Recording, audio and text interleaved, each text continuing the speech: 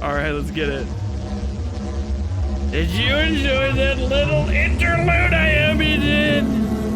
Pop, pop, pop, pop and like it. Pop, pop, pop, pop, pop and like it. I wanna be president. 10 billion years president. 10 billion years of presidential existence. Woo-hoo! Folks, get in here. It's another stream. We're rocking.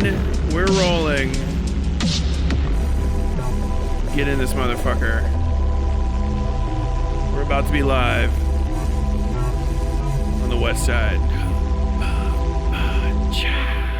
Hello, welcome to another episode of West Side Tyler Live. I am surprisingly yellow side Tyler Bell. I must have fucked up the something. I don't know exactly what. Look how red my nose is.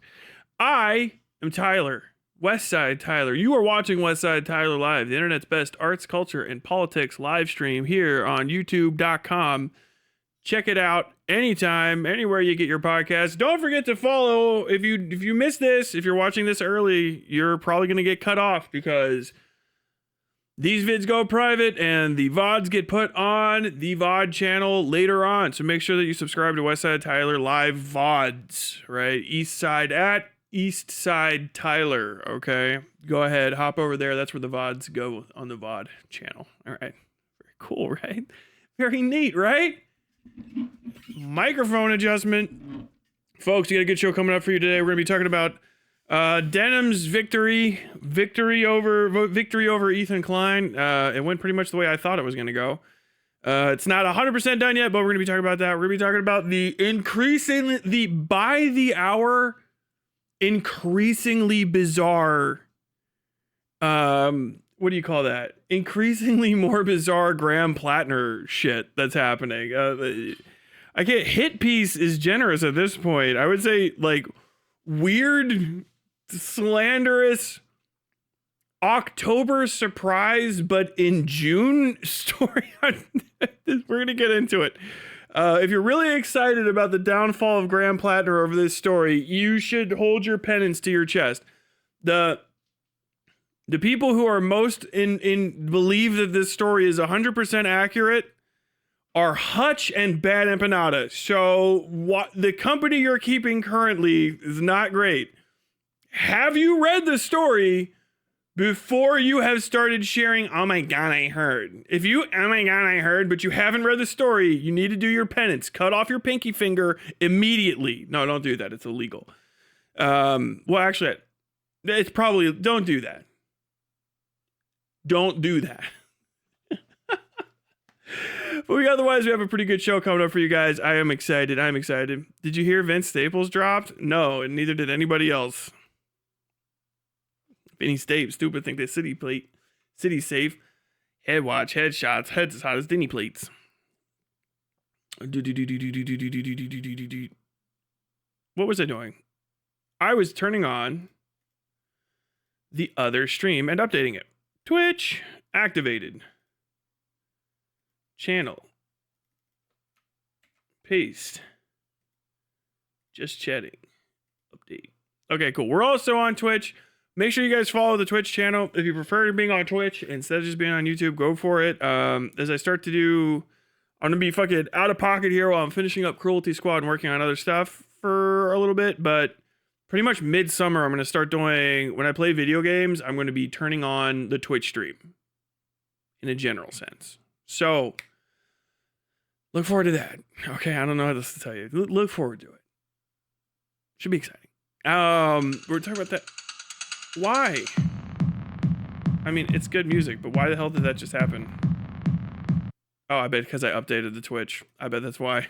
I updated it. I turned on the Twitch and updated it. So turn the music player back on. What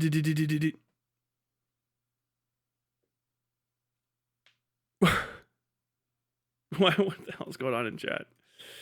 Let's see. Yeah, I promised I was going to talk about those two things. Platner and yeah, we're going to do the DGG sphere catch up a little bit, I guess. I don't know how much of that I'm actually going to do.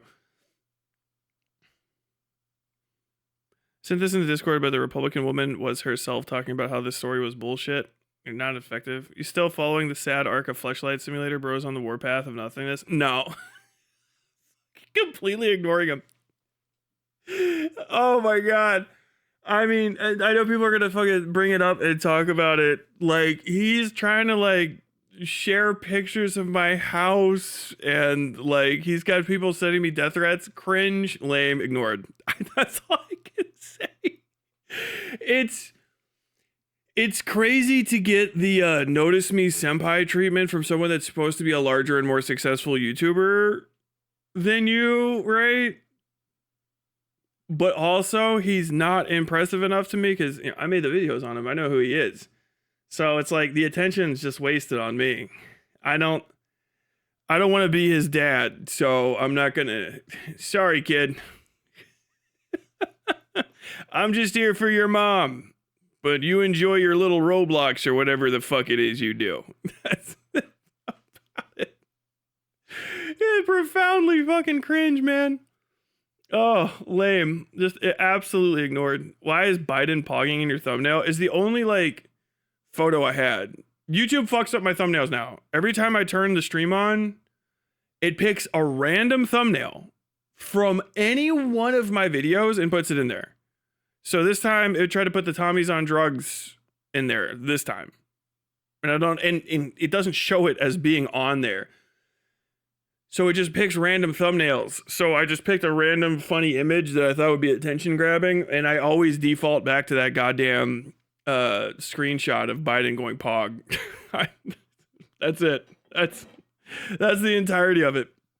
It's the only thing I have that's like a neutral photo that's not already dedicated to another story and is kind of eye-catching. Is Tommy, or is DGG still a bunch of gross idiots? And getting worse, actually. Not even still. They hit new levels, new lows, I guess you would say.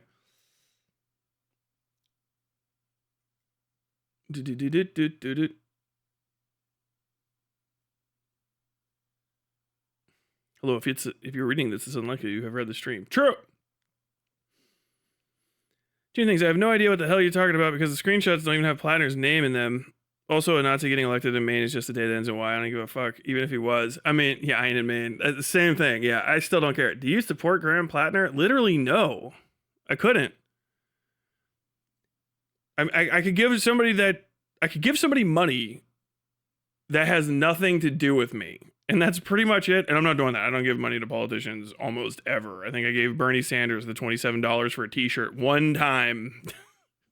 That was in 2016, I think that was the 2016 one. It might have been the 2020 primary, but like, yeah, I don't fucking do that anymore. Not a lot of exciting fucking politicians out there, but yeah, I generally don't give a fuck. We should hop straight into the Platner thing because I feel like I gotta get ahead of it, because it's very, very cringe.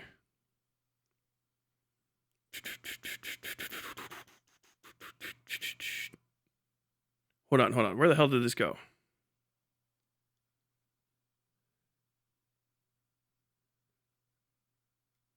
Oh, people getting excited. That's me. Oh, this is stream chat. Where the fuck was that?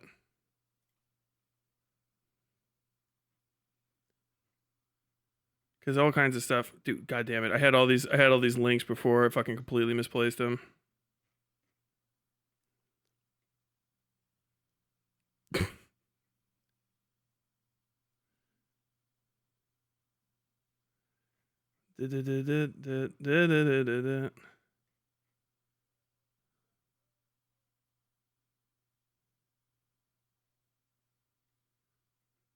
Still mad.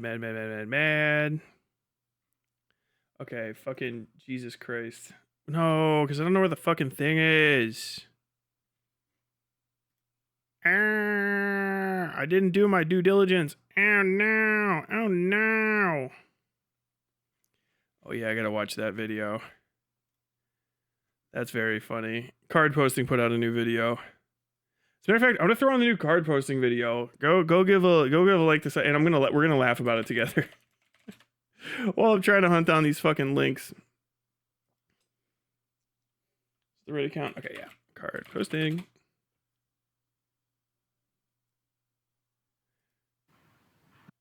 Look at this. Absolute mug. Card posting is a guy on the internet.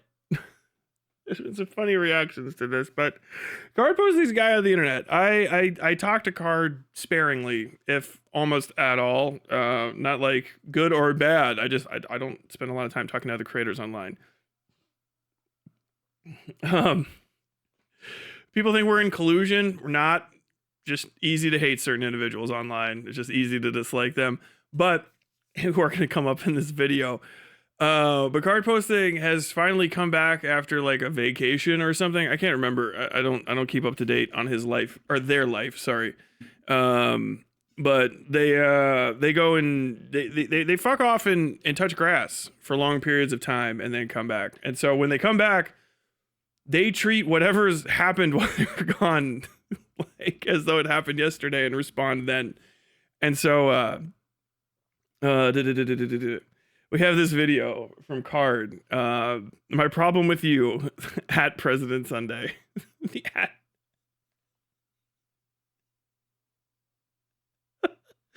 at not working because Sunday took his other channel down is fucking crazy. Hey, Sunday. I gotta express a problem I have with your content. Okay, I'm gonna fix this video in 2 seconds, okay? Hold on, let's see. Let's see. Properties. How do I do this? Oh yeah, it's advanced audio properties. And what we're gonna do is we're gonna go ahead and click this. Which one is this? 910. Click mono on that. And your attitude as of Nope. late. I'm mainly going to be drawing from stuff you say in this video. The left has a grifter problem. Because it's about me, and it is a bad video. Why is that going? Why is it doing that? Don't worry. This isn't a drama video. You're not getting hauled into the principal's office. Okay, It's hold just on. a talk. So let's start the problems in this video of yours. First and foremost, what's the thesis statement meant to be here? You're nebulously punching left by way of saying I specifically am trying to do a grift here on YouTube. And pointedly, you bring this up because I did a series of videos talking about Jewish issues. We'll get into some of the deeper problems with what you've said in a bit, because I want to start at the fact that your video is 40 minutes and still says absolutely nothing of value. You just slag me off for a bit, assume my motives, at one point to start imagining stuff about me. You have some of my videos playing uninterrupted for a couple minutes while you just make faces at them, but at no point ever actually engage with any of the content I've made or the points that I'm raising. In this video of yours, which is ostensibly critiquing my recent Jewish content, you never actually contend It won't with let a me single fucking point send it I've to mono. made in any of those Jewish videos. You never actually explain why you want to assert that the left has a grifter problem and it's me.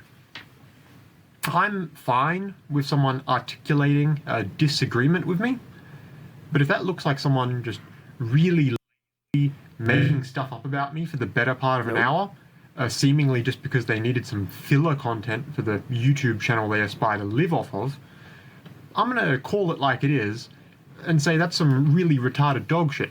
Nah. I think your whole piece is intellectually empty, and frankly belies more than a few of the weird hang-ups about Jewish people you clearly have. But my main problem is just how your supposed analysis amounts to So I was trying to boost the audio a little bit, but I couldn't quite get it there.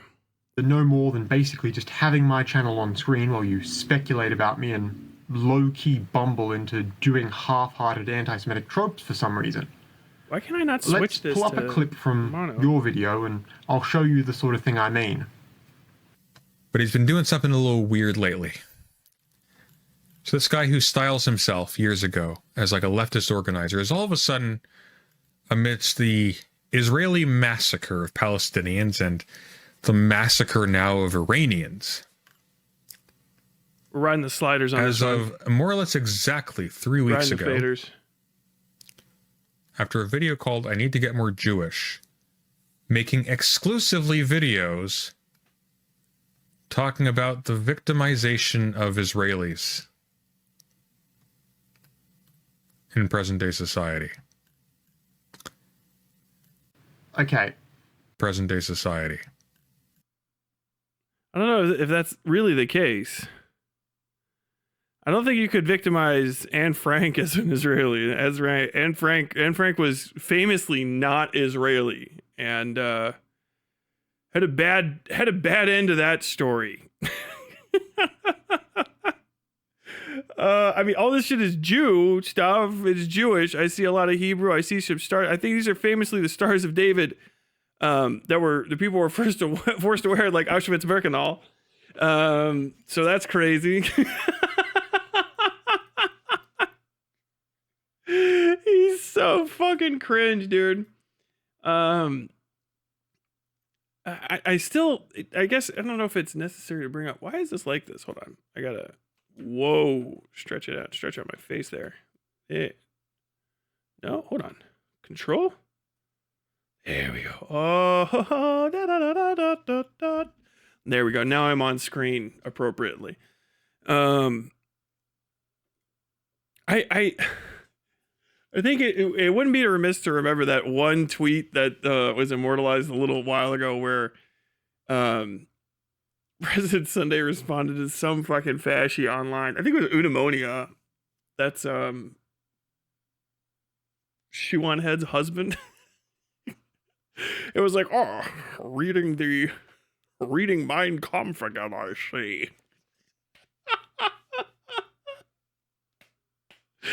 Like, yeah, I'm not surprised you recognize the fucking Mein Kampf quote off rip in nature. That's not shocking at all. Let's see, what are these videos even? Let's do our own research. We're gonna accept this? Hold on. Card posting. Soy new male bugman.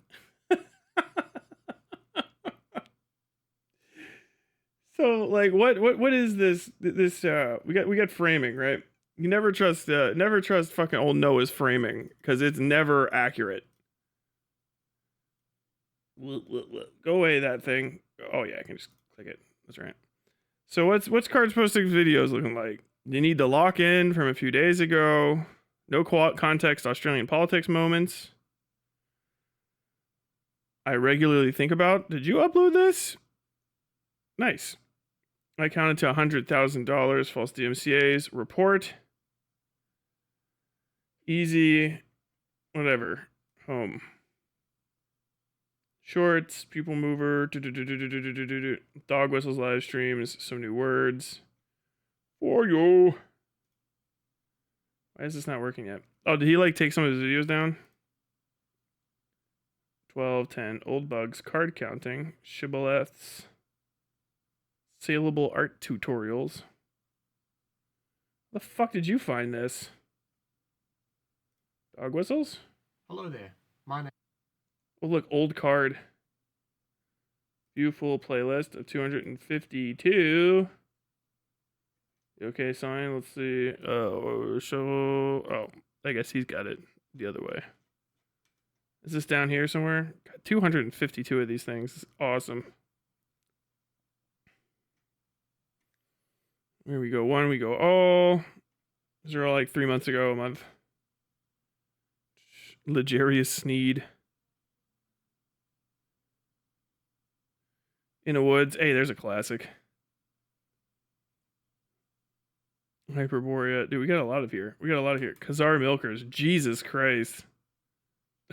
That's a throwback. That is a 4chanism if there ever was one. God. Where's the Sparks? I don't know. I'm not seeing these videos. I guess maybe they got removed. I don't know. Okay. Let's first think about I'm making videos about the persecution of Israelis in present-day society remark. Because I, for one, don't Nothing think is that more Jew annoying, and arrogant Israeli wannabe are academic synonyms. tone President Sunday speaks in. Thank you. I need to turn that off. Do you It is very think annoying. all Jews are Israeli? Do you know why that's incorrect? Because literally none of my videos were about Israelis, period. They were all about diaspora Jews and the diaspora Jewish experience, principally in Australia, where I live. And the extent to which I made any content about persecution is when, in my first of those videos, I talked about how, about a fortnight prior to when I recorded it, 57 people had just been shot at a Hanukkah event in my state capital. That's what my first video in that series, I Need to Get More Jewish, is about.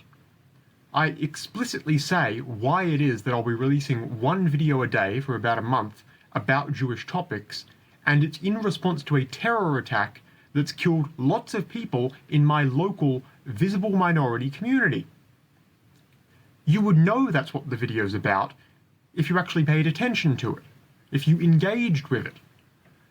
Since you didn't listen to it, why try to characterize it? Why call it a grift? You will literally just sit there, my video playing, you pulling faces silently for 2 minutes, while I talk very cogently about the marked increase in lethal anti-Semitic violence all over the world, then you clearly understand nothing being said, and you just feel like you need to add the, this is Israeli, this is the Israeli victim complex, this is a grift. Watch this, and you tell me who's the one making lazy, grifty content here. And whether you simply ask around your local community or look online, it's become a pretty common refrain. And today, I just want to have a little think out loud about why that might be, and add some particular thoughts of my own. But I also wanted to loop back around at some point in this video to talk about what the implications of this tiredness are.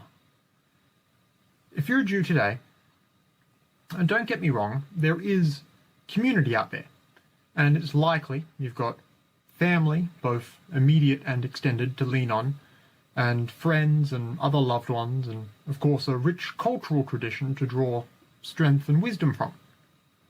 But it's also, unfortunately, pretty likely that a lot of the time you might feel your experience of the world seems a lot more weighed down than it ought to be. Like you're moving through life needing to deal with significantly more troubling little issues here and there.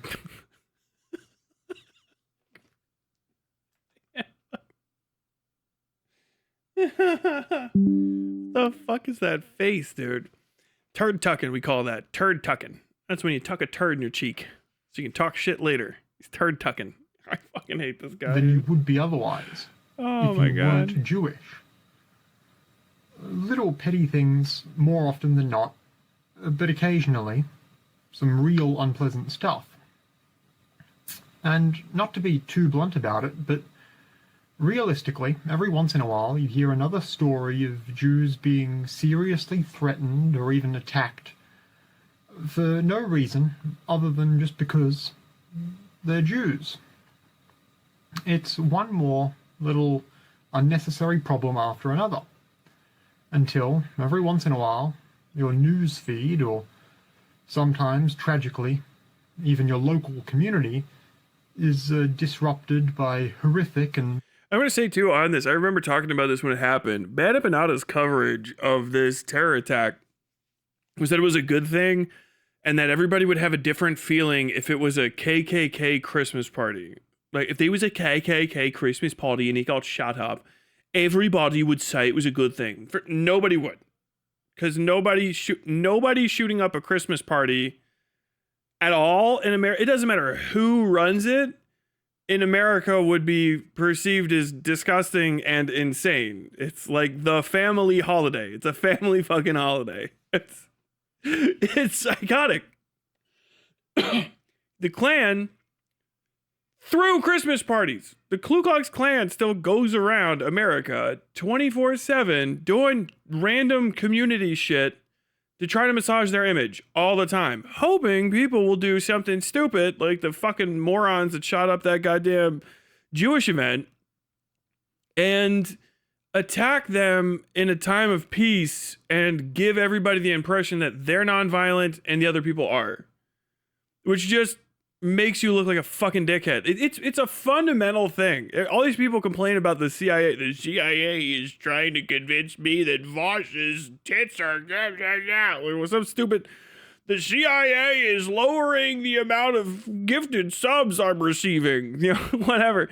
Shit that like CIA or intel operations people do is stuff like that. They get you to poison your entire movement by making you look like violent crackpots, by tricking you or tricking some fucking degenerate shut-in loser fuck with no friends or family into committing an act of violence against the only people they can immediately for sure get the violence off on, which is unarmed, slow-moving people, the elderly, children, women with their kids, babies, etc. It's never fucking some like ballsy attack on 1,000 terrorists, 1,000. I would never really condemn you attacking like the gate at Camp Lejeune because I was like, okay, how did you do?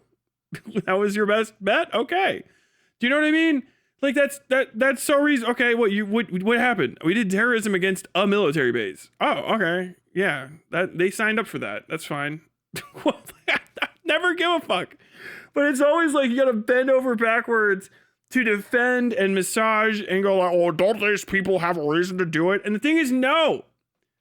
Like I can say that like whatever Hamas's like overall vibe that they have of being mistreated and they're upsetty spaghetti about it. Yeah, I commiserate with that. But their actions are stupid as fuck. They're dog shit. They're dog shit at doing violence in order to get what they want, as evidenced by they get wiped off the map when they appear on it. All of the people they tried to defend are dying, and everybody hates them except for internet people everyone also hates.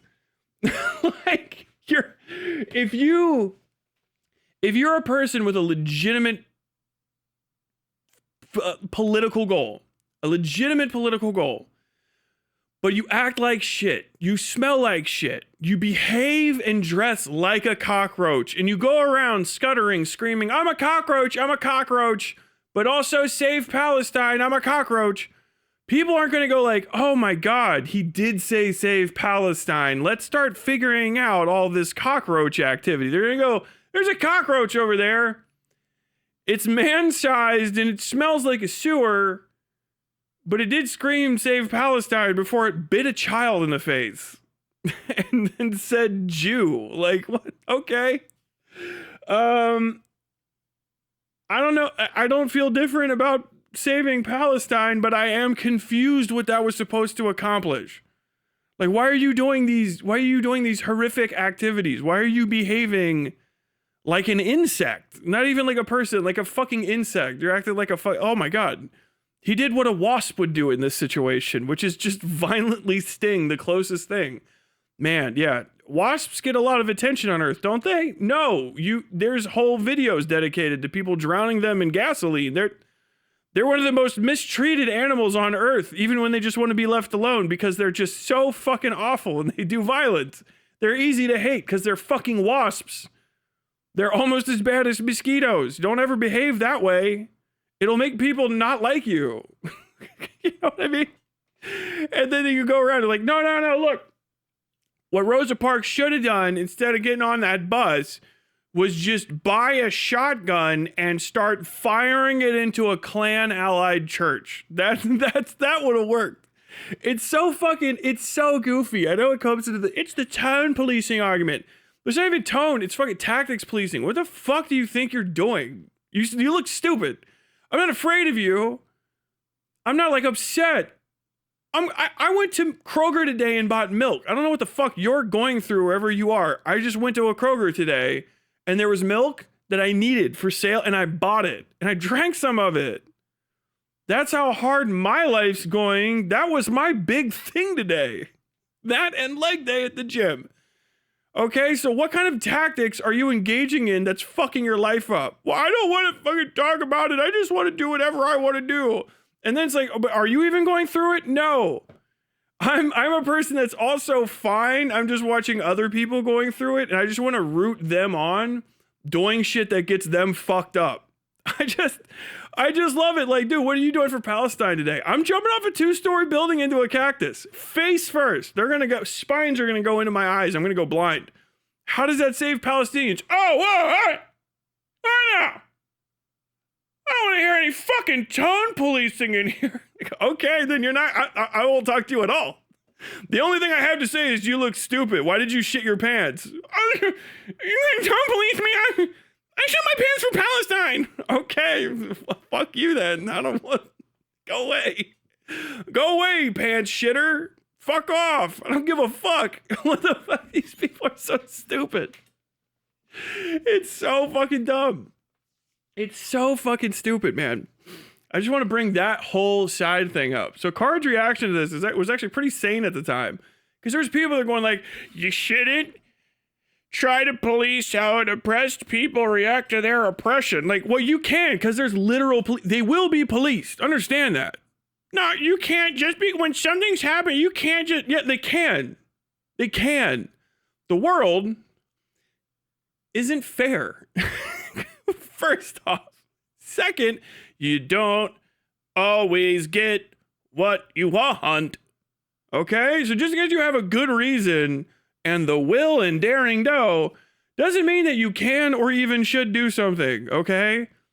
Spiritually, your children's crusade, hey, awesome, good for you, but literally and realistically, mass murdered. Like, you can get obliterated. What happened? Oh, I clad myself in the armor of God and tried to stop a tank round with my face. And you're dead now. I am dead. The armor of God did not protect me from depleted uranium. Oh, fuck. I could have told you that. Tone police. The tone police are here. The tone police are just saying that just because I have a good cause doesn't mean I automatically get to win. Tone police are here. It's so fucking cringe, dude. It's cringe. That's the part too. People are like, oh my God, you're whining, you're crying. Dude, I'm fine. I'm good. I'm fucking doing great. I'm laughing at you. This shit just comes off lame and cringe. It's just so fucking cringe. We're gonna get you one day. You know what I mean? It's like what are you guys doing down there at the bottom of the wall? We're gonna cover ourselves in shit. I've been drinking straight piss for 5 days. My breath smells so bad. When we get up there, we're going to breathe on you, and you're going to regret imperialism. Did you bring a ladder? Ladders are the tool of the oppressor. We brought no ladders. Okay, so you're just covering yourself in fucking feces at the bottom of a wall for... You should come down here and lay on the ground and let us touch you. No. You don't even... It's like... You don't even look like you can run your own shit well. Why the fuck would anybody be like, oh yeah, we need to get rid of the billionaires so you can be in charge? Like, at least the billionaires, man, I got a road. It sucks. The schools are dog shit. There's like, what? But like, what the fuck are you doing? You're rolling around in fucking shit like a pig and oinking. And they're going, I'm doing this for the Palestinians. And the Palestinians are over there dying going like, huh? You're doing what for me? Like that's all of this quote pro-Palestine shit from these internet people is it's embarrassing. Unless you're embarrassing to me. Like you're humiliating yourself and it's cringe to watch. It's not like I take you seriously and I'm like, oh, you're afraid. The Zionist state is going to collapse. I want the Zionist state to collapse. Fuck Israel. Fuck Israel on the principle that Israelis have said a single rude thing to an American. How about that? I'll go full American exceptionalism. The thought that an Israeli feels like they could win an Olympic medal against us. Fuck Israel then. Israel can cease to exist. Why the fuck are they begging money so that they can live and then talking about how great they're... Fuck you. Fuck you, you motherfuckers. I don't give a shit. Israel can fuck off on principle of just existing at all. Before you get to any of the offensive stuff, which only compounds the matter. Fuck them on, I don't give a fuck. Fuck them. Fuck them just so that they can learn that I can say fuck them. That's it. Get dogged just so you know your place in the fucking pecking order. You're Israeli. You're like less American than almost any other part of America, but you still exist like a fucking vestigial, like a fucking extra toe on the side of our foot. You guys talk way too much shit for a bunch of fucking losers that suck at fighting and can barely keep it together if you didn't have a fucking bomb curtain. The Ukrainians mog Israel. The Ukrainians got a quarter of the help from us and created the most sophisticated counter drone network in the history of the earth in like a year. Israelis fucking start just running out of underwear because their pants are so pissed if America's like, dude, we can't give you the $3 billion this year. Dude, it's fucking $5 billion a month. We gotta cut it down to 4.5. We don't know what we're running out of money. Who's this $500 million less missiles? You're gonna just go crying and pissing and shitting. Fuck Israel. I don't give a fuck about no goddamn Israel. I wouldn't care if they were wiped off the map. I say this all the time. What happened? Egypt got their shit together. They conquered Israel in 2 days. All the way, river to the sea. Everybody, they're just gone. Okay. I wasn't going to visit. I don't have family there. I don't give a fuck. Now if like, I don't know, Bayern München fucking gets fucked. Oh no, God. Not Stuttgart. Not Frankfurt. Nicht Dingelfing. Yeah, I don't care. I got fucking, I got some sort of roots over there. Give a fuck about fucking Israel, dude. But they fucking want to hammer this shit home. But then you're like, hey man, you guys that are fighting Israel, you guys look like fucking idiots right now. You suck at this. No, you're tone policing. Like, I'm not really fucking tone policing. I'm quality of action police. Have you guys ever just considered phoning Vietnam and just asking them what's up? Like, are you actually proud of this? Like, do you think you're doing good? Do you think you're spitting right now? Do you think this is like effective? Oh, you do? Oh shit, you're all gonna die. That's crazy. No, really? This was success? This was a success. Fuck off. No, fuck. What? Like, I can't catch up with the amount of cope that some of you guys are on. No, dude, I tell you what, you killing 2,000 of theirs and losing 350,000 of ours. 3 years was a masterstroke. We got our asses kicked so hard, the entire earth is going, wow, stop genociding them for the first time. Okay, so they're not agreeing it was a genocide before. They're agreeing it's a genocide now that you're getting like mass murdered by incompetent morons who only exist because they're getting paid by someone else. Yes, that's a win. Fuck. You can't understand what they go through. I cannot. I don't. Those tactics make no sense to me. That's all right, man. You're thinking outside of not just the box, but the grocery store itself. You are in a fifth dimension of statistical and tactical analysis. This is new shit. This is new territory. What the fuck are you thinking, dog? God damn. Oh, it's fucking insane. But yeah, let me get back to this. Sometimes even lethal violence committed against us.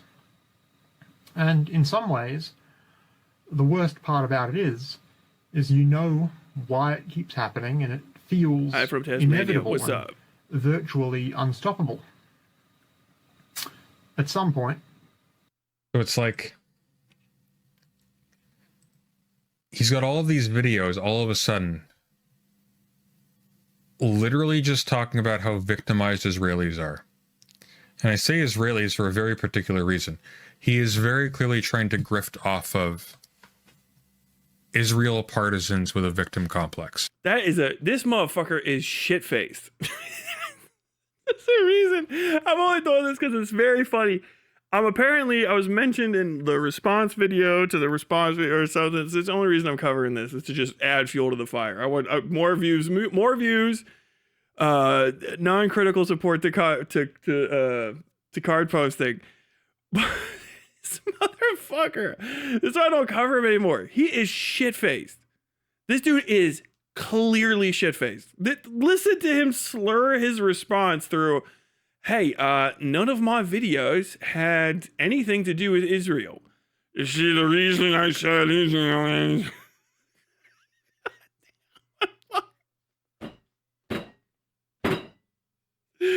Can't even kick this dog when he's down because he's never up, dude. This is like every worst day of someone else's life, which is his day-to-day existence, is still the apogee of his whole place on this planet. The absolute height of his existence. It's fucking amazing. Listen to this. He's got all of these videos all of a sudden literally just talking about how victimized Israelis are. And I say Israelis for a very particular reason. He is very clearly trying to grift off of Israel partisans with a victim complex. This is also, by the way, why we don't trust most Gentile self-described anti-Zionists. Because they'll honest to God tell you they don't hate Jews, just Zionists. Then you can literally just say, hey, regular Western anti-war Jew here, and I think it was bad that my synagogue got shot up last week. And even the most woke lib supposedly knows better goy will turn around to say, oh, that sounds like the Israeli partisan victim complex to me. Why do you have a victim complex? Are there what partisans are a type of combat unit. Partisans. Oh, okay. Never mind now. Devoted supporter of a specific person, group, or cause, according to AIU. Military. Yeah. They're irregulars.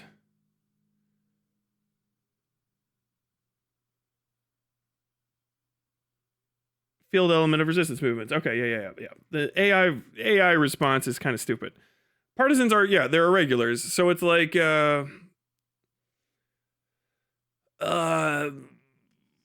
unorganized militia would be the best way. Skirmishers and random insurgent fighters, right? So like the partisans, French partisans would be like random people in a few French villages that were sort of talking together and sharing arms, but kind of would just take pot shot attacks at anybody. It's a disorganized insurgent maneuver. Disorganized insurgency organization. I don't know what M word I was trying. Maneuver is incorrect. But yeah, it's basically skirmishers that aren't organized. Same sort of thing. You know, pot shots, small saboteur things, partisans. Okay, what Israeli partisans that are out there it's strange. Are you talking about like so? The closest thing to Israeli partisans that are constantly, it would be settlers. So we're saying that like Card is making videos for settlers or whatever. I don't know. Who are the fucking Israeli partisans? It's also a very archaic word. It's either highly specific to, a conflict, the French partisans, Austrian partisans, whatever the fuck you're talking about, this, that, or that, or the other comment. Or like, I don't know. I can't think of a use of that. It feels very archaic since like the 1950s and earlier. Think of Soviet or Italian partisans in World War II. Yeah. Why are you grifting? The average Gentile does this shit all the time. Conflating Zionism with Judaism and saying you're being an Israeli partisan for saying anti-Semitism is bad, and making sure to imply you're doing some sort of monetary scheme in the process. Yeah, Sunday, your video is garbage. Just about everything you say in it is some variation on this. It's 40 minutes of tropes and nothing of value. I don't know if you think this is the kind of content that will get you subscribers or views or whatever, but I think you should avoid this really lazy drama content. Especially not when you're trying to eke it out of other people's content on topics that you know nothing about, like contemporary anti-Semitism, and why it's a real problem. Form we see mostly is bipartisan. Oh yeah. Still, weird fucking term. Not commonly used. I listen to this shit all the fucking time. It's the first one. That's new. How bizarre. I also just have to point out, you need to stop making weird speculations about people too. Yes. And just making stuff up on the spot for no clear reason or discernible purpose. It's just something small I noticed in this video, and maybe it's indicative of a larger problem. But like at one point you just assert, confidently but incorrectly, that the title of one of my videos changed. I don't even see why you'd say that or why it would matter in the first place, but you do say it. Have you ever thought about how so... He's using it in the colloquial sense of advocates for. Would it even be advocates for? So weird. Bizarre term. Colloquial to where? Many Jews, particularly young adult Jews, if you ask them how they feel about their lives, their culture, their Judaism... This used to be called Let's Talk About Jewish Fatigue, not Gentile fatigue. What they'll tell you is they feel tired. That face. You've heard See? this. Because like he's talking about Jewish people. Young Jewish people feel tired. But now the video is called Let's Talk About Gentile Fatigue. So he's changed the title. Interesting. Are you just making... Yeah. All right. He lies all the time. He's like the most pathetically blatant liar on earth. His fucking viewers are cooked.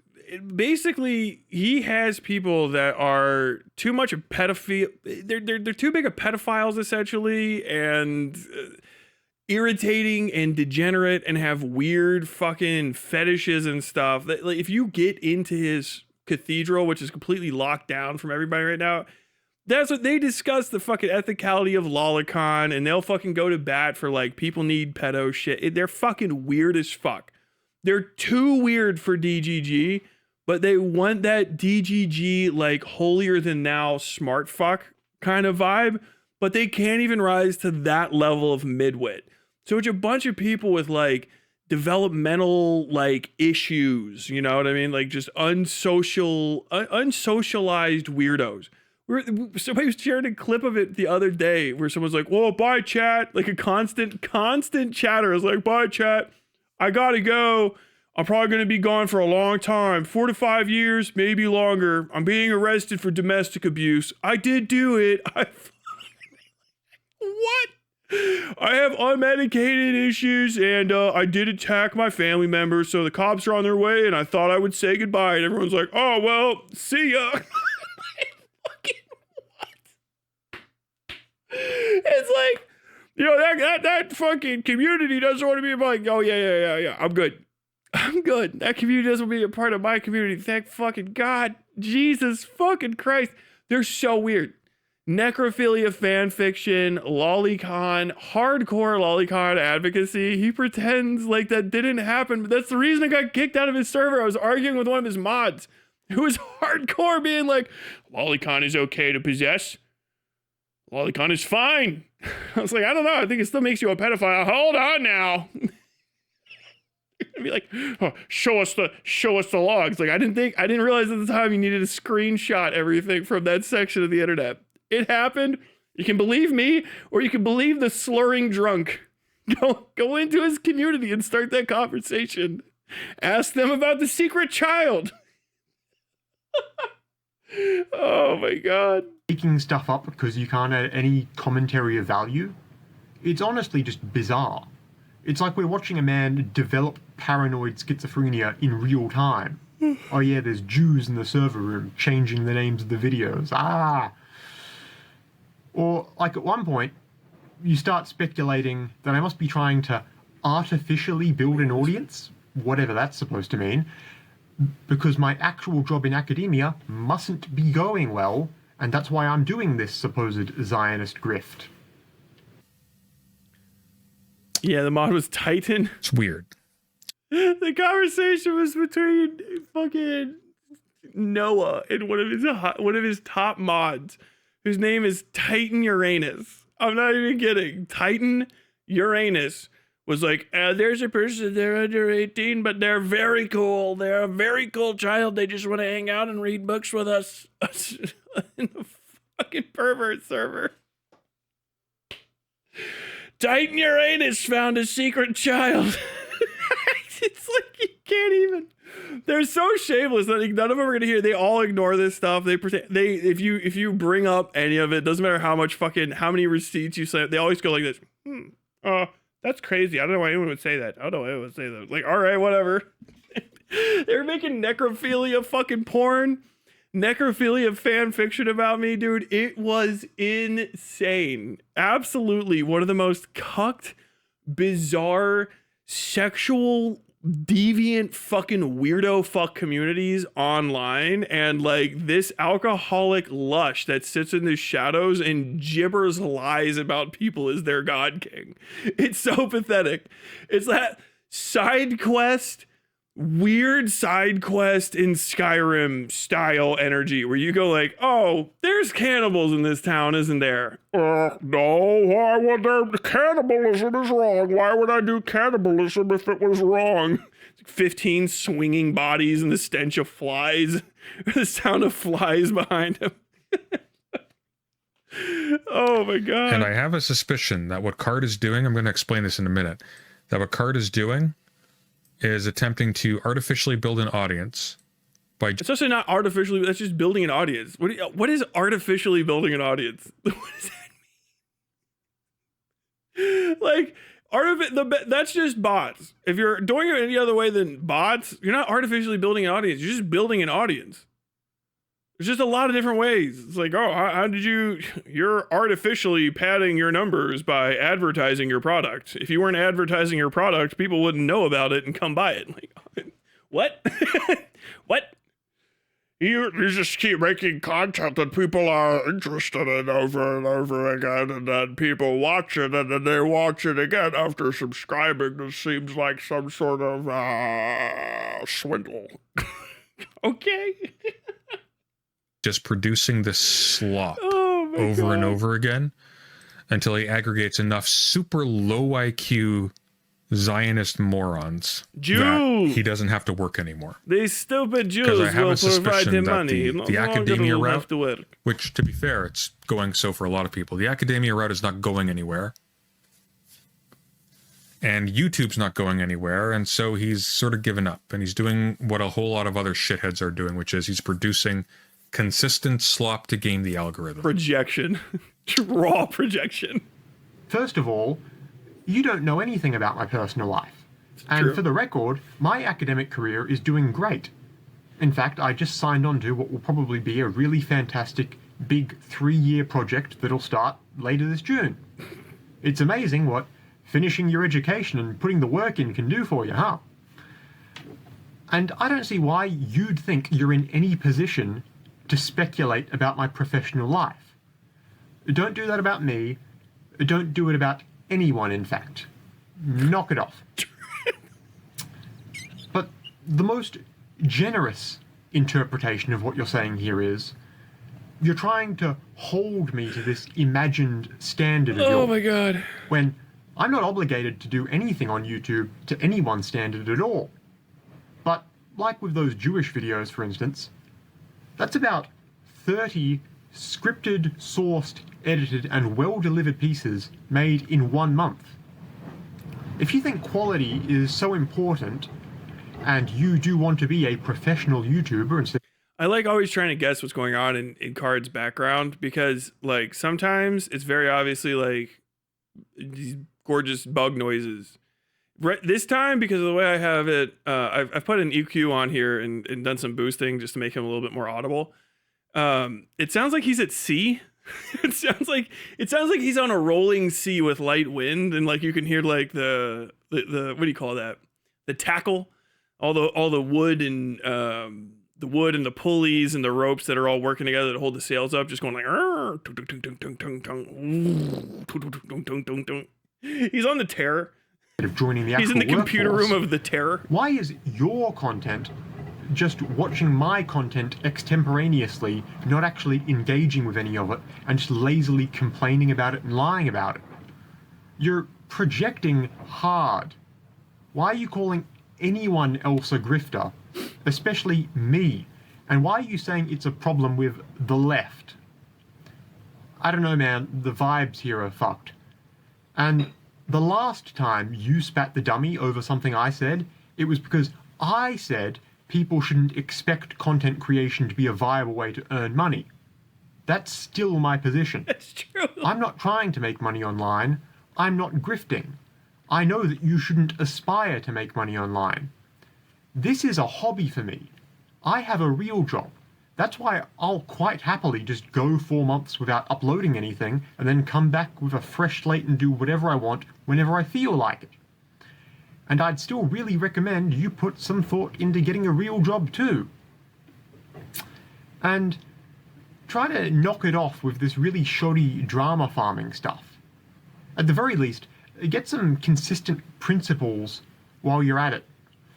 Like, for instance, if I point out that it's lame and sad you're arguing with nobodies in my comment section for days on end, don't call that out of pocket, then turn around and try and dunk on someone else for doing the exact same thing.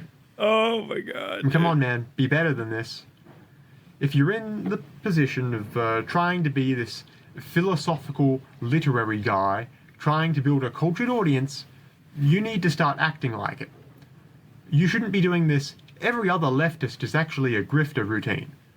If I scroll through your channel right now, it's literally FD Signifier bad, ContraPoints bad, Brianna Wu bad, Cardposting bad, Michael Burns bad, Philosophy bad, and so on and so on and so on. It's been long enough, it's not me anymore. All my former collaborators bad, my former producer bad, random Twitch poll shitters bad, watch me call up my imagined ops 20 times while they're away for the weekend and I try to complain about something inane. What are you actually making? What do you have to say? It looks like you're only interested in complaining about other people. And I have to assume now that when you try and critique other people, you're doing it as sloppily and incorrectly about all them as you do me. I wonder why you can't keep a collaborative relationship going with any other creator long term, huh? Are you out of touch? No, it's everyone else with the problem, huh? I'm not even going to get into stuff here about am I out of touch? How you're in other YouTubers' Discord servers who are the problem. Trying to tell people for some reason, incorrectly, that I bought my channel from an Elzagate content mill. That is an insane and weird thing to lie about. Stop it, get some... It's a crazy thing to lie about with Card because his his channel was at like 700, I think, subscribers the first time I saw it. It might have been like, it was very low. Like, this isn't like a mogged or anything. I mean, it's still like 10.5, which is, you know, decent. But like, it was that low when I was reacting to the first... What was that fucking gooner's name? I can't even remember. Every time I think about him, all I can see, soy, new male, Bugman. Gunter, Alec Gunter, right? And it was like tiny. So like, and then fucking like Chud Logic, all the rest of these guys reacted to him, and I saw his channel grow. You know what I mean? Like we were there for it. We were there. Cardposting's posting has been here the whole time. like if you go and look back at all the people covering him, you can see the natural progression of his subs. What fucking Elsagate? This is ridiculous. You know what I mean? If it's another channel, why is it not boosting this channel? It's the stupidest shit I've ever heard in my fucking life. It's so fucking funny. I think most of those Elsagate, Frozen Elsa Pizza, a lot of those channels from that pre-adpocalypse era got fully demonetized and obliterated anyway. There's like 10 million, 15, 25 million sub channels, like ungodly huge, that are algorithmically dead and completely demonetized because YouTube got fucking irritated with them in the fucking adpocalypse era. And that's just, that story's over. hell is my fucking chair like this? Hold on, I'm sorry. But yeah, this is a solid response. Oh, let me hit play while I'm help. trying to fix my I'm seat. not looking to embarrass God. you too much here, Sunday. Posture. I'll leave that up to people who know you better and have more patience for editing. I kid. But for real, you gotta do better. Like I said, this isn't a drama video. It's just a talk. Kind of like an intervention. And I'm not looking to convince a wider audience you're a bad guy. And I'm not looking to have a debate or a back and forth, public or otherwise, with you over this. You know exactly what all your problems are already. Just work on it, man. Work on it. Based. Good video from Cardposting. I'm going to go ahead and give it a little bit of a like. Give that a little bit of a like. Give that a little bit of a like and subscribe. I already did like it. Oh, I said absolutely mocked on here. Grandpa has been youth maxing. How do you do, fellow kids? What? Is that like I'm trying to fit in with the youth? That's fucking hilarious. Mogged is so old. That dude, I think I was saying this like a week ago. It's straight. It's like vibes. The term vibes is ancient. The term vibes is from the 70s. That's hippie talk. So like what I grew up around people who said like good vibes, man. The vibes are bad. The vibes are off here. Like I grew up, that was corny old people speak when I was a kid. Do you know what I mean? Mogged is from fucking Fit. It's 4chan's Fitboard, which, you know, by the way, I can't even fit on fucking screen, all right? Watch out. Is there any flex? I mean, maybe a little forearm? Check that out. Whoop, whoop, whoop, whoop, whoop, whoop. Yeah, look at it ripple. Look how I glitter. That's actually pretty sick. Wow, wow, wow. That's not a trick, folks. That's just my highly developed forearm muscle. That hurt. It tired me out. But like Mogged is from 4chan. Probably other boards as well. It's the Virgin versus Chad stuff that was around like fucking 12 years ago. Now Clavicular is saying it, but Clavicular is like, has unearthed a treasure trove of old Fit speak. Like, I'm surprised he's not just sharing, like, actually people are sharing Ziz again. You can't say, Marked, that's for kids. And like, bro, I was there when Ziz died. I remember the day the Hope died, okay? There was Harambe, and then there was Ziz, which is the precursor to Harambe. It was a fucking bad day. Striations are crazy. Gracias. Gracias. That sounded terrible. Gracias. Gracias. That sounds terrible, too.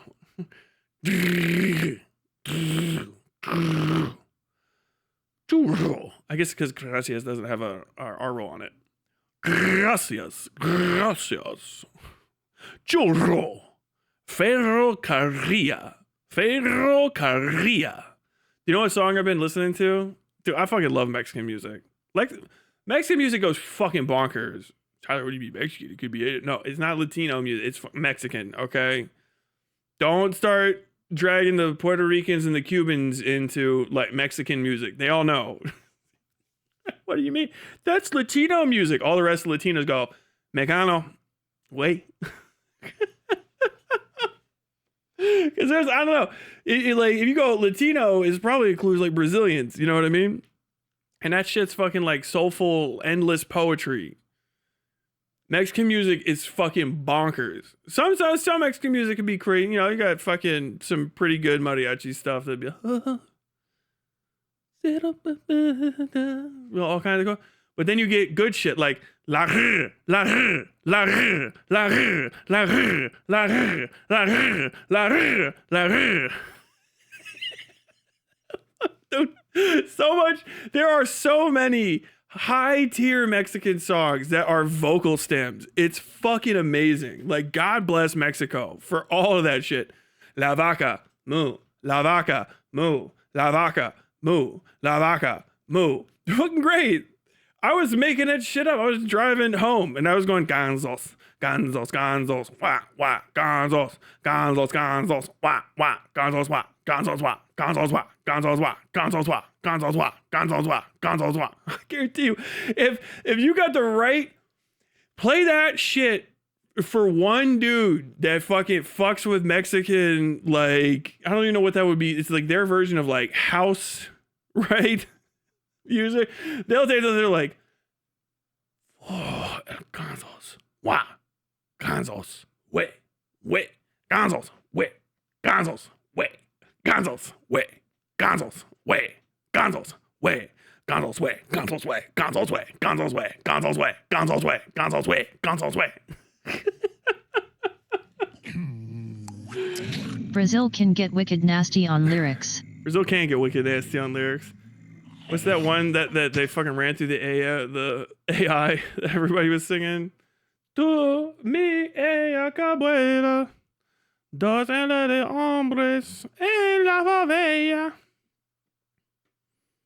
Brujay. Mexican Institute of Sound. Favorite Latino music song that slaps is the craft song that all Latinos know, even though it's Puerto Rican. I don't know that one. Have you watched El Grande Americano original? It's wild. I've got to check it out. Don't forget, we got a Discord. Check out our Discord. Link is as always in the description down below. We added some stuff for gamers, all gamers of all sorts, men, women, and the lowest, most unsightly and unseemly form of gamer, the true gamer minority figure, tabletop gamers. There's now a Westside Gaming section on the Discord. Check that out. Also, if you have music recommendations, we have a music channel. You should go in there, pop in, drop it. Music channel does not get hot enough and big enough for a bunch of different subsections, but the gaming has just been switched into a full forum. So if you are looking for groups to play games with, if you want to do some tabletop gaming online, we're going to be including we're trying to get some streaming stuff going on so that people can stream their like 40K games at each other. I don't know how the fuck that'll work, but we'll try to figure that out. And tabletops, if you want to play Yu-Gi-Oh against each other and you trust each other enough to not, find the heart of the cards through raw fucking cheating, you'll be able to play card games on there here soon. Also, if you want to play games like Deadlock, Helldivers, Rainbow Six Siege, I guess. I don't actually no Rainbow Six Siege players in 2026. That's like asking racists to just show up. We're good. But if you're looking for groups for shooters like that, or if you play comfy chill out games, currently Paralives has a thread dedicated for people to treat me like a fucking doll and have me dance around their little fucking homestead. I don't know. I adopted Bo Daddy. What is it? The guy that sings like this. He's like, oh, holy night, the skies of peace, there's a night of my life.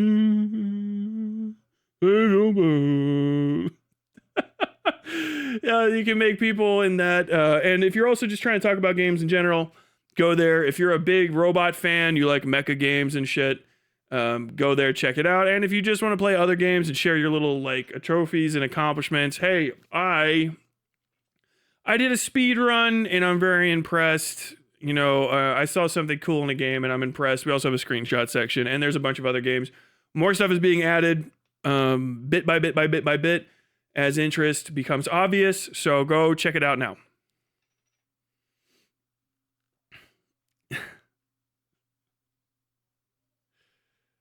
The link is as always in the episode description down below. Currently editing Tyler cheering H3 Demons lawsuit. 16 minutes of him losing credibility. Wait, really? That's not. Good luck for you. Oh. No, that's actually a good switch up. That's a good switch up. We'll save Platner. Yeah, I've still got an hour and a half. 2 hours. 2.5 hours. Sick. Yeah. Okay, cool.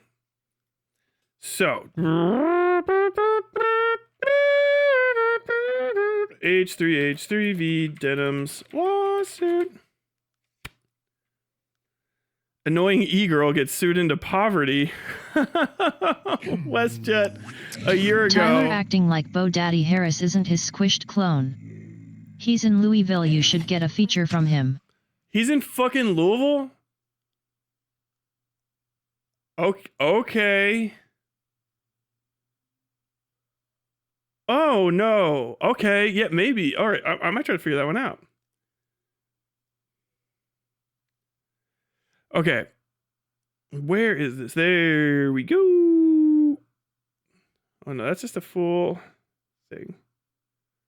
Where's the recent court listener? Where I just saw court listener.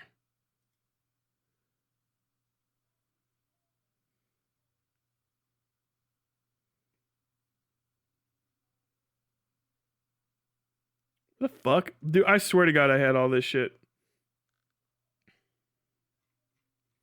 September. Oh, okay, I'm on the wrong side.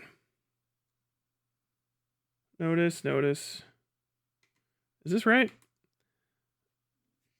In re to subpoenas, parties and attorneys. Doe defendants, plaintiff, Ted, entertainment, respondent, Ted, entertainment. Oh, this is that. Okay, no, I need Denims. Court, listener.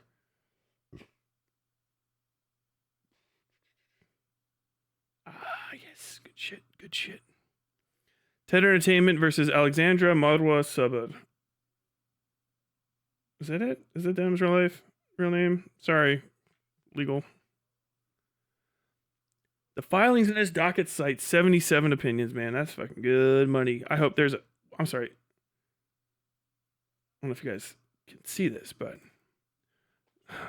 This is big. This is huge. Right down here it says... I just lost track of it. Tierney Adamson, Kevin Sneed.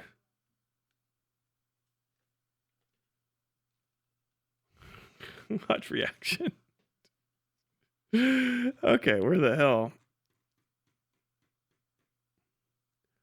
Court listener, view on page, docket entries. There we go. Okay, dude, I don't know why this is organized this way. This is like fucking crazy. Why are you organized this way? No. Man, I have that camera set up crazy right now. I'm moving the camera around a bunch. I'm shooting a lot of stuff for Cruelty Squad right now, just so you guys know. It's all going well. Complaint filed June 19th, June 3rd. 2 days ago. Scheduling notice in chambers. You can proceed in person at the forcing. There is no PDF document associated with the entry. Text only entry by on Pacer. Status report. Where the fuck is this?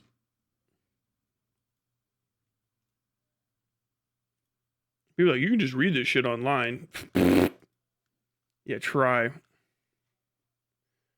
Let's see. That should be in my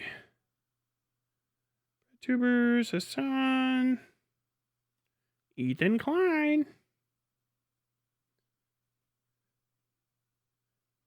Tentative ruling. Denims 1. Moon, are you around here? Do you have a fucking link to this? For some reason, that court listener thing did not have that on there.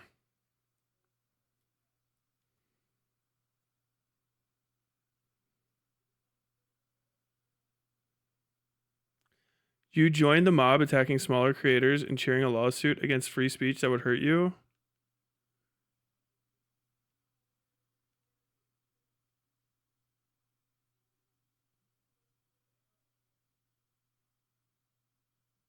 What? First off, what do you mean smaller creators? Except for maybe Frogan. All the creators that were sued are bigger than me. First off. Second, and I can go, what's my video even say?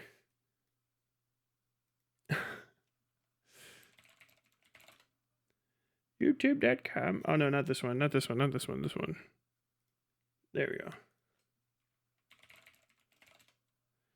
YouTube.com, me,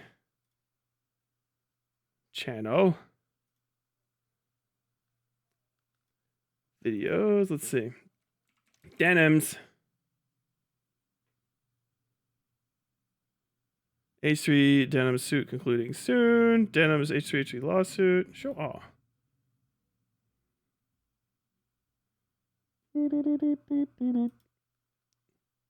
Oh, it's probably H3h3. Dude, the fucking YouTube studio search is fucking dog shit.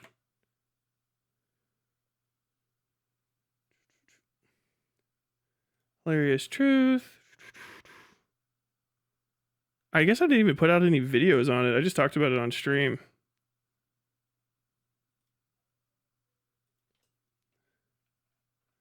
Denims.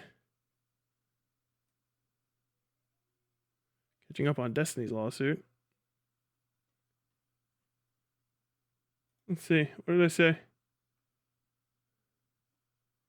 It's Wasabi. And I was like, who the fuck are you? God, what a fucking handsome devil.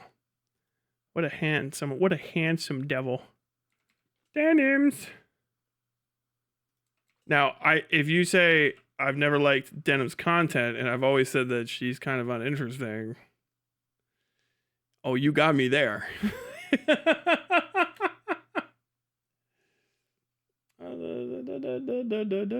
Oh god, this is fucking 4 hours to search through. Denims has the best case overall. I think Denims has the best case overall. Okay, there we go. Okay, and then H3h3 this is fucking Denims hyper boosted because or of reporter. I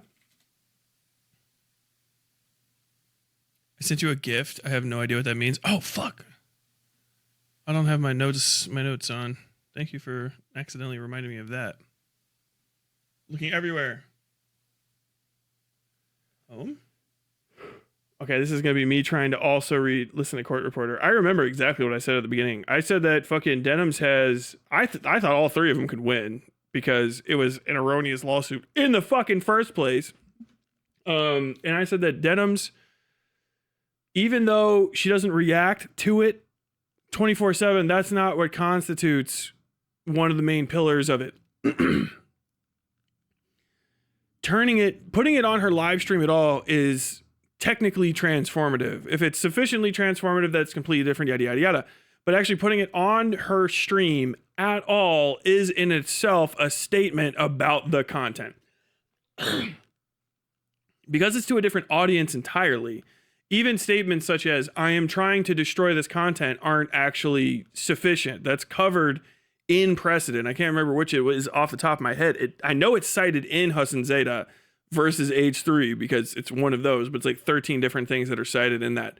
But basically, literally saying, trying to destroy somebody else's ability to make money off of their content is not inherently a strike against your ability to talk about it or inherently against their transformative nature. It would destroy all criticism because criticism, inherently negative criticism, should have a negative impact on the content you're talking about to the audience you're delivering that talk to.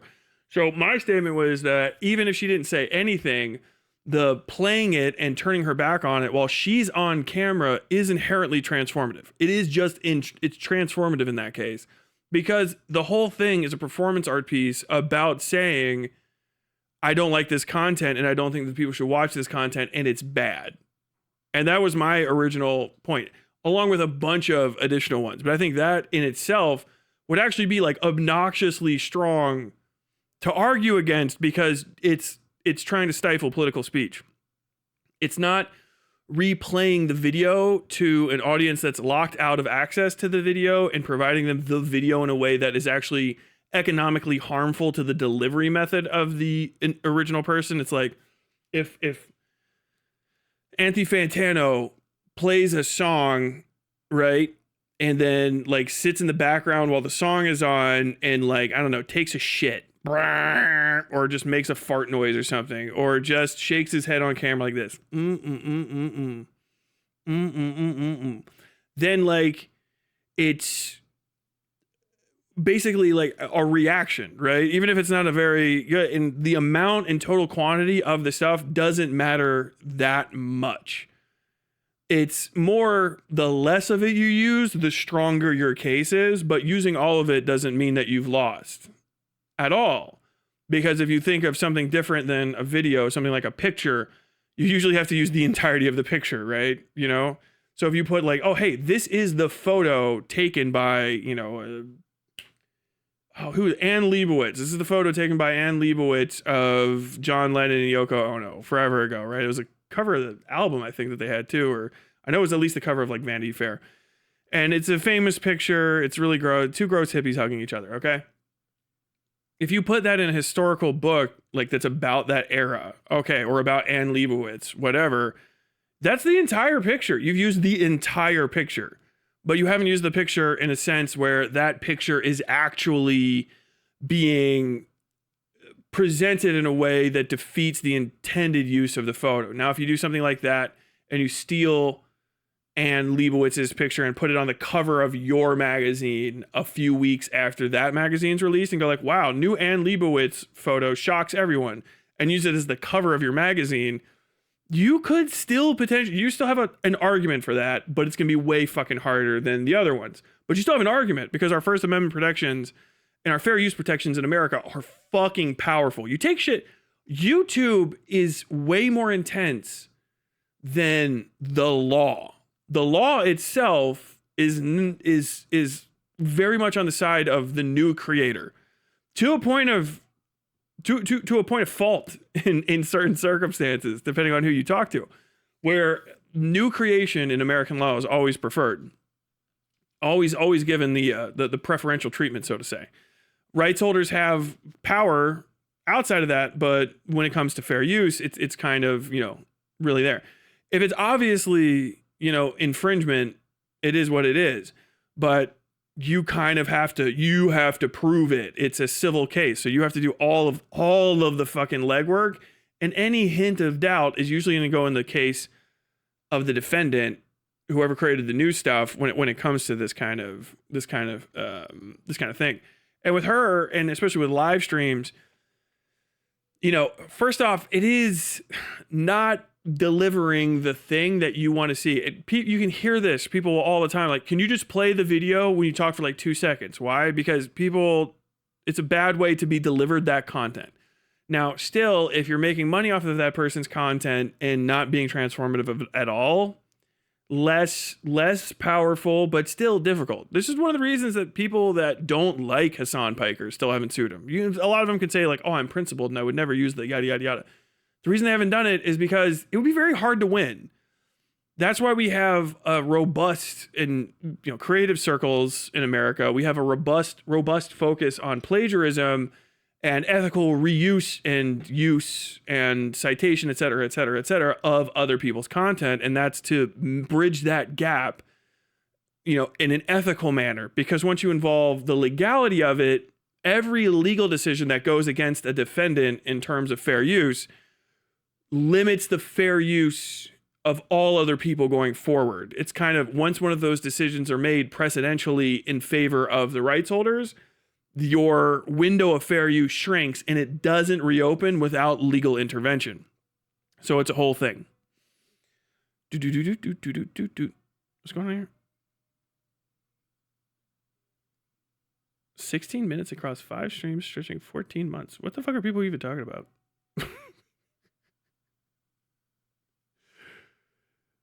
Am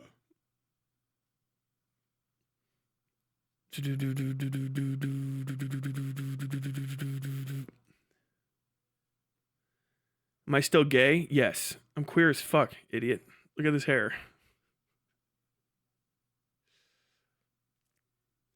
Go to streams where you covered Frogan and Caseytron. No, you do the work.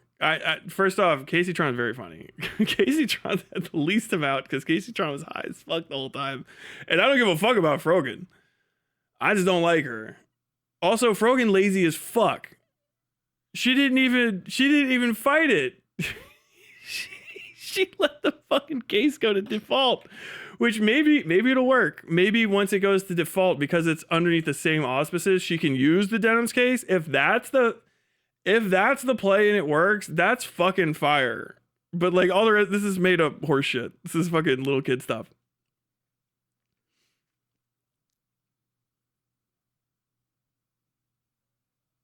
I wonder which one's the main, which is the sock. I don't even know what you guys are talking about. There's no point to look at chat. Chat is so fucking confused. So anyway, Denims is getting it. Okay, all I have here, open.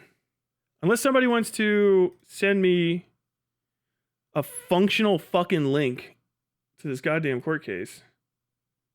I mean, I'll try one more time because I feel stupid when I say it like that. h3h3 versus maybe Ted Inc. Denims. What am I looking for? Oh, thank you, Jesus Christ. Start download. There it is. There it is. Okay. Well, maybe don't use people's internet sobriquets. I am my money. I am my money. I am my money. I am my money. Cache clip. No. Captures. Oh, no. I need downloads. There we go. Docky docs. All right. Fuck yeah. There we go. There we go. I'm thinking about it now. I'm like, what in the fuck could they be talking about? I dropped my big water bottle. Do I have large enough water bottle? It's the size of my big fucking head. How many liters is this?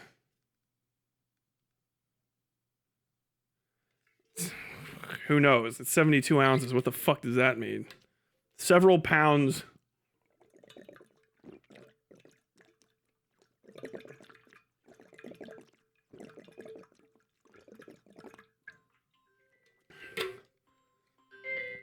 Oh, no. Hush, y'all. I didn't have a fucking appointment today. I don't think so. Okay.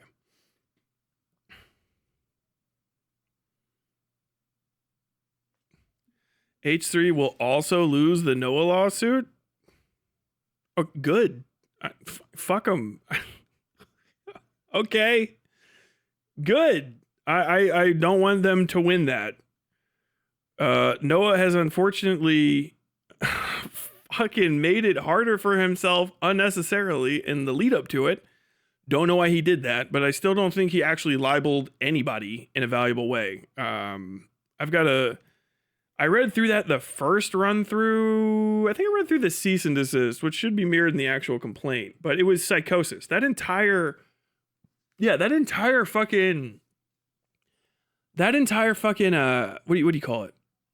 Filing was psychotic. I remember that. That was like about a year ago now, and some change. The fucking first h3h3 lawsuit threatening, and it was.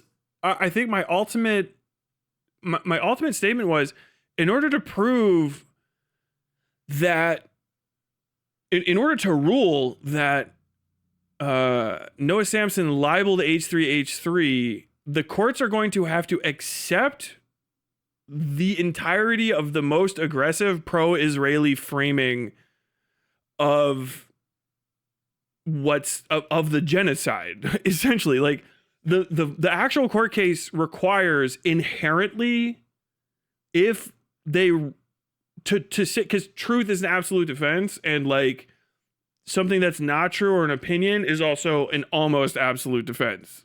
So like, if I'm of the opinion that you're pro-genocide and you say no because there's not a genocide happening, which is basically where they go with that court filing, the original cease and desist, the court is going to have to argue and state emphatically, as a matter of public and judicial opinion, that there is no genocide happening in Israel. Like that has to happen in order for the most basic claims in that libel accusation that was in the cease and desist to make it right. I haven't read the new one yet.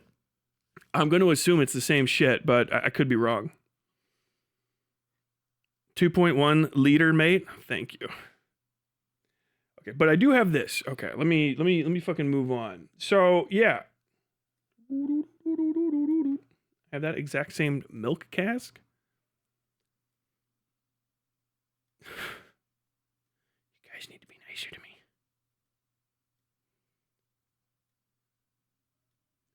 I like free speech more than I dislike Frogan, so I'd never support that lawsuit. I would never support the lawsuit either, but I don't have to also support Frogan. I can ignore Frogan. I think Frogan's an idiot. that's the whole thing. And if Frogan lost what is a bad lawsuit against her by just not participating at all, and there's no like, and just loses that, that's crazy. Casey Tron surrendered, which I didn't think she had to do. And I said that at the time. I was like, I don't know why she took the L on here other than they probably just scared the shit out of her and it was too expensive. Would have to be my guess. I guess, I don't know. No one, people need to ask Bad Empanada if he ever sent that money from those swimsuits. Do you guys remember that? Bad Empanada was selling Bad Empanada CPS swimsuits to raise money for the first lawsuit against these three. I wonder if they ever got a fucking dime of that money. Oh my God. Stage 5 DRG is no joke. I don't know, man. You're coming in here hot. I don't know what the fuck you're talking about, though. Those are crazy statements. Not even like a denial.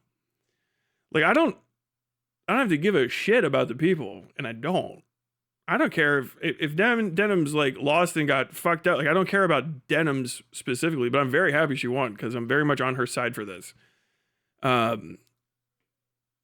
With the terms of what happened in it, like, I always thought that she was in the right. Even when it was not popular, I thought that. I think I just didn't put out any edited videos because I ran out of time. I was busy when this shit popped off last June. I was tiling my fucking shower. You guys remember that? Jesus Christ. The court is the recipient of the defendant's motion for judgment on the pleadings. The court heard oral argument on June 5th, 2026. For the reasons explained therein, the court grants the motion. Background. Tedier sued defendant Alexandra Marwa Saber. Defendant or Denims. That's so good. Plaintiff brings the following claims for relief: direct copyright infringement against Denims and contributory copyright infringement against the h3 snark mods. Dude, the snarkers got out of this? That's fucking tremendous. Plaintiff is production company that produces content for social media, namely YouTube. Defendant is an online streamer who releases content on social media platforms, namely Twitch. Plaintiff, through its owner, YouTuber Ethan Klein, filed this action seeking statutory damages against defendant for alleged live stream reaction to plaintiff's tragicomic documentary.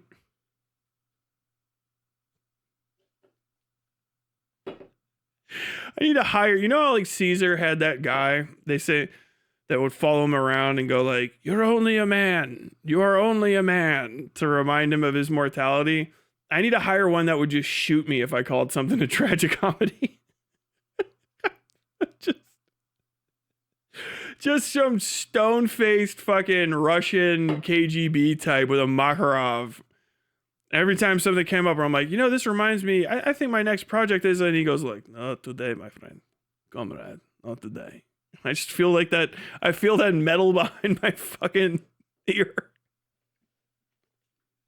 You're right.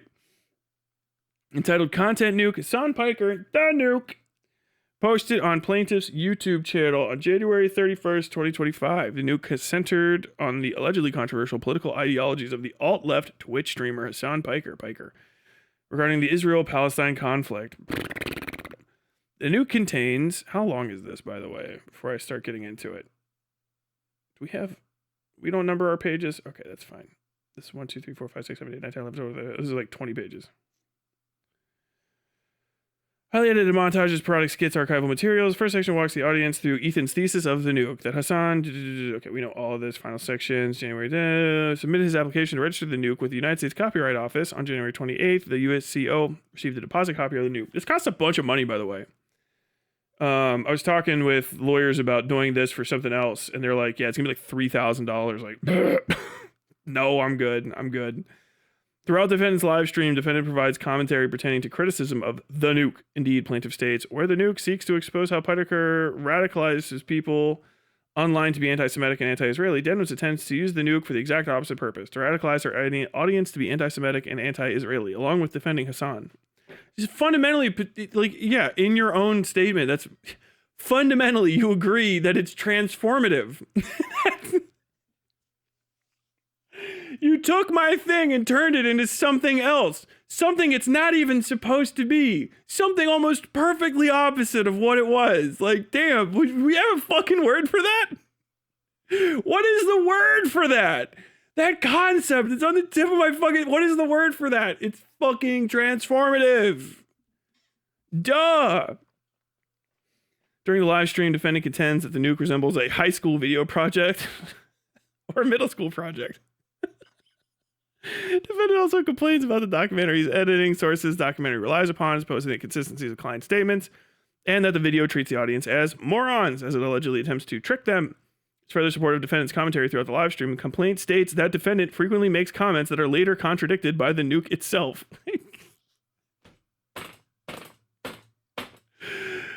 Oh my god. Dude, I'm still blown away by this lawyer.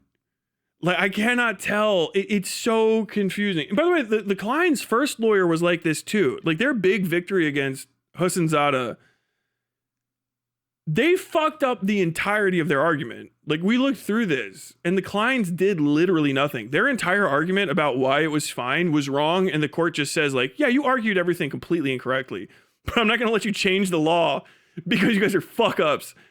When I looked at all of the facts, and because I'm a fucking, I know what the law is here, I'm actually going to make a completely different argument about why you're actually in the right, and you fucked this whole thing up. And it's just, it feels the same. Because I said this, I know I said this the first time I read any of their stuff. I can't remember if it was this one or a different one, where I was like, this is the most insane fucking filing I've read from someone who's being paid well. Like, when I was working in newspapers, there was always these people that sue the government every other day. It's like, it's a thing. Some people make their money by just suing the government for like $40,000 at a time, and that will be how they make their money for that year. I'm not even kidding. They just get settlements from the city. And some of them are good at it and some of them are bad at it.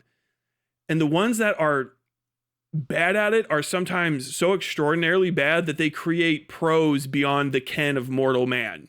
And they write shit that's similar to this, where they're like, they put, you could put anything in the complaint, it becomes record. Like, you understand? If you put shit on paper, hand it to a clerk, and then pay for it to be entered into the record somehow, however, it's there permanently, and it becomes like this thing that you can access. And you know, people are like, and then the cop looked at me and I saw in his eyes the stars aligning, and I thought that the angel Gabriel was going to come down and strike the soul from my body. And I knew in that moment that the police had been they had been stepping on holy sacred land of this defunct church for too long, and I need $10,000 for the crime of having been a part of this. You know what I mean? Like, I saw a tiger's fury in his heart. Like, what the fuck is going on? And all this shit. People will write out these statements. You know, you read them from lawyers, and lawyers will pick apart the ones that are like real attempts, and they'll be all over the place. You know what I mean? Like, okay, yeah, no, I think that this is a good argument. This is a bad argument. You listen to them talk about it. They're pros. It's interesting. It's fine. It's like listening to a golf professional talk about Augusta. You're like, oh, okay, cool. I'm never going to play golf there. I don't even like golf that much. But your passion is infectious. You know what I mean? But like, you get into these other types, you don't see all of the kind of filings that are out there. And some of them are just bug ass nonsense. They're just all the fuck over the place. And like, this one was one of those. I remember, I think it was this. It was the one that had like random pictures like Hassan in it and stuff. The thing that got filed against Noah Samson was psychotic. It's just, it's like literally fucking insane shit that I don't know if the lawyer is just taking dictation from the clients and going like, yo, dude, look, I think you've got this. Look, I'm going to give you guys the best. This is how you want to proceed. All right. because it's just gibberish. It feels like he's the lawyer himself is a character on their dumbass fucking show who's just rambling out of his ass about something. You know what I mean? Like, oh yeah, we just found some kook, some crackpot, and he's gonna represent us. But like, ultimately lawyers work for you, so I have no idea. I can't really comment to their skill. I don't know anything about the guy. And if you tell your lawyer to do stupid shit and they take orders, right? At a certain point, they'll quit because they don't want to get embarrassed, and they'll ask the court to quit. And sometimes the court will go like, no, you're going all the way this time, Phil. You shouldn't have fucking talked to old Gladys there about the demons in her gas tank. You're going all the way. And other times they'll let them off the hook. But like, I've seen, there's just cases out there. It just happens all the fucking time where lawyers will just go whatever you want. Okay. Do you want to do that? You're sure? My advice would be to not do this. Okay. Well, if you want to proceed that way and you talk to Claude, okay, you spent 5,000 tokens on it. Well, who am I but just a person with a law degree? How do you want me to write this? Okay. Now this is illegal, literally illegal to file. So I have to remove that because I can't put my name on this. Do you mind if I remove that? We can keep the rest. That is illegal. That's a crime to write. It's a crime to file. And this is actually also admission to a crime. Do you want to keep that? Okay. You want to keep that in? You're admitting a crime. If you keep that in, you're okay. All right. I told you, right? You can hear me. We're talking. I'm your lawyer. We talked. You're keeping this in, even though I said, okay, hey, you're the boss. Filed, except for that one part. Like, it can go like that. And the H3 one, I was like, this is fucking crazy shit. But lawsuits can go any way. You know what I mean? Some of those fucking, I saw the angels and yada, yada, yada. And you file that. And then, the judge will pick it up and he's like, well, I'm going to ignore the fact that God talked to you for a lot of this. Okay. With all due respect to you. And, I'm a man at church myself. I'm going to ignore most of that. However, and counsel, if I can direct your eyes to page 232, it does say here that your client was standing on this property at this time of day while in capacity as a police officer. You are aware that under this federal rule, yada yada yada, that's not allowed. No. And they're like, oh, you see moments like that. Where it's like, damn.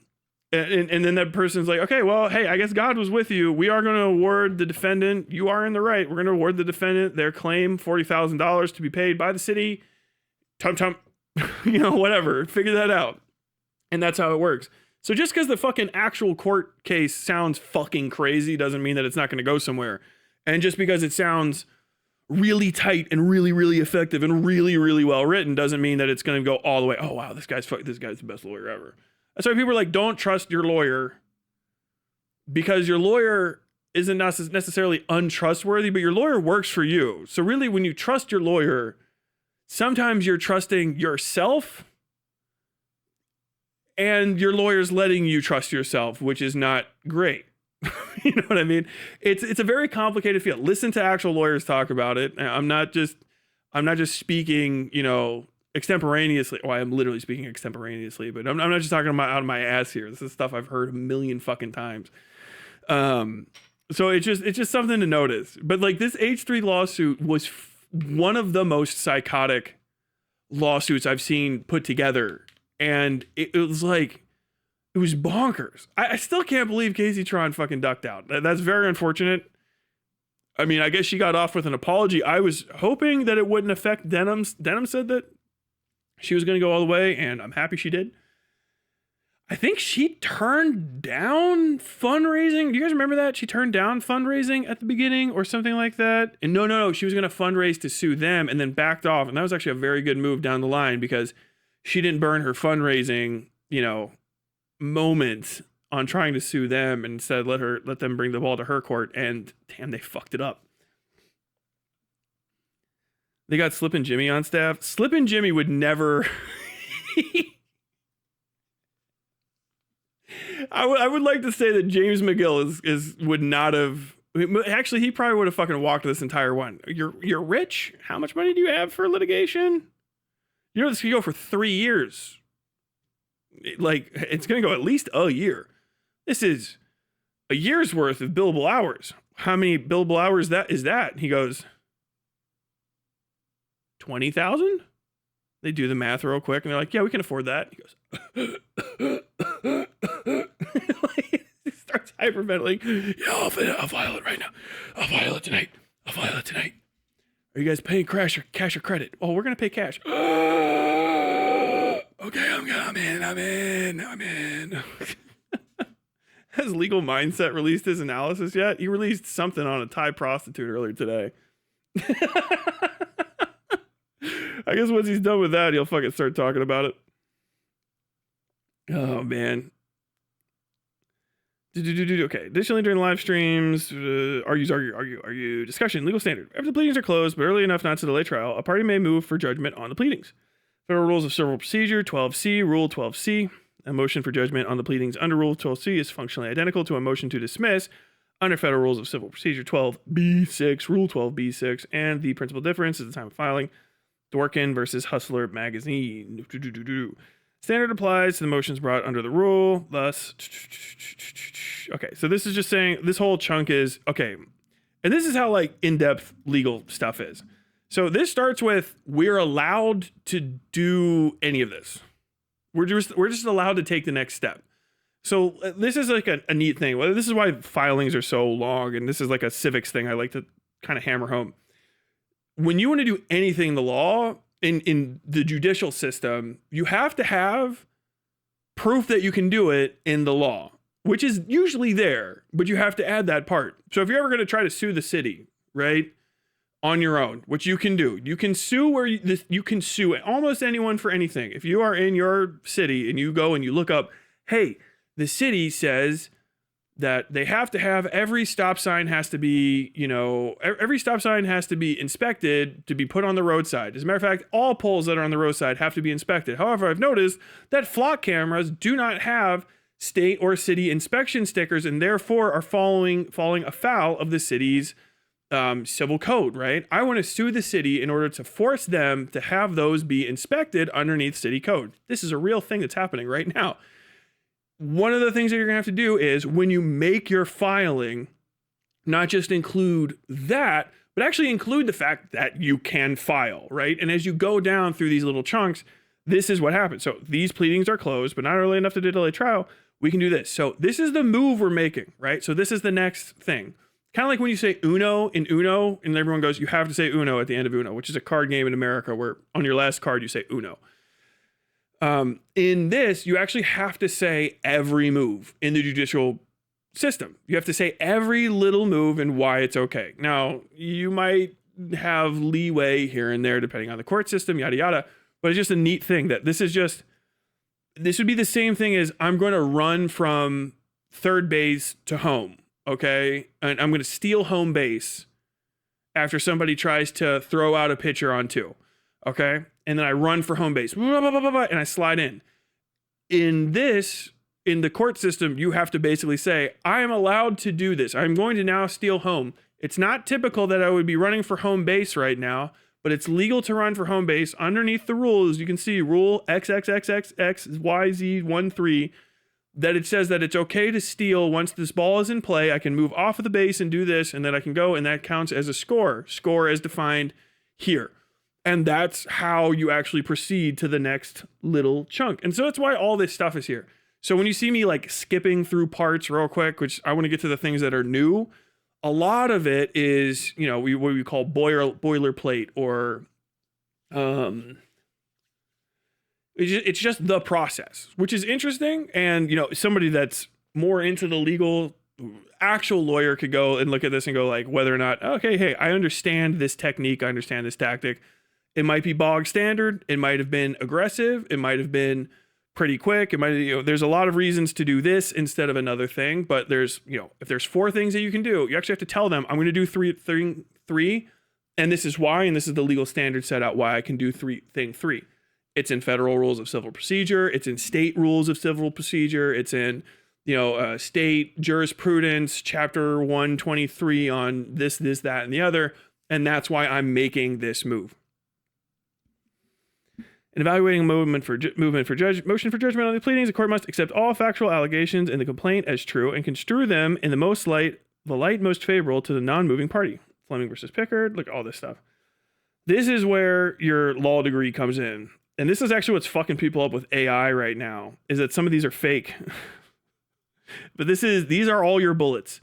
These are called precedents, right? So this is from the Ninth Circuit Court. This is from also Ninth Circuit Court in 1989. So these are precedential decisions that were made. Some of them can be moving precedents. There's two types of precedents, right? There's ones that they go from high down to low. So that's an established precedent, like a real true one, right? So, you go all the way to a higher court, and the higher court says, this is how this type of argument is decided from now on. Every time somebody says these two types of things together, you can reference this argument. The closer it is to this argument, the more likely you just have to pick this. And it simplifies the court system all the way down.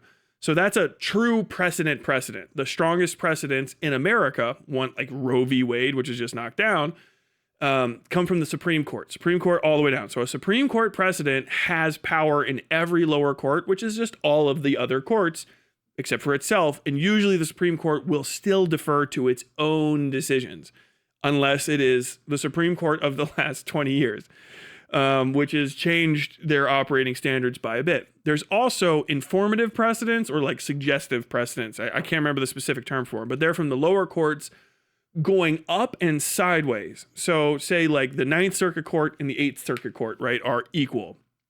Okay.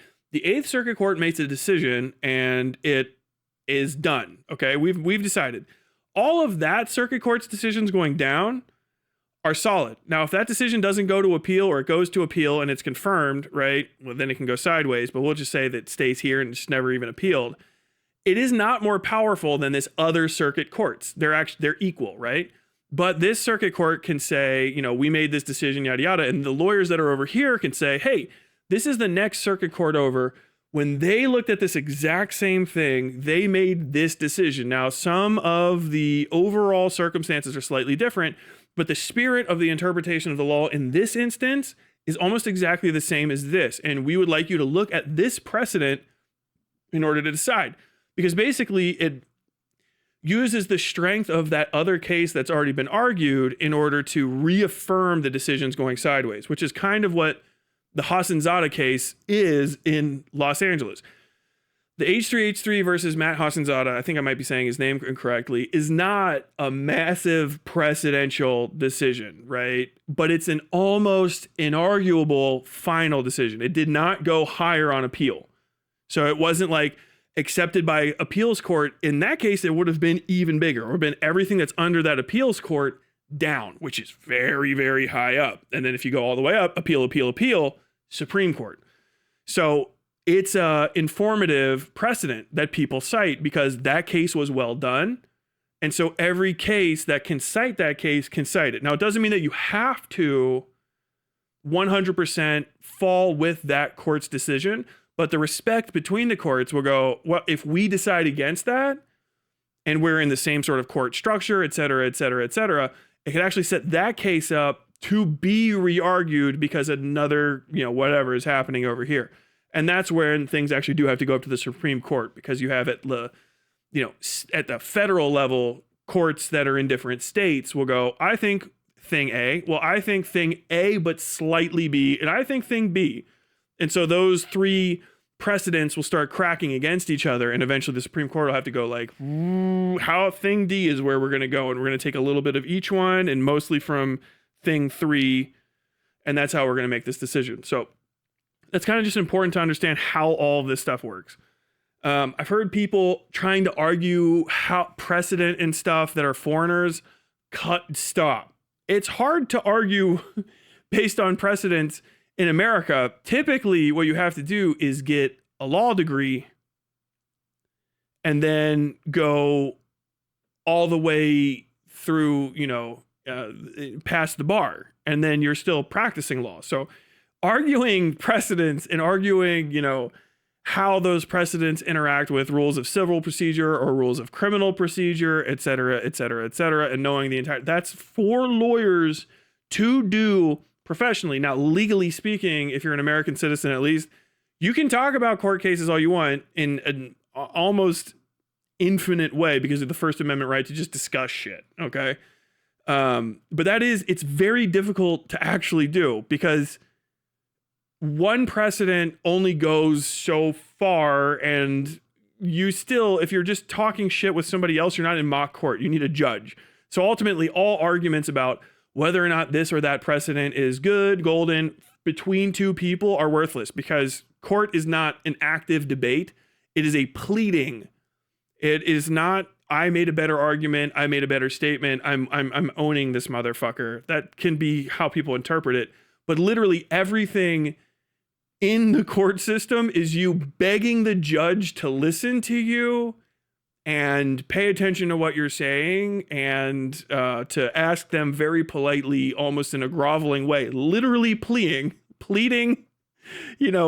falling on the court, motioning, hi, I would like to make a motion. I would like to suggest the court operate in this manner with all due respect to the court, honorable prayer. Please, if you don't mind, I have filled out this entirety of this form and noting things that other judges, the honorable this and the honorable that, have made these decisions. If you wouldn't mind, I would like to make a motion in the direction of us doing this.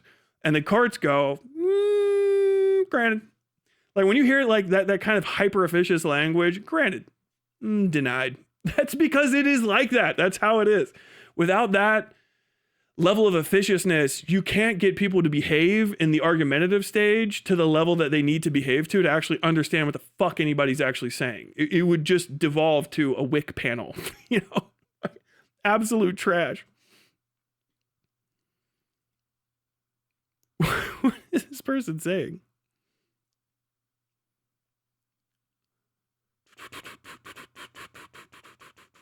Ethan Klein's lawyer should be sanctioned. Why? This is so funny. Who in the fuck is this person? Is fucking top tier comedy. 48 minutes, account age 3 years. What in the fuck is this? Nobody channel. Oh well. I moved this. No idea what this person's talking about. For purposes of the motion, the allegation of the non-moving party must be accepted as true. Okay, so this is all just procedure, right? Issue fact, Hal Roach, 18 F2D at 100. Let me see, hold on. Judgment on the pleadings is proper and the moving party clearly establishes the fact. Establishes on the face of the pleadings that no material issue of the fact remains to be resolved and that it is entitled to the judgment as a matter of law. Hal Roach, 896 F2D at 1550. That might actually be a jurisprudence reference. I don't know. I don't know enough about it. Analysis. Defendant movements for judgment on the pleadings as the plaintiff's first claim for relief for direct copyright infringement as to the nuke based on the second affirmative defense of fair use as pled in the defendant's answer. Jump at 6. The fair use doctrine is an equitable rule of reason and permits courts to avoid rigid application of the copyright statute when on occasion it would stifle the very creativity which that law is designed to foster. It's basic stuff, yeah. Fair use of a copyrighted work for purposes such as criticism, comment, news reporting, teaching, scholarship, or research is not an infringement of copyright. The 4 non-exclusive factors, and we have these all the time, we always go over these. The purpose and character of the use, including whether such use is of commercial nature or is for nonprofit educational purposes. The nature of the copyright work, the amount and substantiability of the portion used in relation to the copyrighted work as a whole, and the effect of the use upon the potential market for or value of the copyrighted work. These two tend to be two of the stronger ones, right? This is kind of a go, no go, but these tend to be not stronger, but these tend to be the most like argued because they're the most like variable. Nature of the work kind of flows into the rest of these. But how they work essentially is that for profit is just, this is like the first one is always just weighed. It's a multiplier for everything else basically. So not for profit doesn't mean a non-profit made it, but a not for profit use of something is considered nowhere near as influential or like deleterious to it as a for-profit use. So like a non-profit use of like singing like happy birthday to you, as opposed to like singing happy birthday to you on as a Super Bowl advertisement, you can see like the kind of massive difference there. In between is where most other cases are going to fall.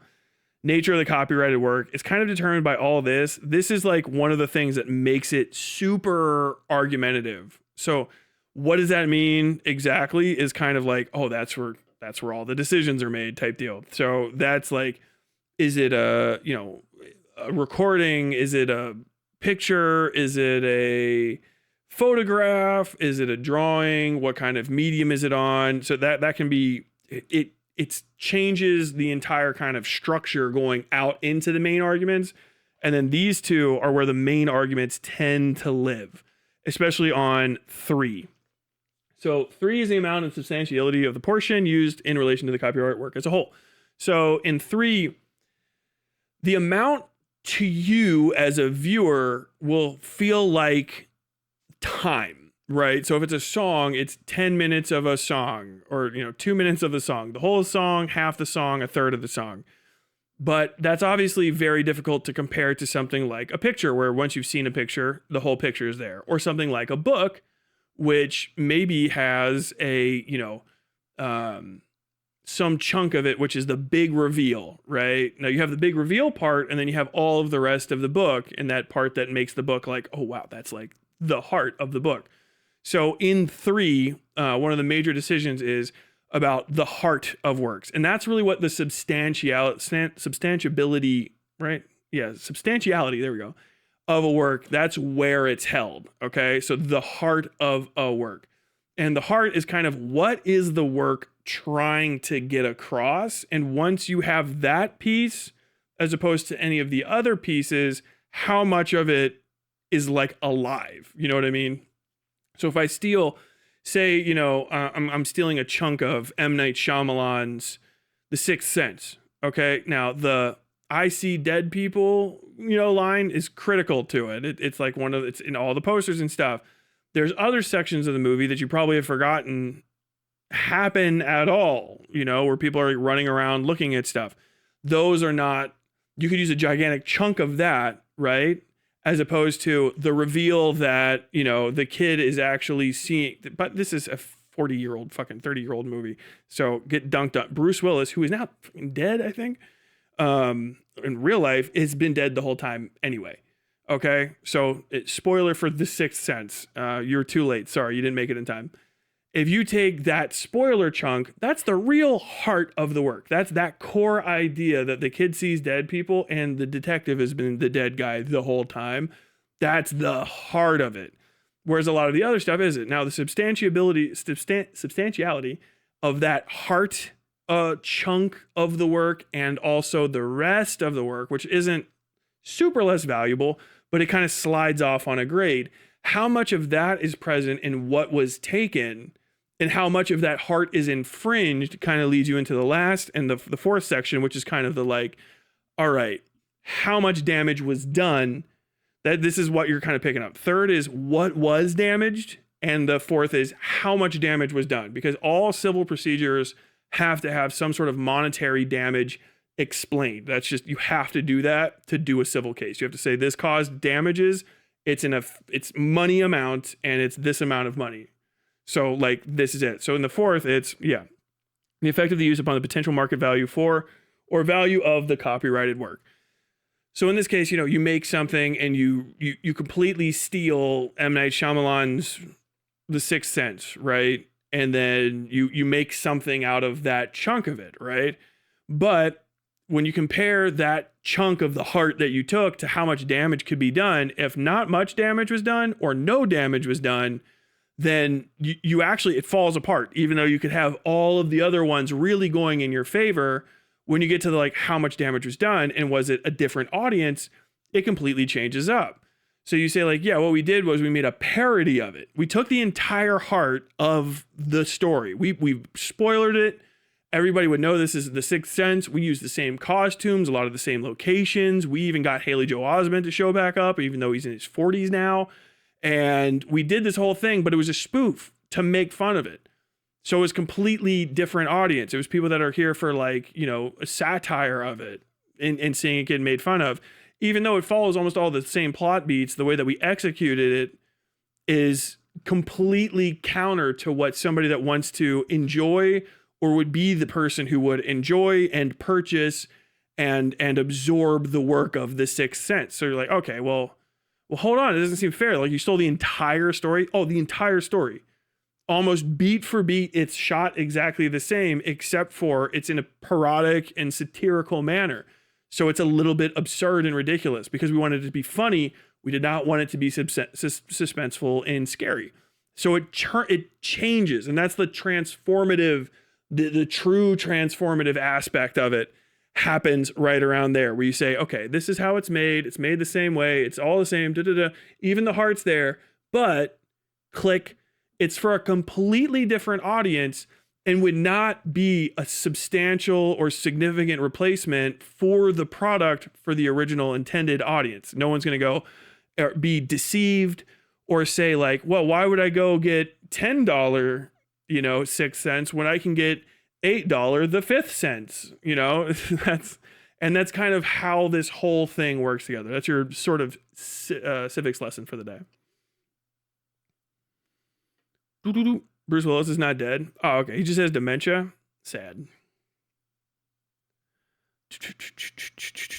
Seuss Enters versus Comic Mix LLC. Finding the 4 factors set forth general principles, application of which judicial amount. So this is going to be a lot of them talking about what's going on. Transformative nature, purpose and character of use. Pleadings apart because of the transformative nature of her use. The first statutory factor examines the purpose and character of the use, including whether such use is of commercial nature or for nonprofit educational purposes. This factor has been taken on a heightened significance because it influences the lens through which we consider the other two other fair use factors. I might have muffed that up a little bit, but still. The central inquiry under the first factor is whether the new work is transformative, quote unquote, and then all this stuff. According to Campbell held that the central purpose of investigation is to see whether the new work merely supersedes the object of the original creation or instead adds something new with a further purpose or different character, altering the first with new expression, meaning, or message. It asks, in other words, whether and to what extent the new work is transformative. So I've basically explained a similar thing.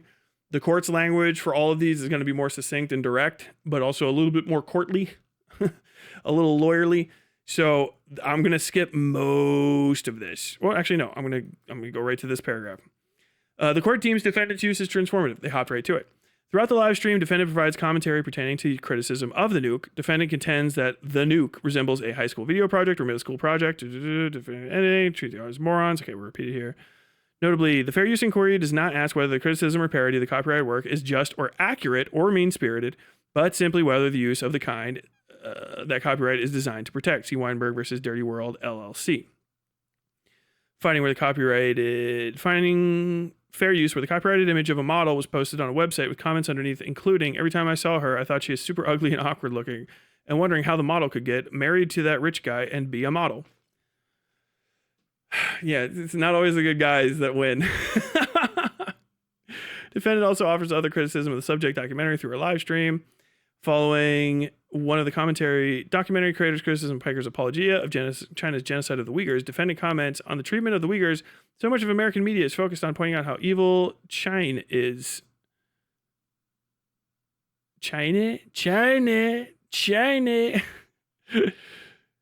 Stating that everything needs a sick, or they misspelled that. Stating that disabled Americans lose disability benefits when they get married. Incarceration levels in the United States. Additionally, during the live stream, defendant challenges Klein's perception of Piker's sentiments regarding the interaction between imports and the fleeing of Jewish people from Israel. Live stream video, extension, disputes Klein's accounts of the events, the occurrence of sexual violence of hostages. Oh, sorry. The heart of the work also applies conversely to the work that's in question, the so-called derivative work. If that work's heart is also different, then it still becomes transformative. That's kind of what we're talking about here. So like, say, I won't do any more explanations. I just sensed that I would go on a fucking 25-minute diatribe there. The undisputed purpose of evidence contest mock plaintiff's message, which the courts have found ways in favor of fair use towards transformative nature. See Austin Zada versus Klein. God, that's good. finding that the first factor weighed in defendant's favor as the defendant's reaction video was quintessential criticism and comment. Yes. So that's another one of like the kind of the heart things.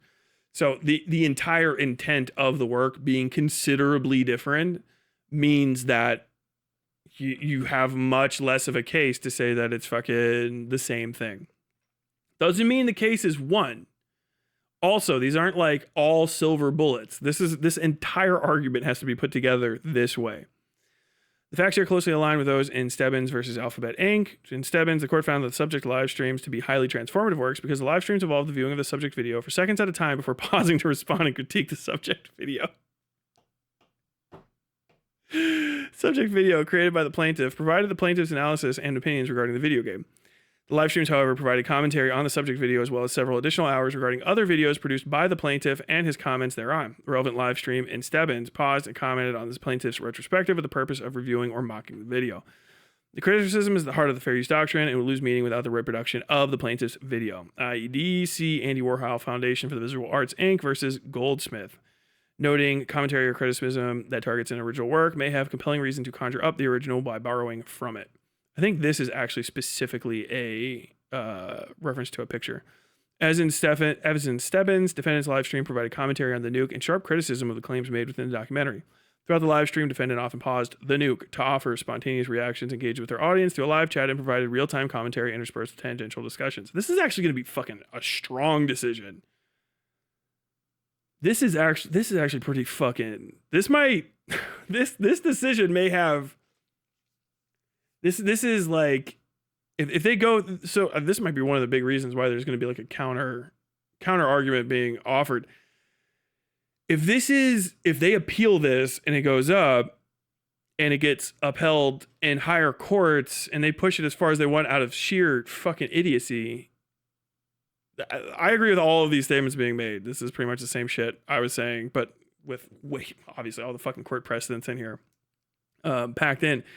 But this is essentially establishing in precedent that live stream reaction content itself as a holistic entity is protected fair use content. So all stream reactions where you pause videos and talk or you watch other stuff, the whole entirety of the broadcast is being considered as a holistic and singular work of art or work of creative work in this case, which means that it will put people in the position that try to, say copyright infringement against streamers in the future. It'll put them in a position where they're going to have to argue that the entirety of a stream is not transformative, even when it includes a small section of them. Now, still, that's not a gut shot. Bam, to the entire, that's like a perfect full win for forever.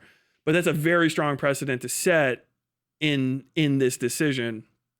But still, like things like, music, et cetera, that's usually one of the harder ones to do. Music's always like the final boss of copyright for various reasons. But for a while, it's like, hey, we can demonetize your entire stream or remonetize it to us because you played a small section of our thing and we're going to claim that you violated our copyright. Now you can say, nuh-uh, no, you didn't. No, I didn't. This is an entire stream. I was commenting on stuff, which you always could do. You could always have made that argument. But now, because h3h3 pushed a dumb fuck lawsuit, the courts had to make a statement on it. That statement now has legal weight behind it. So all of the things that you're hearing now can be argued in the future. This Haas being argued in the future saved someone from H3. It's fucking awesome. So yeah, shout out H3, uncritical ally in the world of the war against H3. Fucking awesome. So cool. Oh man. So like, yeah, that's pretty fucking solid. That's great. This can, so with this decision made like this, now it doesn't mean that it's everywhere, right? I think these are circuit courts in California specifically. So wherever you are, your court might not be a lower court or it'll just be a sister court to this court. So it won't necessarily be like, hey, you have to abide by this, but these arguments can be taken out into the wild now. This actually might be down the line, because I told you guys this is the fucking era of lawsuits. The lawsuit era is coming down the fucking pipeline. I predicted it before the first H3H3 thing. It wouldn't have been my expectation that them, of all people, would be the ones who did it. But I was like, yeah, we're getting to a point where there's too much money on the line for streamers and for people that are being fucked over by streamers, quote unquote, or that could fuck over a streamer, et cetera, et cetera.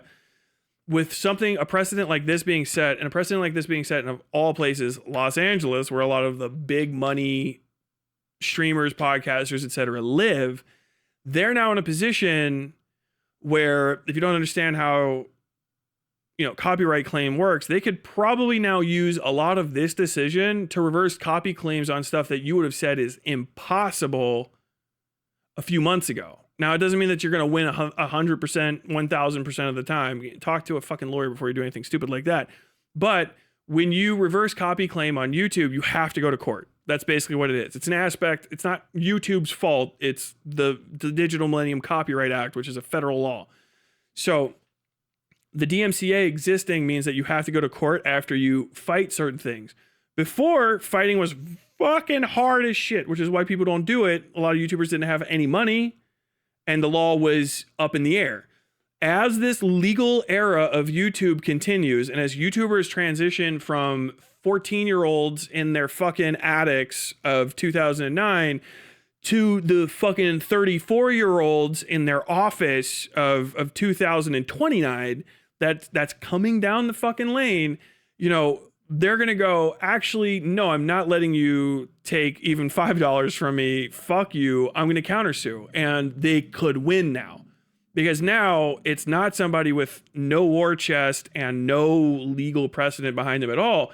It's somebody with fucking money, most important thing in the US legal system, and a series now of agreeing opinions in a district that is the heart of entertainment law in America. And by virtue of the Berne Convention, which is basically the creative works and intellectual works international convention that we and most Western nations are signatory to, that controls everything from patent co-agreements and copyright to libel. That's internationally big, because these are the districts where YouTube is going to be headquartered, and where people that are working on YouTube at the highest levels are living. You could see someone like Hassan Piker streaming on Twitch, and someone tries to get his Twitch stream taken down for, you watched too much of my video. And now, where it was up in the air, he could now very realistically counterclaim, say that was that's a bad DMCA claim, win off merits raw, and just knock you out of the fucking ballpark. And if you take it to court, win, very likely, given what they're deciding just in this part of this statement, is that's huge for the courts to say, we're seeing this not as a segment, but as the entirety of that video now is its own creative work, which has been one of the things where people are up in the air about, like, hey, are my different segments of it? Is it just when I use it? Now they're saying, no, a live stream is its own whole thing. So every part of that live stream is now considered when we're trying to figure out the heart of that live stream. So when we're trying to figure out to what extent that live stream infringed upon the rights of that copyright claimant, we use the whole live stream. Me introducing a segment that's completely different is now part of what the law has to consider when they're saying if it's fair use. Me talking about random gibberish 2 hours after I finish that segment is now something the law is going to have to consider when they're saying whether or not something is fair use. And that provides a level of First Amendment security to this industry that has not really existed yet, which is why H3 could even think about doing this in the first place. Like, I didn't know what they were going to decide or say in this filing. This is fucking fire. This is like really good shit. I I always knew he was going to, if he lost, which I was fucking hoping and praying for the love of God that he would lose. If he lost, it would be a major boon to First Amendment speech. Like it's an inherently anti-First Amendment. It's his right to sue if he wants. And if he wins, he wins. Hopefully appeal, whatever. But like I was already saying this, talking about the California courts are one of the worst ones because I think they're all up in LA. All of that section of California is filled with the entertainment industry, and the people that get elected to judicial positions in that region are people whose vested interests via their constituents and, you know, the way that they were probably raised up in law school is in maximalization of First Amendment to rights holders. Now, this may be sometimes like, oh, hey, we're going to sue it. We're going to side with Disney on some crazy shit. But in a general sense, it's like, hey, you can't let people make less content because any making of less content means down the line less money for us all. Like that's you know, and it never trust the courts 100%. It could go crazy, it could go sideways. But just seeing how the judge proceeded with the Matt versus or the Haas versus h3h3 lawsuit, you know, whatever it was 10 years ago now. Versus, you know, that was like, oh, okay, wow, these judges are like on it for First Amendment stuff, which is not always the case nationwide. I'll just tell you, I'll explain it that way. This case brought in Tennessee could have felt a little different, regardless of the recording industry. It could have hit different. I mean, this case even brought in New York could have been different. It might be very, very much so that the fucking Sunshine State came through on this one, and California might be leading right now with First Amendment legislation or First Amendment, judicial decisions. With this could be huge nationally for a lot of people. I still don't know what the hell Ethan Klein's a lawyer should be sanctioned for. Sanctioning a lawyer just for like being bad at their job. I mean, they have to be especially bad, but usually sanctioning, they have to like break rules. I need to know what rule it was. Oh my god. Okay, yeah, I'm doing this. All right. Using it for the exact opposite purpose to radicalize our audience, to be anti-Semitic, and subject to an overlapping purpose. Yes. As previously established, the subject videos in this matter do not share such an overlapping purpose. Oh, here's a good one, yeah. In De Fortbrunn, the Picasso project, and the subject photographs both presented the works of Picasso with the shared purpose of documenting Picasso's works. As previously established, the subject videos in this matter do not share such an overlapping purpose.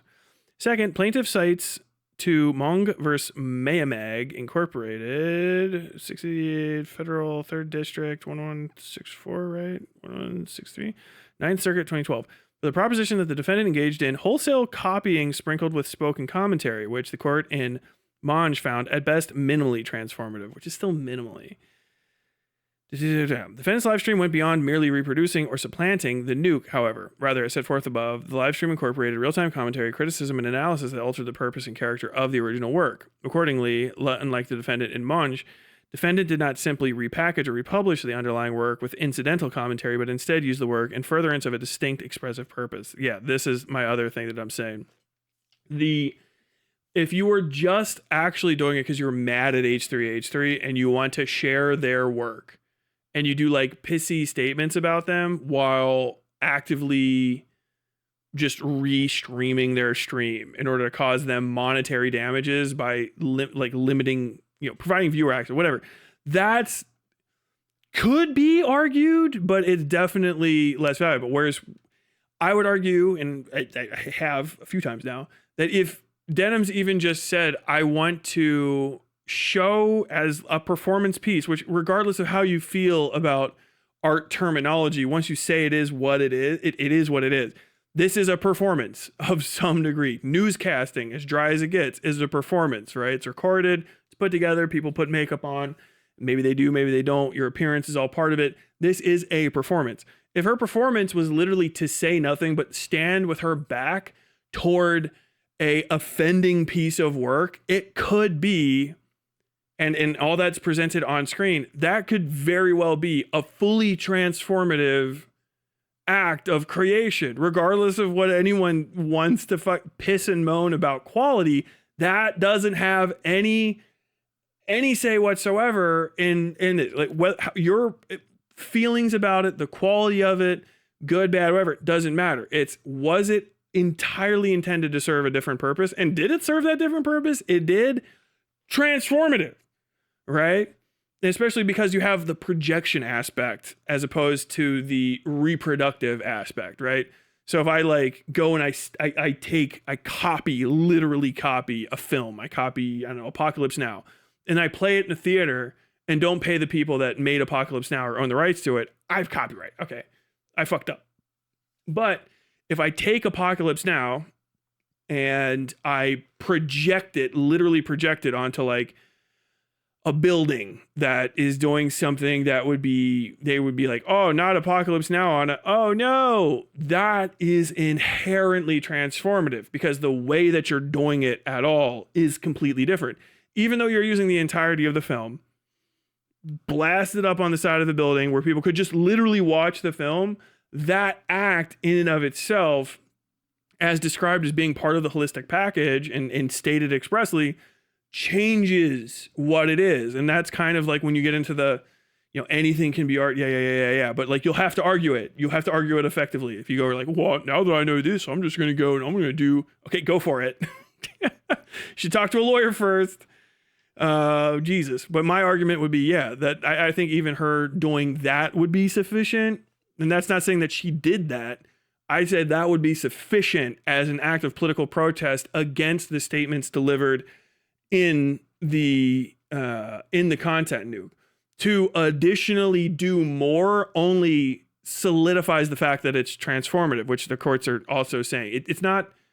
This was not a complicated case, in my opinion, but it's such an important thing that you kind of have to hedge every bet, or I don't know how to say that correctly.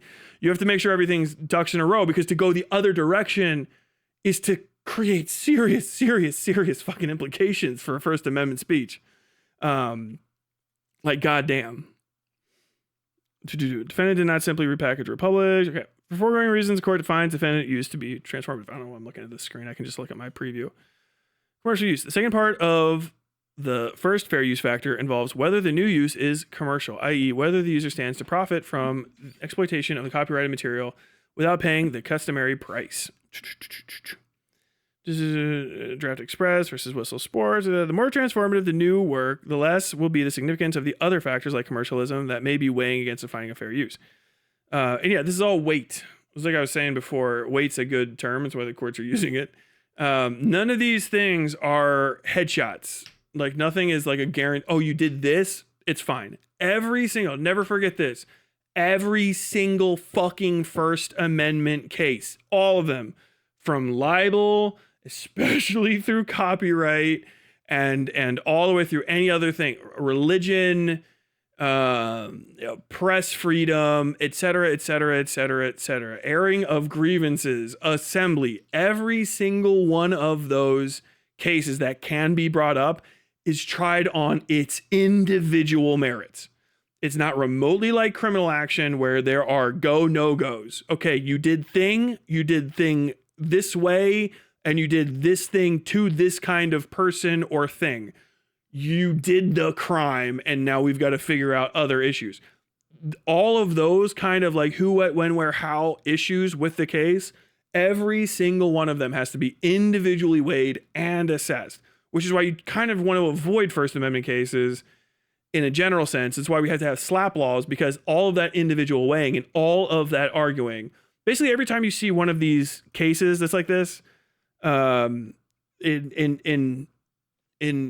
italics, those precedents, every one of those is probably a few hours of a lawyer looking something up. So every one of these, you can just kind of assume cost just to get it on this page between, $10,000 and $15,000 to get to the end of this thing. Every single one of these could be anywhere from $10,000 to $15,000, $1,000 to $5,000. Because the fucking lawyers are going and looking all this stuff up. Now, they might have chat GPT'd it together. That's happening. I'm not saying it did. That would be the cheapest possible way to do it, and also probably the worst. Even that is, they're charging you for it. So like, understand that's why we have strategic lawsuit against public participation laws, SLAPP laws for, this is absolutely was a slap. I think I said that from the get-go. It's in order to protect people against the extreme cost of litigation, because people falling victim to that litigation can create court precedents, not even de jure court precedents, but de facto feelings in society that you can't speak. It will cause a suppressive act or a suppressive atmosphere to speech in society in general, which they want to avoid at all costs. Because what good is an amendment that is, unenforceable on behalf of the person? It's fucked. So you have to go and get a little imaginative sometimes. SLAPP laws. More transformative new work. Many common fair uses are indisputably commercial. Yes. Here, the defendant contends that her use was not sufficiently commercial to outweigh the transformative. As defendant is a live streamer, she's eligible to receive subscriptions, donations, and advertising revenue during her Twitch broadcast, regardless of the content nature of her use. So there's no doubt that there's a commercial use of subject work. But the court finds distinguishable defendant's use from the international exploitation of copyrighted works for monetary gain that preclude a finding of fair use. See generally Wall Data Incorporated versus Los Angeles County Sheriff's Department and A&M Rex Inc. versus Napster. There's a good one. A commercial use is demonstrated by showing that repeated and exploitative unauthorized copies of copyrighted works were made to save the expense of purchasing authorized copies. Although Whistle's social media presence may serve to promote its business and indirectly boost revenues, the commercial use factor concerns the degree to which the new user exploits the copyright for commercial gain, as opposed to the incidental use as part of a commercial enterprise. I keep spitting, I'm sorry.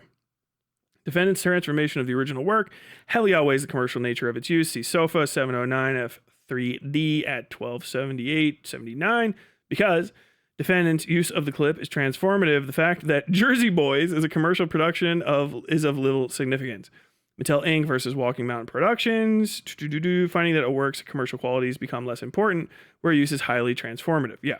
So this goes, again, when I was talking about before, something that's, non-profit in school, playing a classic for my millennials out there. You go at movie day, right? You're in a foreign language class and they play, I don't know, The Emperor's New Groove or something. It's a terrible pick, isn't it?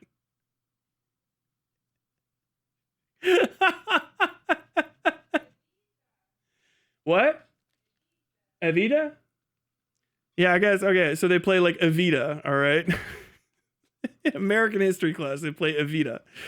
The what? Talking shit. So, they play a movie like that. One was The Mummy. We watched The Mummy in a class once. And yeah, you're watching a movie and you're not paying to go see the movie. Nobody's playing it. It's being broadcast to multiple people, but it's a fucking school, right? And you can say it's for educational purposes. Same for playing like my YouTube videos. Someone wants to go like, hey, everybody, we're going to draw a fucking moron today. And they'll project my face up onto the thing. Like, oh, look, he's so stupid. What a fucking idiot. Okay, you're not paying me to reuse my content in your school, but also it's for education. You're all trying to draw a moron today. So you drew pictures of me. Sick. That's the kind of major. So nonprofit removes a lot of the heat out of it. But it's also most of the cases that get brought up because nonprofit removes so much of the heat out of the fair use accusation that people don't even go after it. You know what I mean? Like that suit doesn't arise. And also because it's not commercial, usually a nonprofit use of a work is more than likely going to be the last time it's used in that moment. It's not a repeat thing because there's no financial incentive to do it. It's probably purely for educational enjoyment, et cetera, purposes, and then it's done, But Tyler, they showed the same movie in my class every. Okay, well, fuck off. That's the nature of court stuff. But then once it becomes commercial, obviously, like repeat use, and there's also the greater possibility that there's serious infringement on the audience, the fourth factor. You're really taking money out of my pocket by not buying my book and giving it away for free type thing. Nature of the copyright. Hey. Don't mention Avita, you'll activate BEMP. I will. Don't mention Avita, you'll activate BEMP. I swear to God, I turned that off. Where the fuck? Where the fuck? What the hell was that? Super chat. I turned this text to speech off. I swear to God, I must have just clicked off of it without turning it off. Also, it's Evita. Evita. Evita. Evita Perron. Evita Perron. Perron. Perron. That's not how you say it. Nature of the copyright work. Defendant avers that the documentary and informational nature of the nuke favors fair use. The second statutory favor considers the nature of the copyrighted work. This factor. Also, I guess up here. Not sufficiently commercial to outweigh the net. Yeah. So they said, by the way, this is the court disagreeing with the defendant's contention that it wasn't commercial. It's inherently commercial. Everything that I do on this, regardless of whether or not I make money, is commercial, right? Because I have ads on. So this is a commercialized broadcast with advertisements and opportunities to pay me money and make donations, et cetera, et cetera, et cetera. It's commercial. Any use that I'd make of anything while I'm live is going to be commercial. But that's not disqualifying. That's the kind of the point. So people kind of read into these and they make that mistake a lot. So it's good to have a fucking judge that has a strong understanding of First Amendment stuff there, because people just hear about like First Amendment. You have to do constitutional law even as a lawyer for whatever, like a semester or two, and then like a year ish. But there's a lot of constitution. And constitutional law isn't just like, hey, we need to hyperfixate on the entirety of the First Amendment. Like, we're going to do it for a few, months or something. Whereas specifically, I went to J school. And so they were like, hey, only one amendment you need to hyperfixate on.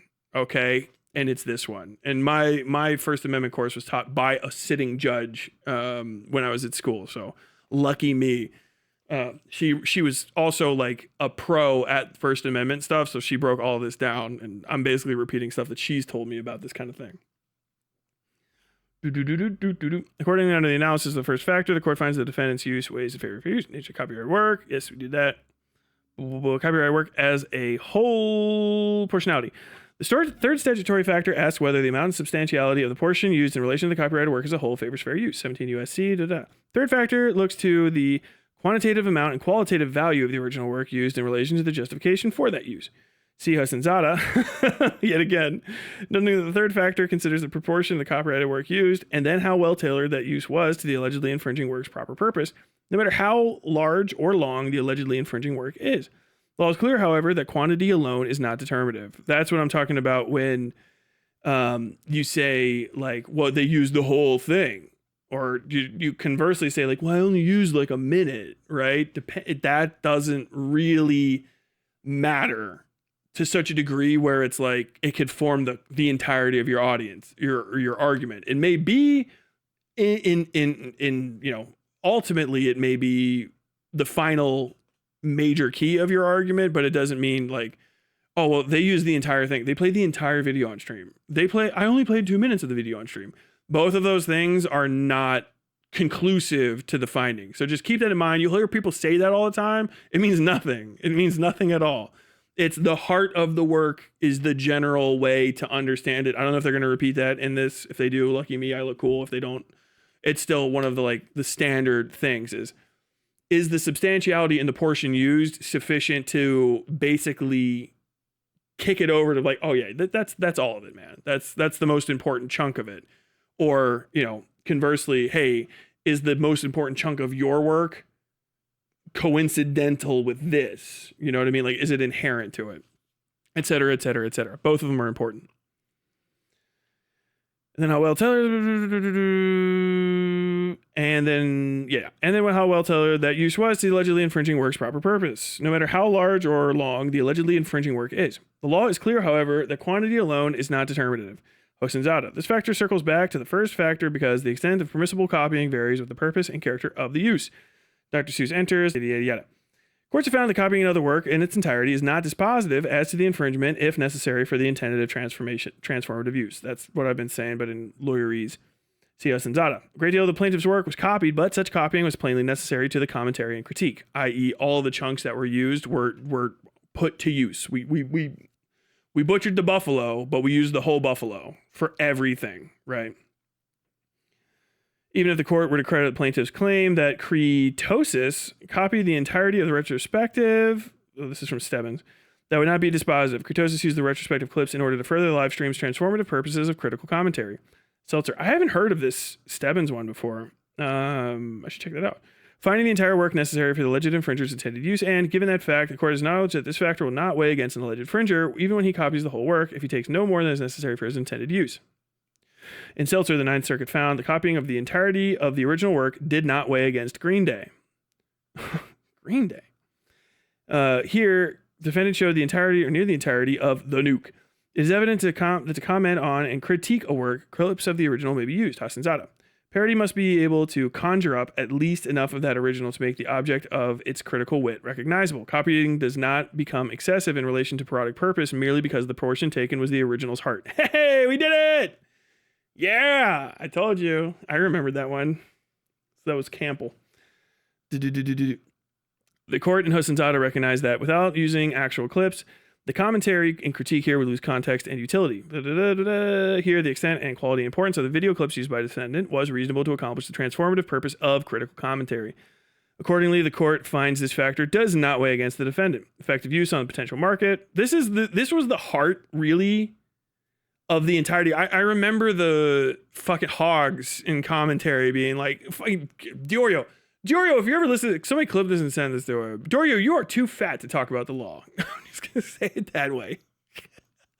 I mean, dude, she fucking said it. She just fucking said it. This little fucking, he can barely talk into the microphone without that fucking propeller buzzing over him. She fucking said that she was doing it just to take the money out of his pocket. She's fucking dead to rights. She's fucking caught. She's fucking dead to rights. Okay. I guess we'll see when we see, but that's not what any fucking part of the law says. But I guess if Nick Diorio squeezed that between his fucking rolls, maybe it is real. I can't tell if he's talking or just farting from beneath his titties, but either one could be real. Either one could be true. Fucking dickhead, dude. Oh my God, I fucking hate commentary people. They're so stupid. In Campbell, the court found that when a use was transformative, market substitution is at least less certain, and market harm may not be so readily inferred. Indeed, as to parody pure and simple, it is more likely that the new work will not affect the market for the original in a way cognizable under this factor, that is, by acting as a substitute for it. Thus, where the original work and the new work serve different market functions, that there is no market substitution, the new work is more likely to be fair use. Yes. And saying I'm doing this to destroy your work has no relevancy at all. None. It's completely irrelevant. It's said in law. I think they quoted this already.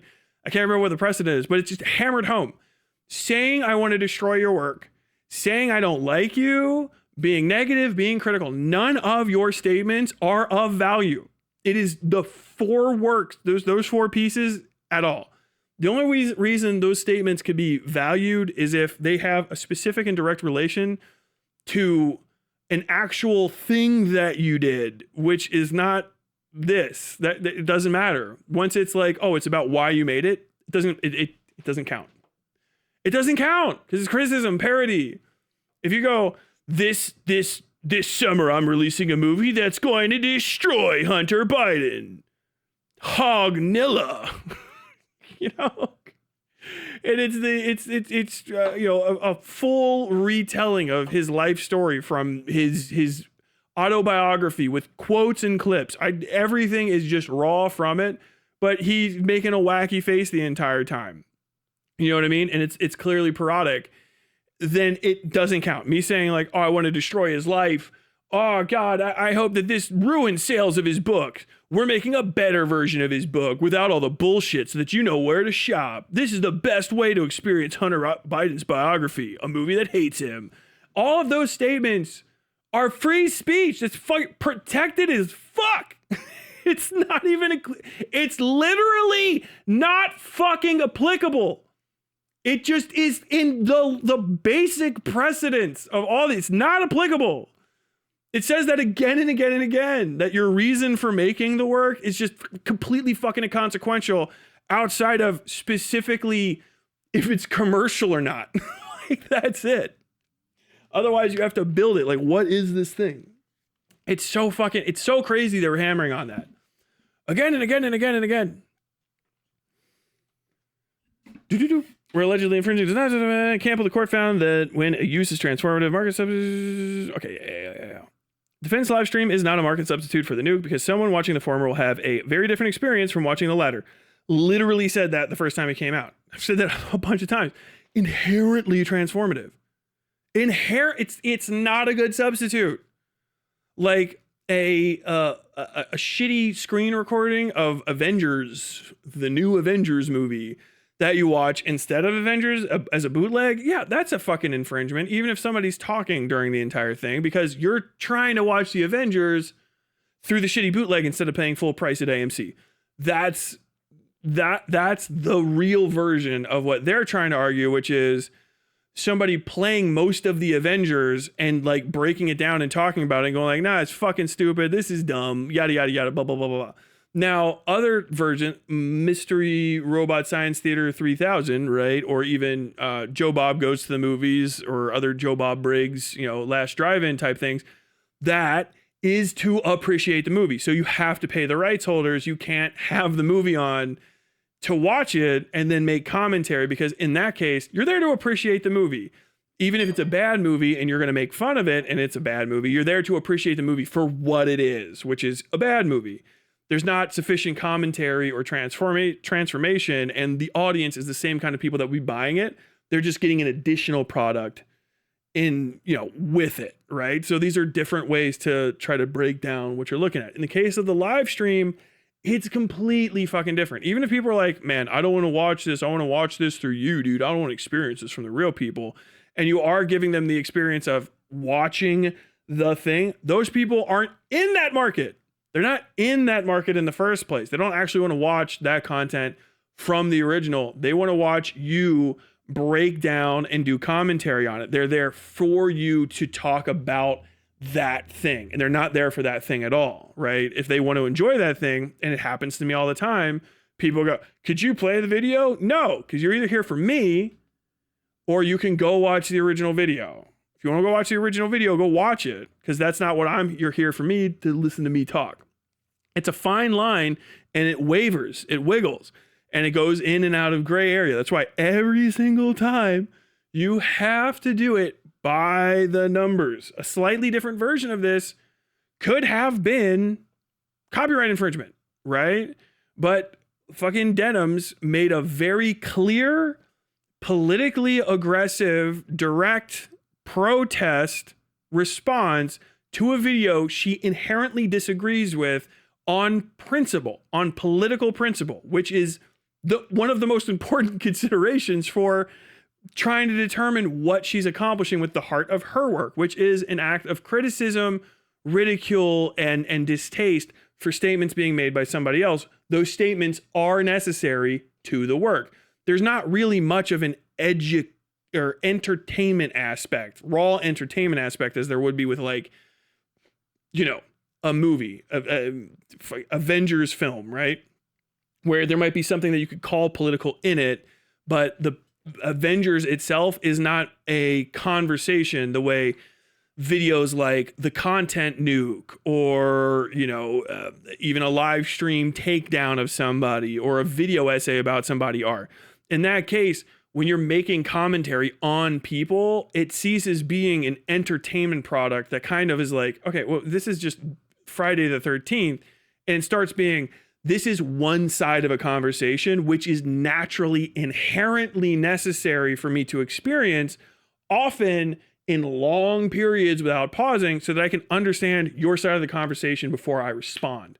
And that's because that heart of his video changes it drastically from something like an entertainment product that's purely entertainment. Now, you can say it's purely entertainment, but it's kind of based on like when you actually see it, well, not purely entertainment. You're trying to make a succinct series of statements of fact alleging behavior by a person to which people directly related to that person are going to be directly affected, and which also is, you know, a broad series of statements on an ongoing international incident, in this case, the genocide in Israel.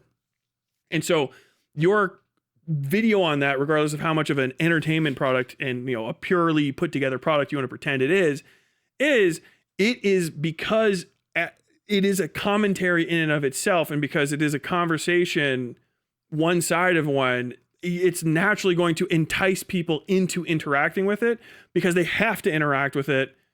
They have to play giant chunks of it and talk about it, right?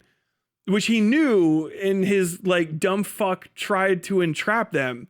You're talking about people. Them coming and bringing in stuff and talking about you is stupid as shit.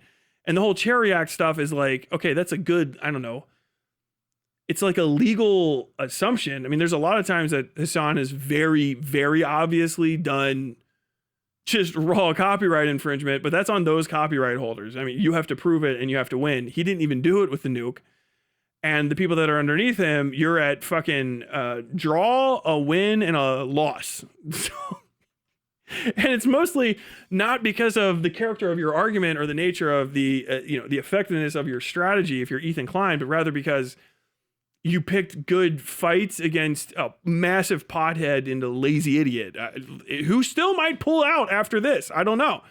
Frogan might be in conversation with Denims. And I told you, ignoring a lawsuit can be a real strategy. It can if something happens. And if she was waiting for the end of the Denims lawsuit to use the precedent set by the Denims lawsuit to say, hey, me too, then she may pass go, collect $200 and not have to pay for stepping on Broadway. Like, if that's Frogan's move, uncritical support for the funniest shit ever. Uncritical support for the funniest shit ever. If it works. If it doesn't work, loser. Okay, whatever. You're fucking continue it. Otherwise, fucking absolute fucking mea culpa. Tremendous work. Tremendous work. Okay, I gotta keep going. I was gonna play something, but there's nothing to play. Finding lack of market anyway, see live streams, fundamentally different viewing experience. Yes. Just on a person wishing to purchase the sheet music for Magic in order to play or perform that song would necessarily purchase the sheet music for the song itself from the owner of the performance rights, not the sheet music for Rainmaker.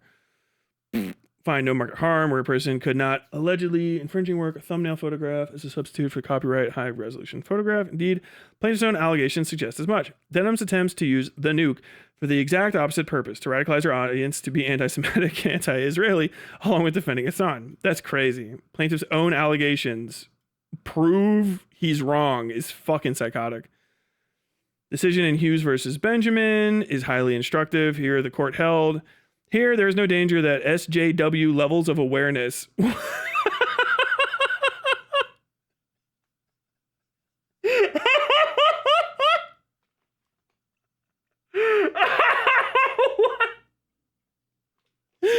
That's the title of something. Here, there is no danger that SJW levels of awareness will usurp the market of progressive commentaries such as "We thought she would win." Benjamin, is this fucking Carl Benjamin? Benjamin's target audience, generally political conservatives and libertarians, is obviously not the same as Hughes' target audience, generally political liberals. Moreover, although SJW levels of awareness is comprised entirely of portions of "We thought she would win," there is no reason to think that Hughes' audience will abandon her progressive YouTube channel to watch the derisively tilted titled SJW levels of awareness on a conservative YouTube channel simply because it contains parts of her work. I didn't know that was real. I didn't know that court case was real, unless I did. What in the fuck? Accordingly, the court finds the defendant's live stream is not a market substitute for the nuke. Yes, agreed.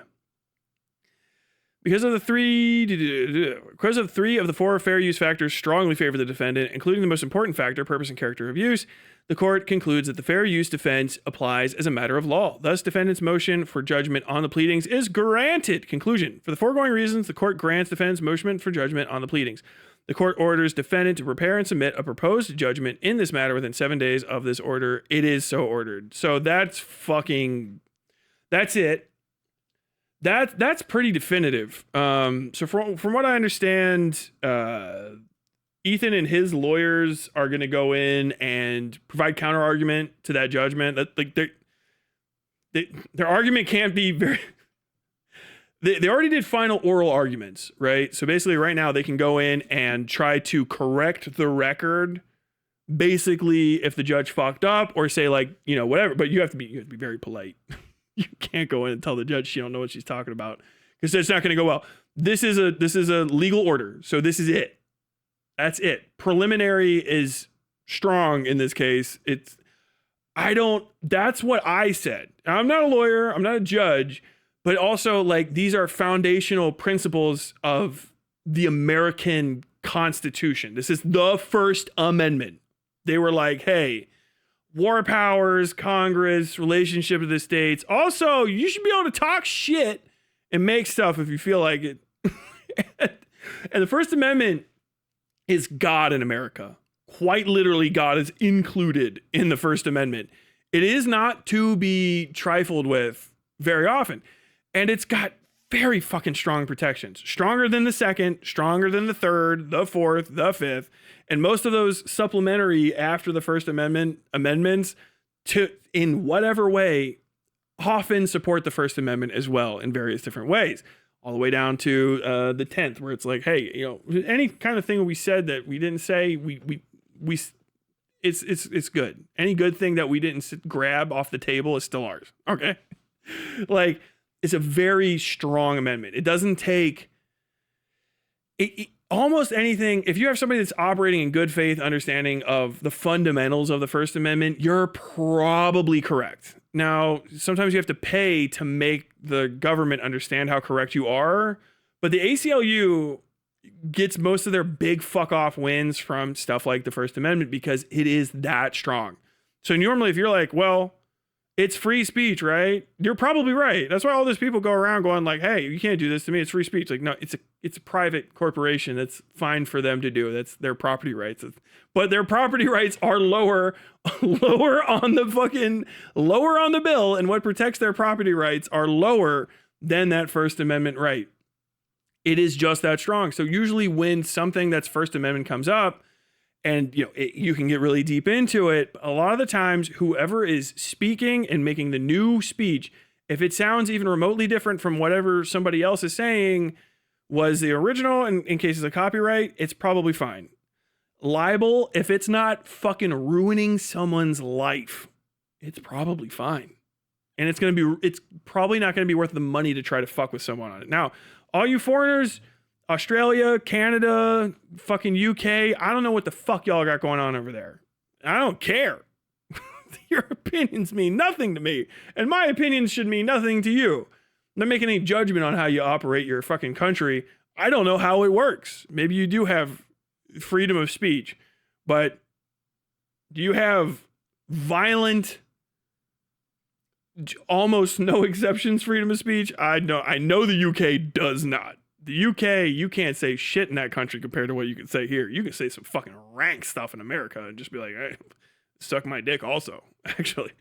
Hey, you just lied about me. And I'm going to also tell you to suck my dick. I'm going to say that. Can I say that into the camera? Oh, suck my dick, motherfucker. FCC violation fine. Like, obscenity laws are the closest that they've got, and those are still weak as fuck. But ultimately, yeah, good job Denims. Overall, good job Denims. Good. Thank God stuck with it. Making me worried as fuck for a minute. Irritating the shit out of me. I remember like a year and a half ago when she was flirting with suing them and then backed out after getting ready to raise some money or something and did that little political stunt. I was like, fuck. Don't want to fuck. Let me down here. And I didn't end up dropping that video. I talked about it on live stream, but then I fucking canceled the video because like, fuck it. I don't know. Let's see where it goes. Ends up getting sued. Stuck with it. Fucking stuck out a win. Fucking good job. Good fucking job. Okay. Do I like her content? No. Do I agree with her politically? Sometimes. Do I think that she had a strong case from the start? Yeah, man. Yes. I'm fucking baffled. I need to see the 16-minute video of me.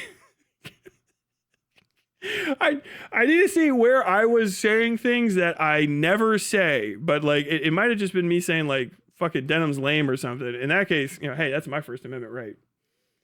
But no. I wanted them to get fucking cracked on this one. I hope they lose the fucking Noah Samson one as well. Noah Samson, big stupid, hanging out with anti-Semites, but fortunately, you live in America. Anti-Semitism is legal as fuck. People pretend it's not. Well, I might lose my job. That's your fucking job. It's a private employer, baby. We're fucking right to work country, okay? Watch out now.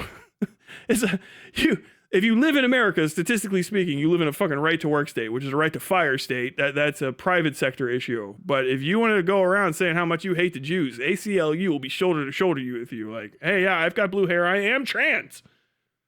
But I will fight to the death for you to be able to say some fucking rank shit I will not be repeating. You can do that all you fucking want. I don't know, like that heart of that argument is crazy. If they're suing him for being anti-Semitic, that's a fucking loss.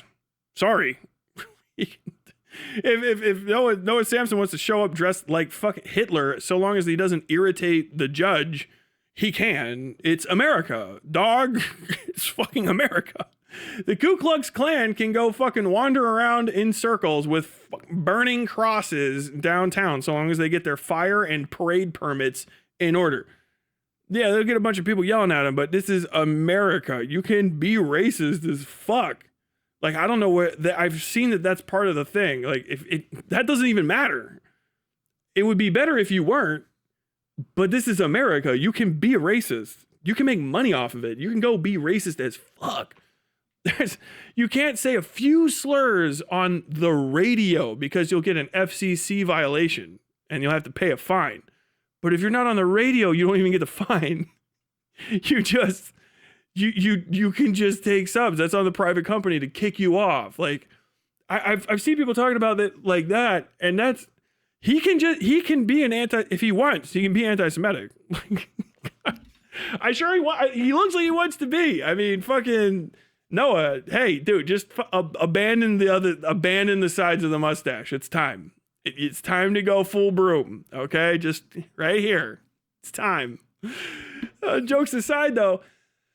Like that's it. As far as the rest of it was concerned, and I'll have to look into it later. It doesn't look good for h3h3 because it's in. They're trying to say he's lying, and that's next to fucking impossible to prove.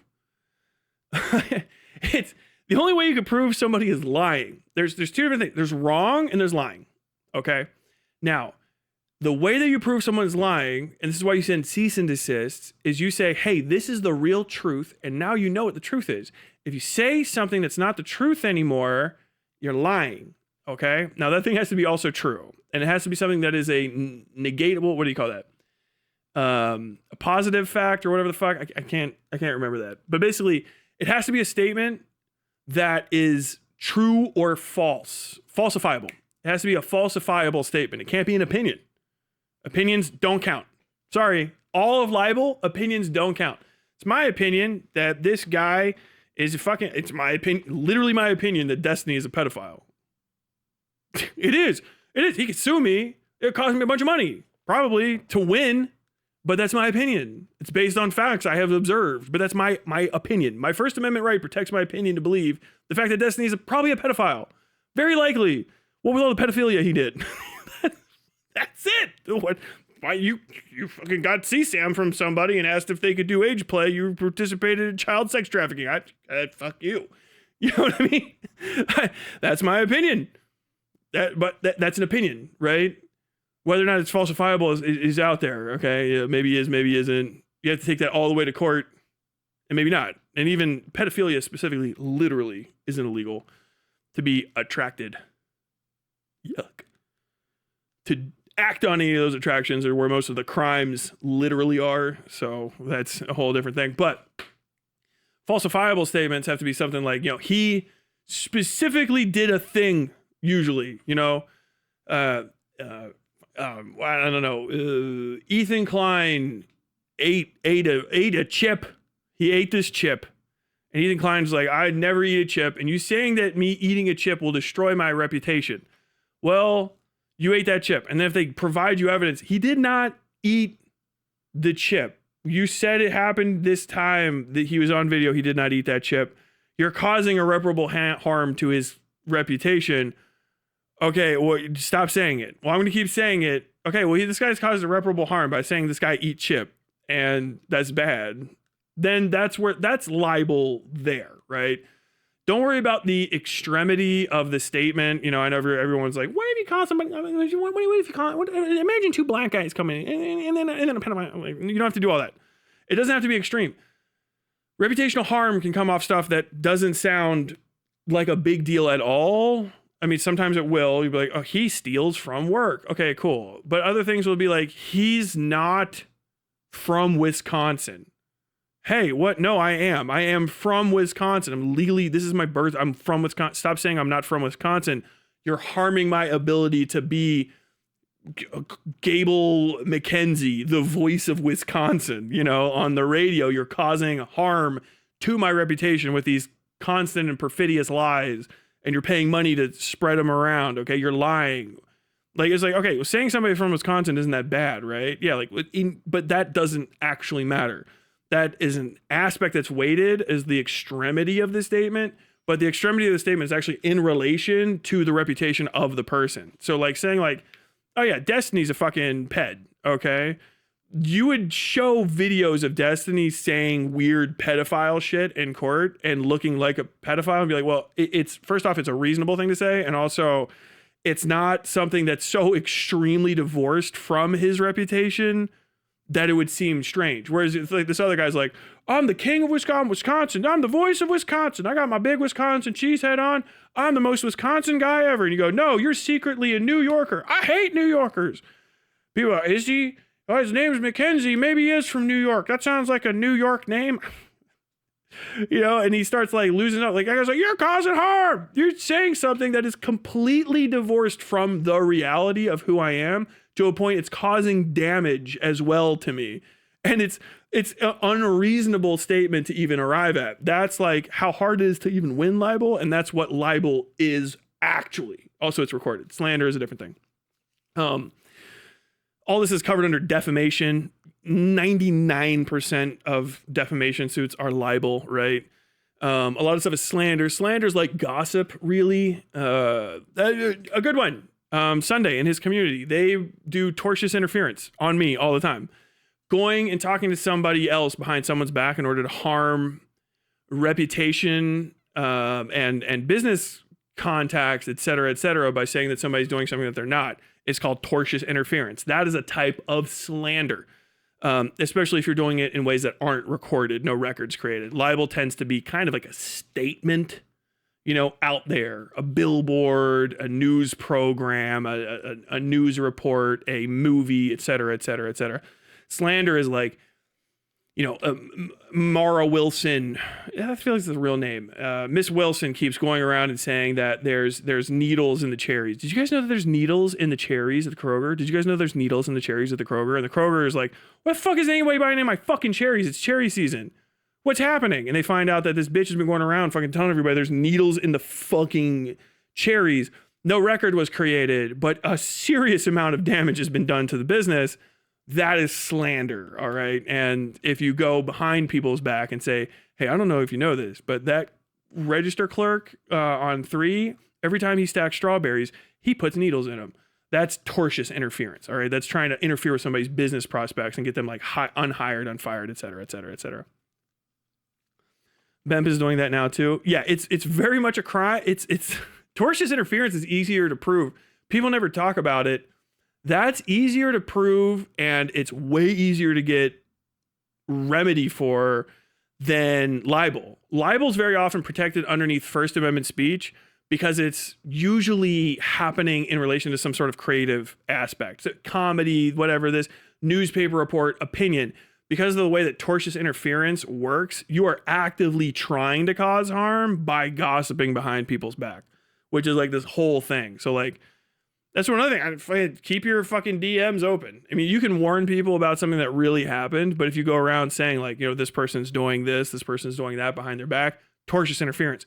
Covered, by the way, by the Berne Convention, and it's based on the laws of where you're from. So you UK, Australia, I know Australia's fucking miserable about these, and I don't know about Canada as well. But if you do tortious interference to people in a different country, but you're a Berne country, you're a Berne signatory, I'm pretty sure Berne covers this one, you will fall under your own country's speech protection and tortious interference laws, whatever they sound like. And I know they're way worse in the Anglo world because y'all fucking hate that kind of gossip or whatever. They're like life ruining to back talk. I don't know why. But and I think even front talk works for it too. I think part of what Billy Mitchell got, and I could be wrong here, he got what's his name? You absolute legends. That guy. Carl Probst? I can't remember his name. Either way, when he sued that guy, I think it was libel and also the Australian version of tortious interference. It was like interference with business connections and like intent to cause business harm, which is like fucking intense. So you gotta watch out for that. If you're in the background talking about people, and like a lot of these times people are releasing these DMs where someone's like, I'm going to destroy this person's like yada yada, and I'm going to lie about them. They don't realize that is highly actionable and maybe headshot grade lawsuit material. And at the smaller levels where there's not that much going on, it's like, okay, yeah, you would take this to court and get maybe like $5,000 or $6,000 off of it, which is still like $5,000 or $6,000, but you probably got to do pro se litigation because the lawyer's going to go like, I don't really care for half of $5,000 for 10 days of work, so I'm good, thank you. But for people that are doing shit like this and they're up in that 150, 250, 500 million fucking sub range, going behind people's back, there's going to be those DM logs are prime tortious interference. Prime. It's raw.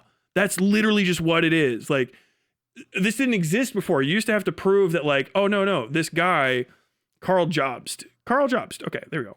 Chuck Liddell. Yes.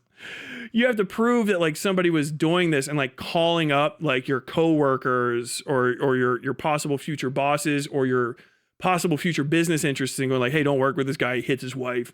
Hey, don't work with this guy, he's a drug addict. Hey, don't work with this guy, he steals money from the register type shit. And that's like, you have to prove that by getting people in.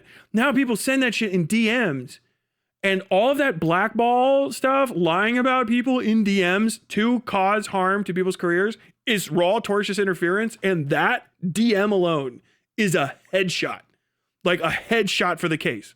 Like so bad. And there's gonna be I'm telling you right now, there's another Tyler prediction. Remember what I was saying the other like 2 years ago? Oh, everybody's gonna be suing each other here in like 5 seconds. There's gonna be a bunch of rich YouTubers that are gonna sue people to shut them up, and then it's gonna flip the other way, and they're gonna start suing richer YouTubers who've opened the door. I think h3h3 is gonna start getting fucking cracked with some fucking wicked ones. You're gonna start seeing, and it's not like it's gonna be like in commentary specifically or something, but you are going to start seeing high level people stop doing this like drama content shit when they find out people are like talking about them behind their back, and they're gonna go, you actually engaged in tortious interference with me, you damaged my business contacts, you hurt my professional reputation, and I'm going to take you to court. And they're gonna win sums of money that are gonna feel violent. Like, and this isn't like, oh Tyler, you're just saying this because people do. I don't care that much. There's nothing to win. I'm talking about like people at the height of,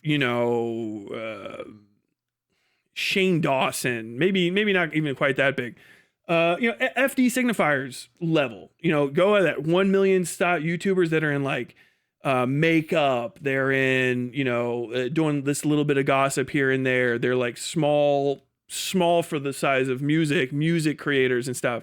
And then like you have those little drama cycles where somebody comes out like, yeah, this person was talking behind my back and da-da-da.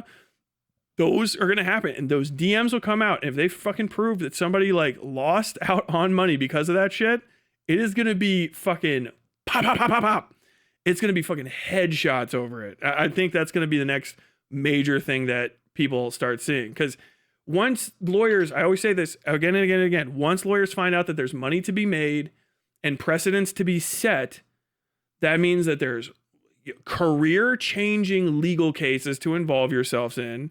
There's big time money to be made, and you can be at the cutting edge of being a YouTube lawyer and not like fucking Legal Eagle talking about it. You can be legal representation for, you know, small business owners that are making $1 million, $2 million a year.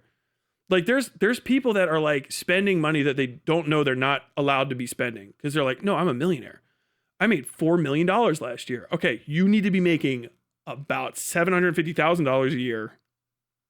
And you talk to a CPA, and you need to be spending a big time chunk of that on lawyers. You need to have an on-call lawyer, especially because of the kind of fucking shit that you get in. Like, why? Why do I need a lawyer on retainer? Well, because you have $4 million a year gross income. Is what you were trying to say. Your $4 million a year gross income. First off, once you start spending that on something like a fucking lawyer, that lawyer can start looking shit for you. Once you have a lawyer on retainer, the lawyer on retainer is trying to stay on retainer. They go find work. They go find shit for themselves to do. That's like, if you've ever worked in, Tyler, that sounds crazy. If you've never worked in journalism, you've never gotten this, but I have. You spell Kleenex wrong. The Kleenex company lawyers will send you a personal email within a day informing you that the appropriate way to spell Kleenex is capital K-L-E-E-N hyphen capital E-X, right? I think that's how you do it. And that Kleenex is not to be confused with off-market facial tissues, okay? Or third-market facial tissues. They are their own brand. They'll send you stuff like that. I don't know if Kleenex specifically still does it, but I think Kleenex is the one that sent me an email because I was like, they took a Kleenex off their desk, and they're like, you don't know if that was a Kleenex or not. Okay, it's true. I don't. It was a tissue. You know what I mean? They say facial tissue instead. Once you have a lawyer on retainer, they find stuff to do. And a lot of corporations, what they do is they just tie up loose ends. They get ahead of stuff before the problem happens, right? Which once you have that much money, you have that much money to lose. And once you have a lawyer on retainer and they've tied up all the loose ends and they've blocked all the holes. Okay, this guy's fucking legally good. Has anything else been happening, boss? You know, whatever. I mean, you guys got me on retainer. I'm here for the rest of the week. I got one other client. Is there anything else? Well, I found out, and don't make a big thing of this and don't share it anywhere. I am your lawyer, Dave. I won't. Yeah, well, don't share this anywhere. But yeah, I found out somebody was talking about me. And, I saw some DMs that they sent me, and I found out that's the reason I wasn't on that award show. And that position, that was like $50,000 appearance fee, and I lost out on it. You lost out on $50,000 because somebody was talking behind your back? Yeah. You saw a DM? Yeah. I mean, I got it right here. Send that to me right now. Okay, who is this person? Oh, I used to work with them. We were like collaborators like 2 years ago. Did you? Okay, it says that you hit a woman? Did you hit anyone? I haven't hit anybody. I don't even know what they're talking about. They just said that I hit somebody. And then you didn't get that job? No. I'm about to make you an unbelievable amount of money. Holy shit. Like, that's it. Done. That's what it sounds like. That's what legal professionals do. You know what I mean? And if you think about how many times you've seen drama like that pop up. Okay, this. Okay, yeah. They were lying about him in DMs. Yeah, well, those are deleted, blah. It's going to turn into, you deleted the, well, it's cute. We're subpoenaing you for the entirety of your email history and all of your DM history. Well, those are deleted. No, they're not. I know a guy who knows a guy. Also, we're offering a bounty on anybody that's talked to you for, if they have anything on their side that hasn't been deleted. We're offering $5,000 for anybody to come forward and tell us about it. We can do that. No. I have a fucking private detective that is going and talking to other people that know you, and I'm getting them to confirm this statement. We have the DM, but now we actually have 4 additional people that you talk to. And guess what? I have a new client, and he's another person that you said something about, and they said that you got him kicked off of a whole concert series. He missed out on 40 performances of a tour because you went behind his back and said that he dropped a fridge on a guy. That's a crazy thing for you to say. And we're going to see how crazy it is in court. Like, it snowballs up. It happens in every fucking industry. You see it and you're like, why is there regulation? You know, hey, when we first came out here, it was the Wild West. And then all this regulation showed up. Why did the regulation show up? Well, because the lawyers carried it with them. They started suing people and they won for everybody in every different direction. So people were like, hey, we got to pass some laws. Do you guys know the lawyers can, yeah? Okay, hey, well, tell everyone not to do this anymore. We need to build fences. We need to build posts. We need to build fucking rivers. We need water. These people need to breathe air. Over and over again. Every new industry is like that. And YouTube is new, but it hasn't been industry really, but for a few years. And now lawyers are coming up who were on YouTube as kids. They know the skinny better than their fucking law professors that they're studying underneath who are like, oh, let me tell you about Napster. It was the biggest day of my life. The year was 2001 and I had an onion belted at my waist, which was the style at the time. And it's going to go crazy. I'm very excited for it. I'm very excited to see what happens. Because honestly, the whole thing needs to be cleaned up. And it sounds bad, like lawyers are getting involved. It's like, yeah, man, but like when you think about how many people are like having like revenge porn shared of them and being like, I don't know, murdered or dying or preying on their audiences, et cetera, et cetera, et cetera, et cetera. Like probably we need legal representation for creators more and more often. There's probably gonna be creator unions. That's where it comes from. You know what I mean?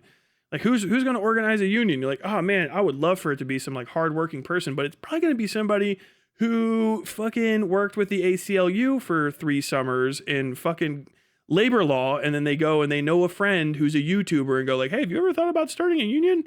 And like, they don't really start the union, but their friend does. But when their friend starts the union, it's because the ACLU summer intern 3 years in a row was like, hey, you do this, right? You can make like a bunch of money. And then also like, you guys could be doing this and this and this. Like, why aren't you doing this? Like, I didn't even ever think of it. Okay, well, you need to file this and you need to go.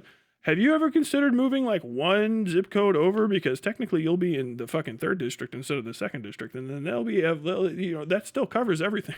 It's like over and over and over again.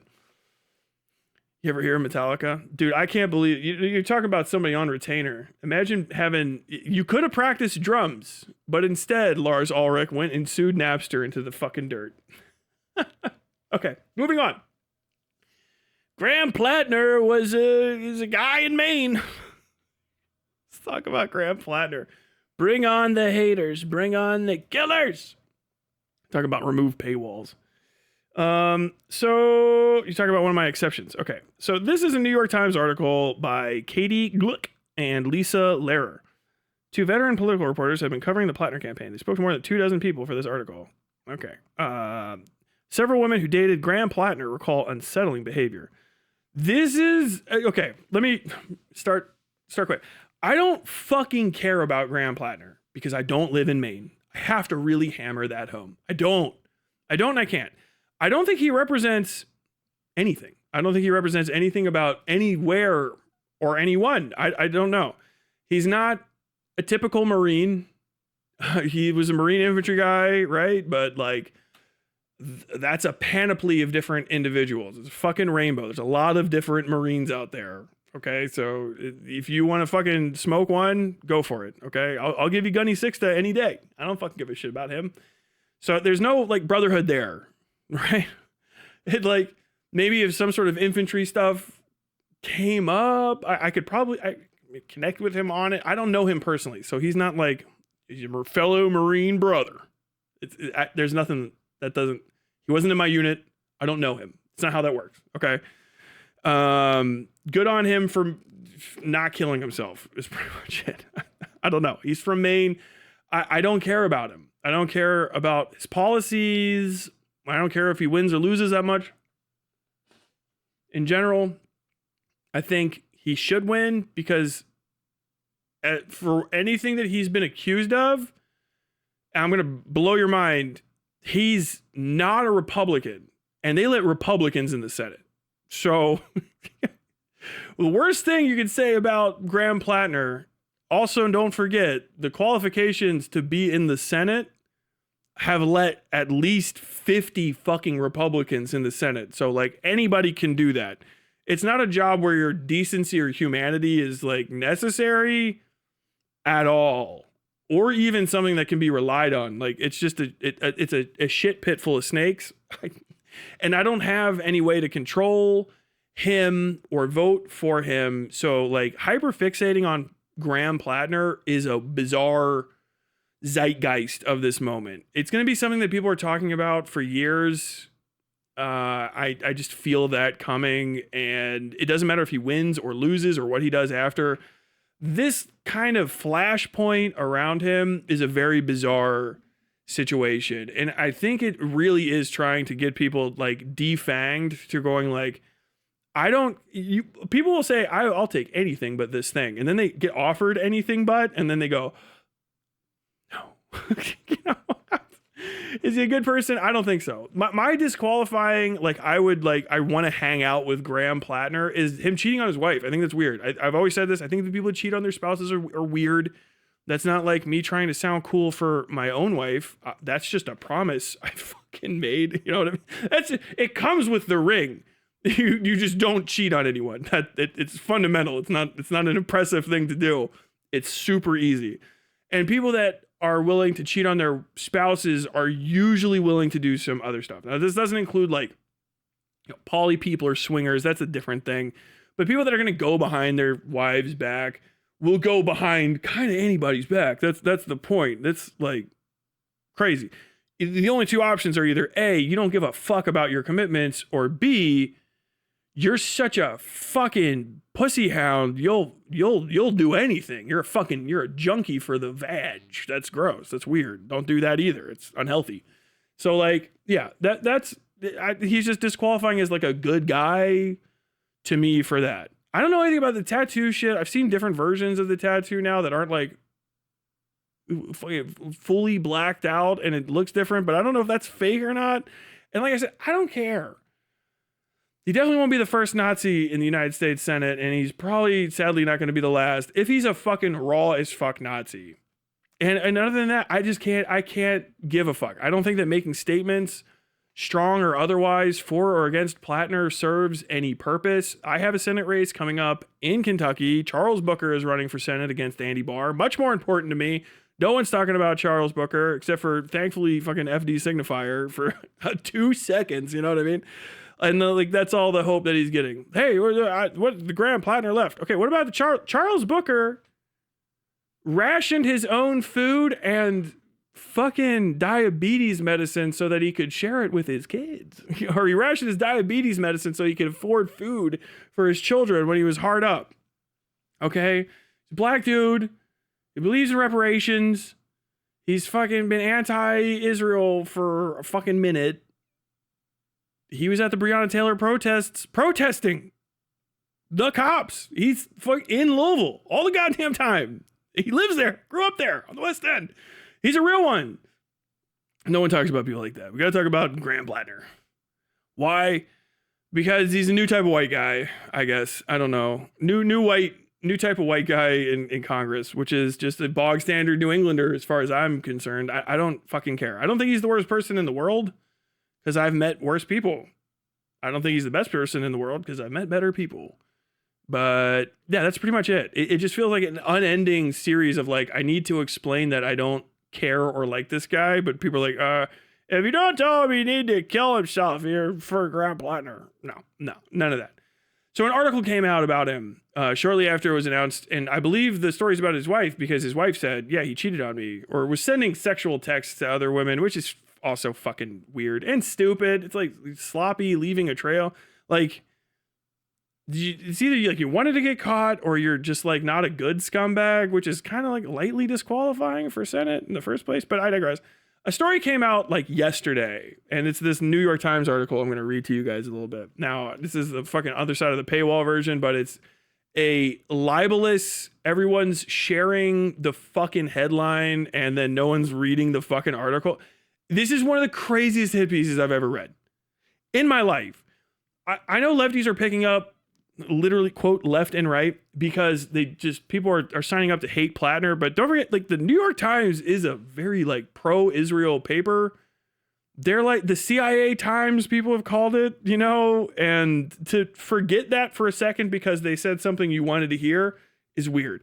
I'm going to skip to the most important part of this when I scroll down, because it's in its own little segment, and it's the craziest shit I have ever seen in a fucking article this long. Where do we go here? Where do we go?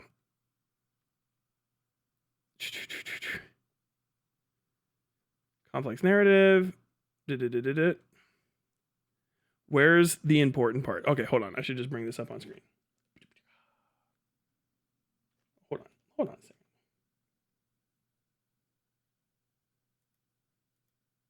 What is this? Oh, I have fucking Edge up. I was like, why the fuck does the browser look different? I forgot that I turned on Edge. All right, there we go. I will use this instead. Okay, Tuesday, Lindsay, Jenny Rennicott, campaign, picture, do not call Graham. Lindsay, recognize, referrer, argument, Okay, this is the most critical part. This is an insane thing to put in an article at all. And this is me talking about, like, this is like the greater Taylor Lorenz school of journalism. This is why I don't trust a lot of East Coast journalists at all. Not farther than I can throw them. People are like, oh, Tucker Carlson is the fucking heir to the frozen food fortune, whatever the fuck, Multimeal, some stupid shit. All of those Columbia graduates are like that. They are all the children of feds, politicians. They're like, dude, if you find a Columbia journalism school graduate, 9 times out of 10, they are the failed children of people who are high-level politicians and executives. Like, it is a school for fucking untrustworthy, spurious freaks. Like, if someone's gone to fuck that journalism school or any fucking New York school of journalism, naturally distrust them until they have proven otherwise. They don't even have a sense for sharing narratives. They'll be like, I'm the most pro-Palestine person of all time, and I think that Lockheed Martin is going to set the Palestinians free. You're like, wait, what the fuck did you just say to me? Well, you know, my dad worked for Lockheed, and they're not the kind of company. Like, what? What did he do? He was their CFO. Like, oh, okay. What the fuck? Never trust anybody that went to one of those coastal Ivy League news schools. They all know each other. They all fuck each other. And they all have an agenda that does not include any poor fucks that are going to be watching this show, okay? Just keep that in mind. This statement comes after pages of fucking way crazy accusations against Platner, right? A lot of, hey, this confirms my bias type shit. And this reads, the Times reviewed texts between Miss Fifield and Mr. Platner, along with Google chat exchanges, texts, and Facebook messages between Miss Fifield and her friends during and after the relationship. The Times also reviewed some of Miss Fifield's diary entries from after the relationship had ended and spoke with 2 of her friends who confirmed that the pair had an emotionally volatile relationship, but could not corroborate the physical altercations or the most controversial comments she described. This is gossip. Raw hearsay off rip, not even like circumstantial evidence. This is just hearsay from 14 years ago. Okay. Now that doesn't mean it's not possibly true, but that's a crazy, the New York Times ran a gossip column and are pretending like it is news. It also says several women. The entirety of this story and everything that you're basically going to hear that's of any value from it, that people are going to be like, this is the fucking God, this is the silver bullet, is just from one person, and it's Miss Fifield. Now, the revelation that has been coming since then, and even during this, is that Miss Fifield is a Republican operative, a literal, like, what do you call that? Staffer type. Now, I've heard also that she she worked on the Kavanaugh, the organization to like get Brett Kavanaugh like exonerated of the accusations against him. She is not just one of several women. She is part of the machine itself in a way that is inseparable from any statement she could ever make. It is a crazy person to platform uncorroborated statements from, regardless of the fact that they dated or not. And we're going to go through some of this. And some revelations were made to me in this that's fucking crazy. On Tuesday evening after World One Day, Graham Platner, rumors were spreading. Okay, don't care about that. Okay, interviews, to do some friends. Yeah. Extensive conversations the past 2 months. 3 other women who had been romantically involved with Mr. Platner offered a far more complicated assessment describing volatile and toxic relationships that were unsettling and at times emotionally wrenching. Mr. Platner could be charming and charismatic, they were called in interviews, but also demeaning to women and, in at least one case, even physically threatening. He drank heavily and was regularly unfaithful. So, I know, like, relationships, I think that these are, I don't want to be rude, I think these are, like, side girls. Like, they're sort of described as girlfriends, but I don't think any of them lived with him. I think these were women that he drank with and fucked. So, like, that's, one, it's okay, but it's presented as, like, possibly these are like long-term relationships where you're like cohabitating for years at a time and really know this guy. Whereas when you get deeper into it, it's like, okay, so they had sex a couple times in a non-committed, he was fucking around and they were one of the people he fucked around with and he was shit-faced. Yeah. It's like, okay, so this 20s, you guys were doing Friends subplots, basically. Like, okay, this is a Seinfeld episode. Like, what the fuck? Very, very, very bizarre framing from the start, right? And by the way, the spoiler, Miss Fifield, who this article is really about, has come out since the article dropped less than 24 hours later and already said, like, that article is terrible. So, Trip says diary. I think that's also, I was like, wait, hold on. Now, if you're, in my opinion, a little crazy, but it's fine. It's fine. Goddamn. Mr. Platner, 41, a combat veteran, spoke openly about drinking. He's got, he's widely recognized as not symbol. He says past behavior does not offend him. Okay, so we've gone over this. Critical accounts provided by 3 of the women interviewed by the Times who are each in romantic relationships with him for years give a fuller picture.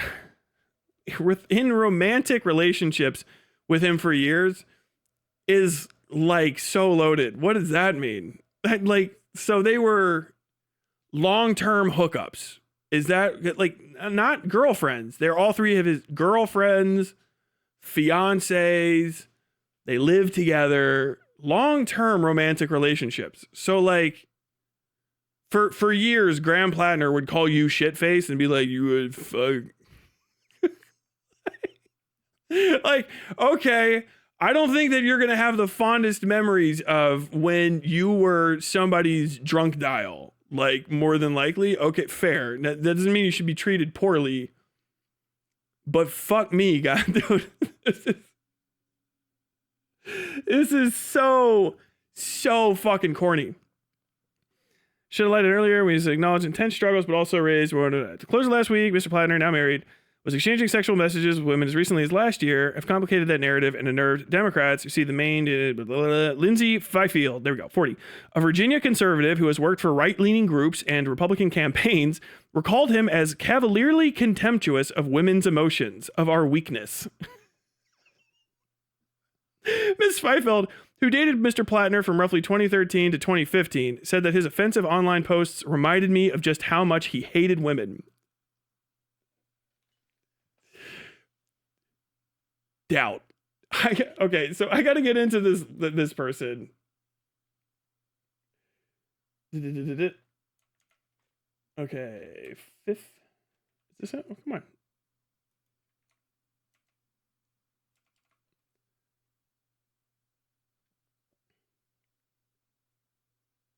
Yeah, okay. Yeah, this has it. Let me copy and paste. Dude, Jesus fucking Christ.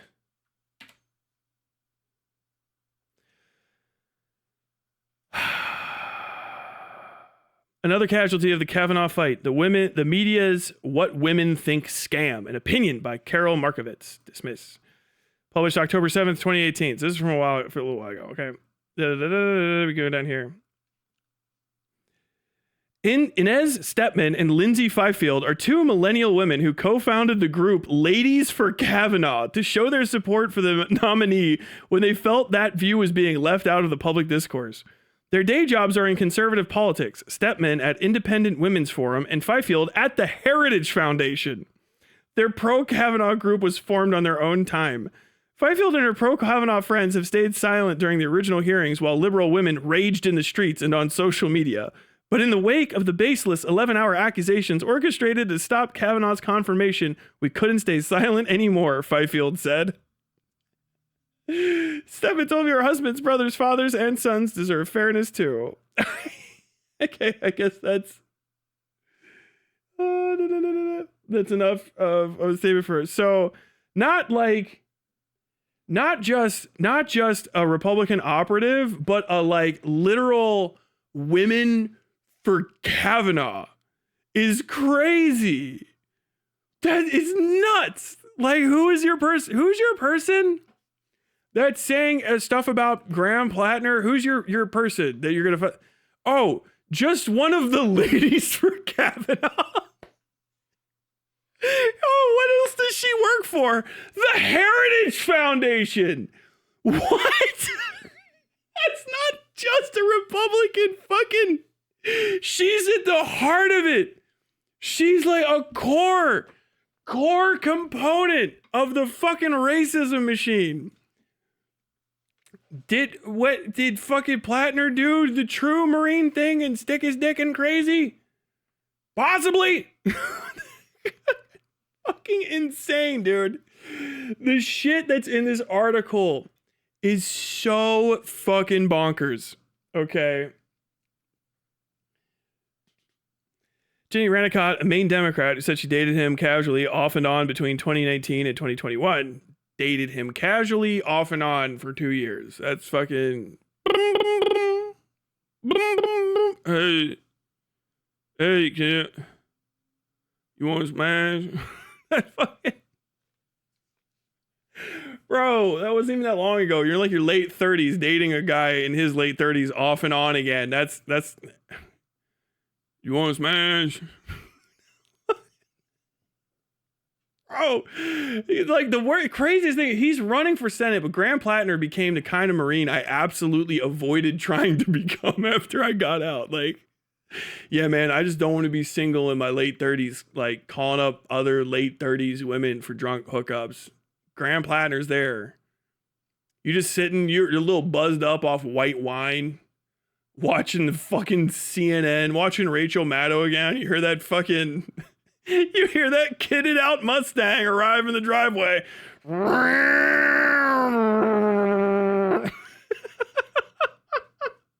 Graham's here. He fucking stumbles drunk out of the fucking driver's seat. Oh, yeah, we both fucked up to get here, didn't we? God damn it, dude. Oh. He did not... supposedly believes that he did not respect women. Oh, man. When I saw the old comments that he made online, she said, I recognized the version of him that I had experiences with.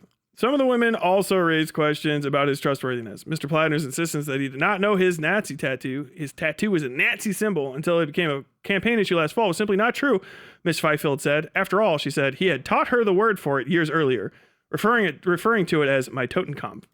So we're back to, it's not several of the women or many, it's, we'll talk about Jenny for a second. You know, I saw him post some stuff online, and I think he's not very respectful of women. I saw some of these posts. Okay, thank you. Let's go back to Fifield. Yet again, Heritage Foundation says, first off, the fact that the Heritage Foundation member would have to learn what a fucking Totenkopf is from anybody is crazy.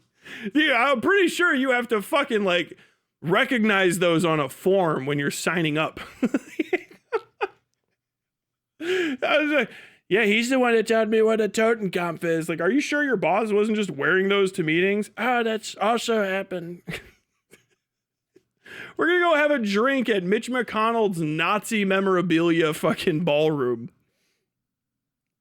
His campaign strongly denied that he knew what the tattoo stood for. And in a statement to the Times, Mr. Platner said he had too often self-medicated with alcohol and was a far from perfect boyfriend during what he described as a very dark period in his life.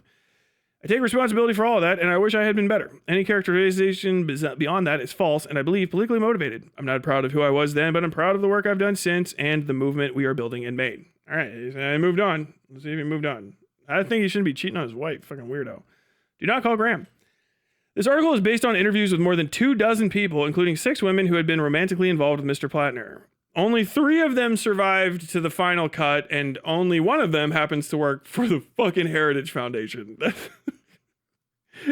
The Times spoke with friends or acquaintances of several of the women, reviewed contemporaneous text and social media messages, and saw some of Miss Fifield's diary entries. Dear diary, today Graham called me drunk again. He slurred, "You wanna fuck?" over the phone. I, having still 3 rides on my Metro Pass, said fuck it, and went over to his house.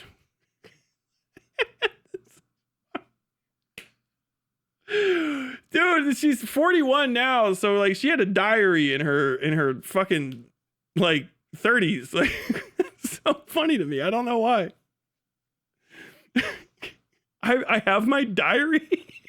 It's fucking crazy. It's so weird. It's so fucking crazy, man. This is the strangest article I've ever read in my life. Mr. Platner declined to be interviewed for this article. Hit piece. The women who described difficult relationships with Mr. Platner knew him at different points of his life. Miss Fifield said she dated him starting when they were both in their late 20s in Washington, during a time Mr. Platner has described as challenging. Miss Rassicott knew him in Maine when they were in their mid-30s and he was living in Sullivan, Maine and working on his oyster farm. Third woman, a Democrat from Maine, who spoke on condition of anonymity, had a long-distance relationship with Mr. Platner on and off for years, as recently as 2016. Okay. Isn't Rassicott a fucking Democrat too? Hold on. Then I feel like I just read that. Yeah, okay. So the people, all the women that are coming forward, one of whom is anonymous. We had a long distance relationship, fucking 2016-ish. I don't want to tell you who I am. But I am a Democrat. Like, I'm a fucking, like, working for it? Like a Maine Democrat, like you're an operative. That's crazy. That's fucking nuts. Like, you got these fucking politically connected anonymous ladies who are like, "He's just not a good guy." That's fucking crazy. There's nothing in this article that's fucking like actionable and real bad conduct either. There's no revelations like he's like a fucking sexual assaulter or anything. There's something that's kind of like that, but it all comes from Fifield. It's fucking nuts. Third woman, Democrat from Maine. The 3 described him in similar terms. Spending time with him could be exhilarating, they said. But what does that mean? Exhilarating is crazy. Like, what is it? Did you go on adventures? We dated on and off and it was exhilarating. Like, does he give the only is he like, what does that mean? Did you go car racing together? It could be exhilarating. Like what the fuck? Dude, what, are you slumming it? What in the fuck is that kind of, what does that mean?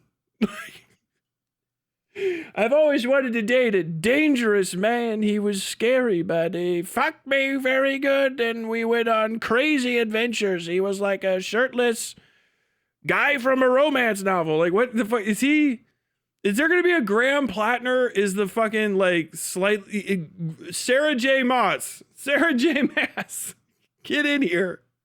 We have your new protagonist. This is so weird to say. But they also recounted patterns of heavy drinking and womanizing because they were the ones.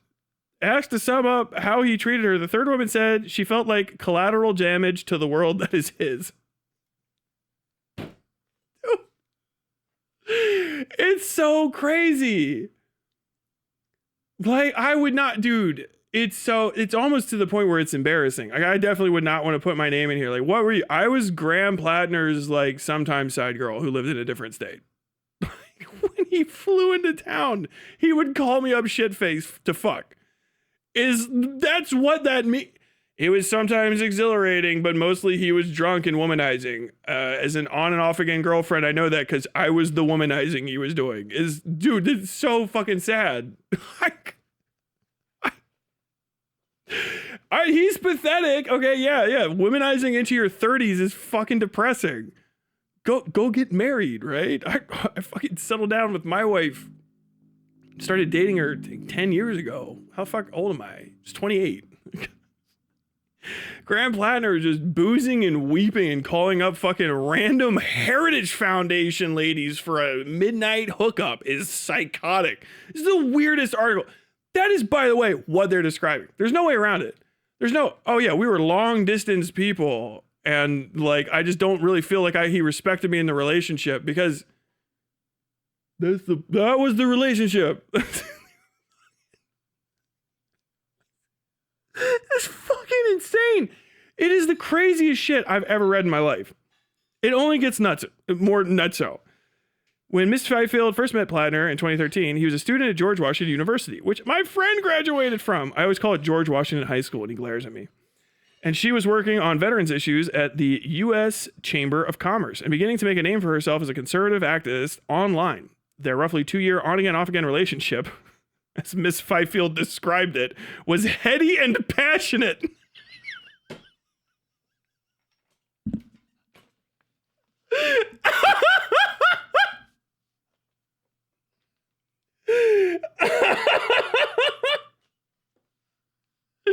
Dude, this is a hit piece. They're fucking talking about him like the fucking old woman from the Titanic, remembering that fucking fogged up Model T. Lindsay, I love you in a way I can't even describe, he texted her in 2016, according to a message reviewed by The Times. You are literally everything to me. This is while she's working in Women for... She started up the Women for Ladies for Kavanaugh the same year. She's working to get Donald Trump fucking elected. And Brett Kavanaugh's about to get fucking onto the Supreme Court. This is psychotic. This is one of the worst years in American history. This is not good for Platner. What do you mean What do you mean your fucking side piece was a psychotic Heritage Foundation woman? You were just shit-faced fucking Nazis? What the fuck? Jesus Christ, bro. That is so fucking insane. She said she recognized that Mr. Platner was struggling with the aftermath of his military service and thought she could help him. Miss Fifield, who was navigating family challenges at the time, recalls that period as emotionally rocky for her too. Mr. Platner could be rough with her, Miss Fifield said, particularly when they were drinking, leaving her shaken and sometimes afraid. In the interviews, Miss Fifield grappled with how to process her experiences. She was quick to note that he never hit me, never punched me. But she said he regularly grabbed her by the shoulders, sometimes hard enough to leave marks, and on one occasion yanked her out of a cab by her wrist after an argument when she wanted to stay in the car. Okay, big if true. Understand, this is now into the... We read her diary, talked to her friends, and none of this is corroborated. So this is just something that she remembers from when they were drinking and having heady, passionate, casual hookups in 2016 during the Trump election. God damn it, dude. This is so weird. This, by the way, just sounds like Sarah J. Maas shit, does it not? Does this not sound... They've officially put Spicy Lit into the New York Times, because I swear to God, I've read this same shit when I was fucking going through that court of mist and thorns or whatever the fuck it is. I tried to get into the cab and I wanted to leave, but he grabbed me by the wrist and he was so strong he pulled me straight to him. I landed against his chest and sighing, beat against him until he held me and I quieted. I'll never let you go, Graham said. I was scared of him, but I felt so safe in his arms. Could you imagine a Sarah J. Maas character writing the like jilted fucking other girl story at the end of it? Like, this sounds like I'm not the one that called it a heady and passionate affair. They wrote that in the New York Times. This shit is salacious, like a fucking book that's set out on a doily that grandma won't make direct eye contact with because she read the wrong chapter too quickly. Oh, my heart's a flutter. They're gonna put some of them fucking octogenarians into the fucking ground with this one. I just had to turn on the Diane Reeves show to calm down. Oh, the way they said that big Graham Platner with the crazy look in his eyes would just snatch women off the street. Oh my God. What the fuck is this? This is so weird. This is like fucking Chuck Tingle writes a fucking election story. What the hell is going on? During one argument, she recalled, he twisted her arm behind her back, shoved her into a bedroom, and held the door closed from the other side so she couldn't get out, telling her to remain there until she was quote-unquote calm. Eventually, Miss Fifield said, she fell asleep and left the next morning. It hurt, she said, but she added, it didn't cause an injury. It didn't break my arm. What is that story? People don't just randomly lock you in a room one time. This is the Heritage Foundation lady who's the heart of this story. Nothing's corroborated. One time, during our heady, passionate 2 years of drunken fucking, something was going on where he was like, I'm going to lock you in this room until you calm down. And I just passed out. And when I woke up in the morning, I left. What could have led to that fucking story? Oh no, he didn't hurt me. He didn't like beat me up or anything. He just pushed me in a room when I was being completely normal. I was just doing nothing weird at all. And he pushed me in a room and I went in the room and instead of like calling for help, doing stuff and breaking out and nothing, I just passed out. I just fell asleep. And when I woke up the next morning, I just left. Like, what? Possibly, were you so shit-faced drunk that you shouldn't have been walking around downtown DC in the middle of the night and he put you in a room against your will so you wouldn't go shit-faced into that dark night? And then you passed out and woke up and never mentioned it to anybody? It's kidnapping if it was just done for evil reasons. But what the fuck is why would you fucking print that? What the fuck is the context? We were together for 2 years. We drank and fucked. We fucked and drank. And one time, for no reason at all, he put me in a room and fucking sat against the door until I fucking passed out. And I just woke up in the morning and left. What? Okay. Hold on now. What the fuck is that story? No one... People are just like, that's definitely kidnapping. That's kidnapping and assault. But yeah, hold on a second. It is. If that even fucking happened, by the way, we don't know if that happened or not. She's telling this story. And there's no other evidence that any of this happened.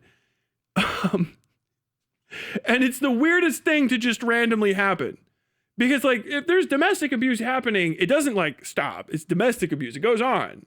It's rare for somebody to not be hurt in it or for like police to be called. Like there'll be fucking evidence. Cops will show up.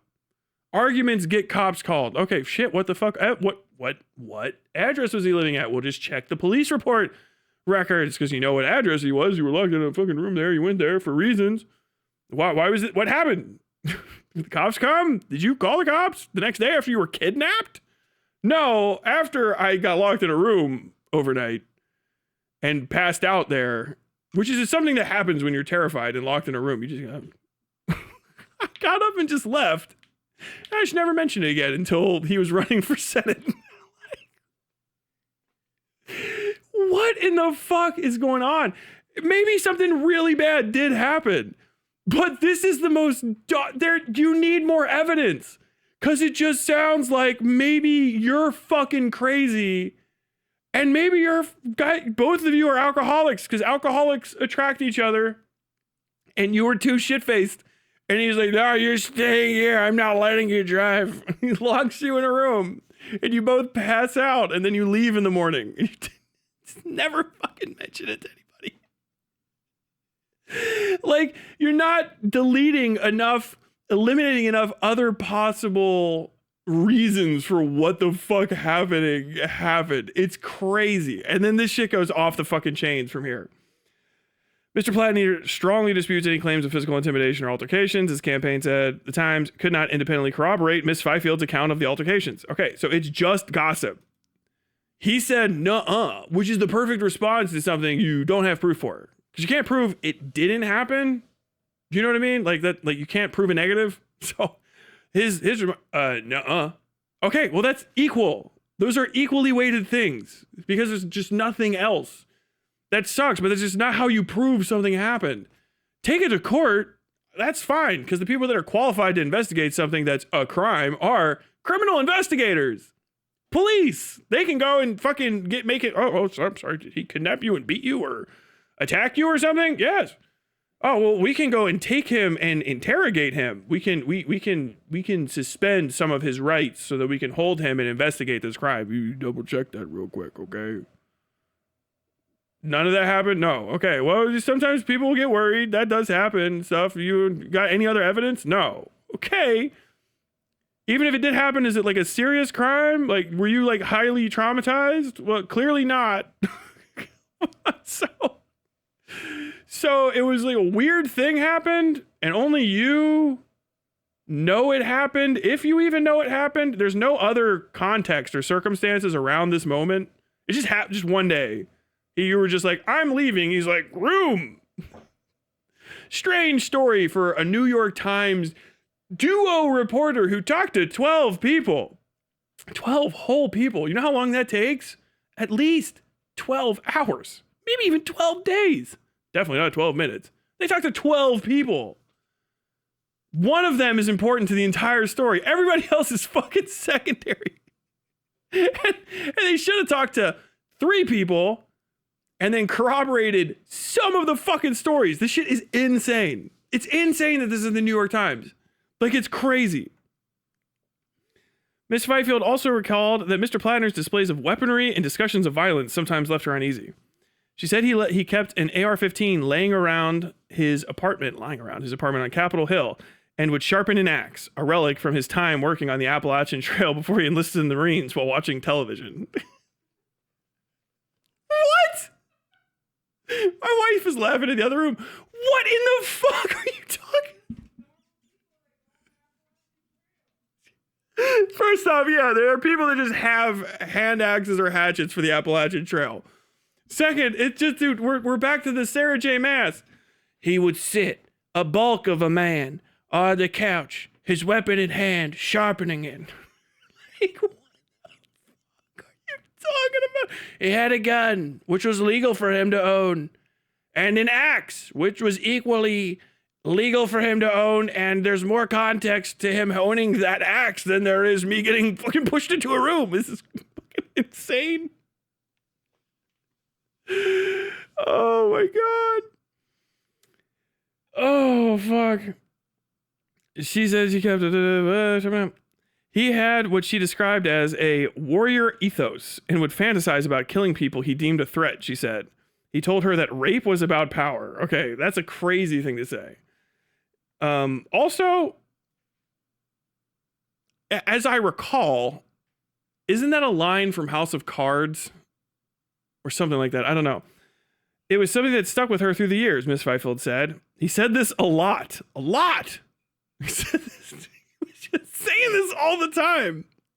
If anybody ever broke in here, I would rape them, she recalled, saying that he added that it would not be in a sexual way, not in a gay way. What? Just shink, shink, shink. If anybody ever breaks in here, I'm gonna rape them, but not in a gay way. This sounds like drunk history.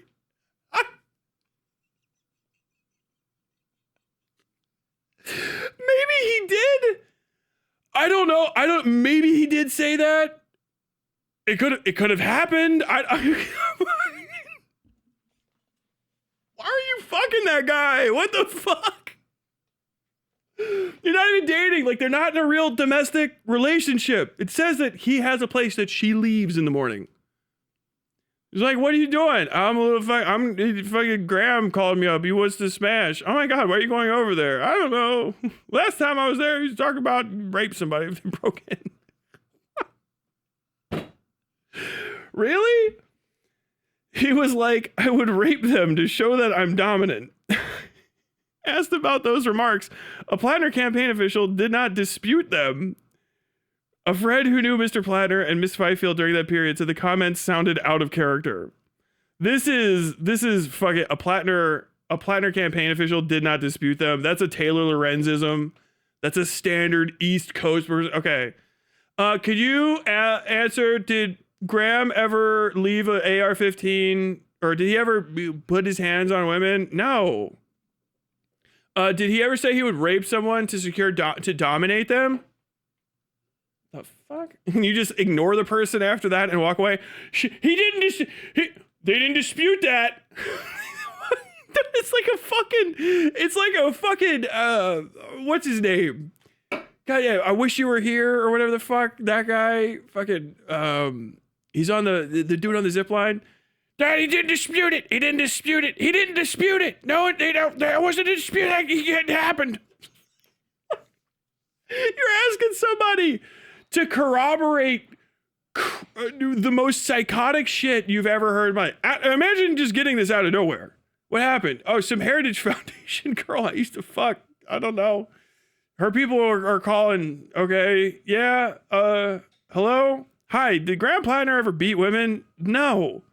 Did he ever say he would rape someone to dominate them? They didn't dispute that. That's undisputed. That's undisputed like a boxing championship even. The worst article I've ever seen in my life. This shit is fucking so slanderous. This is so fucking grimy. It's so weird. A friend who knew Mr. Platner, just another person who knew them at the time, said, I don't think you said that. What? Mr. Platner, who had overlapping relationships with other women while he and Miss Fifield dated, which she told you about because it's in her diary. Also referred to women as hatchet wounds, Miss Fifield said, a crude term for female anatomy.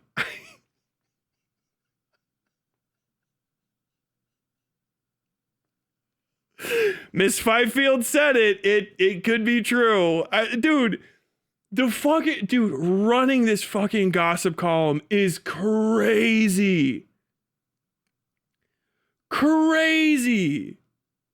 Like, this is insanity. It did not a campaign official did not dispute that. Yeah, I mean, like, you don't if you get asked a question and you don't answer it, you didn't dispute it. Do you know what I mean? Like, that's the whole point. It's just sleazeball writing. Oh my God. The Times reviewed, and we back here. The Times reviewed texts between Miss Fifield and Mr. Platner, along with Google chat exchanges, texts, etc. The Times also reviewed some of her diary entries. This is the thing. Could not corroborate the physical altercations or the most controversial comments she described.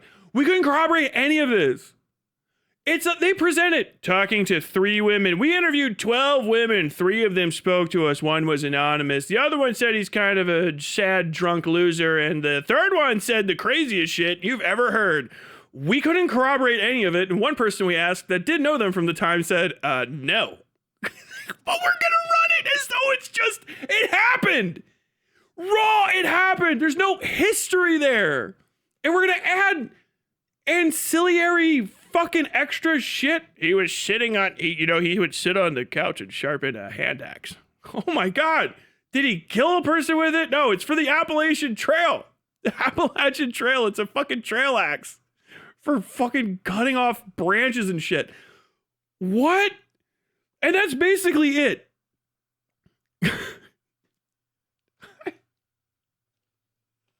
Ms. Feifeld said she did not expect her friends to offer that corroboration because she did not tell anyone at the time, saying she had been embarrassed. Okay, that's reasonable, but like, then you can't.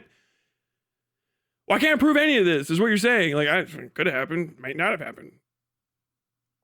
Who knows? The impact of the relationship on Miss Fifield's life lingered for years, she said.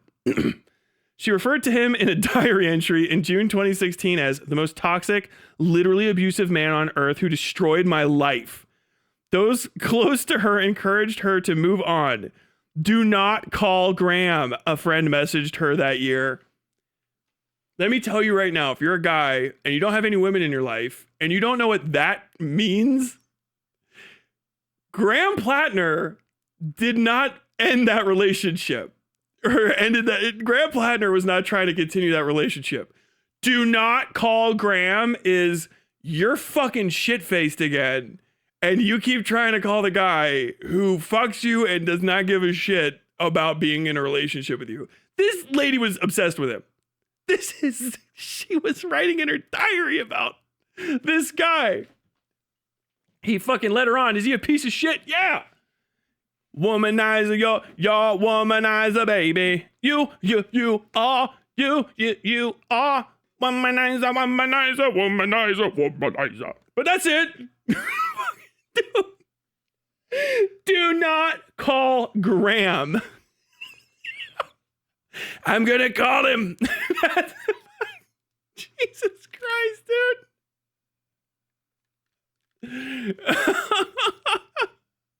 This is so fucking embarrassing.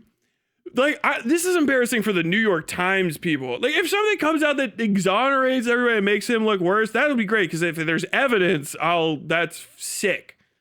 But it's just, I was writing in my diary about him, and I said, he's the worst, most toxic, abusive piece of shit ever.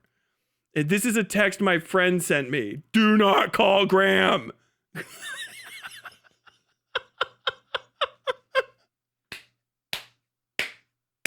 It's fucking insane, dude. Mox said this reads more like an advertisement for a hookup with Platner than it does a hit piece. Dude, he sounds like a fucking G. It's so gross. What's wrong with Graham Platner? Oh, he just fucks.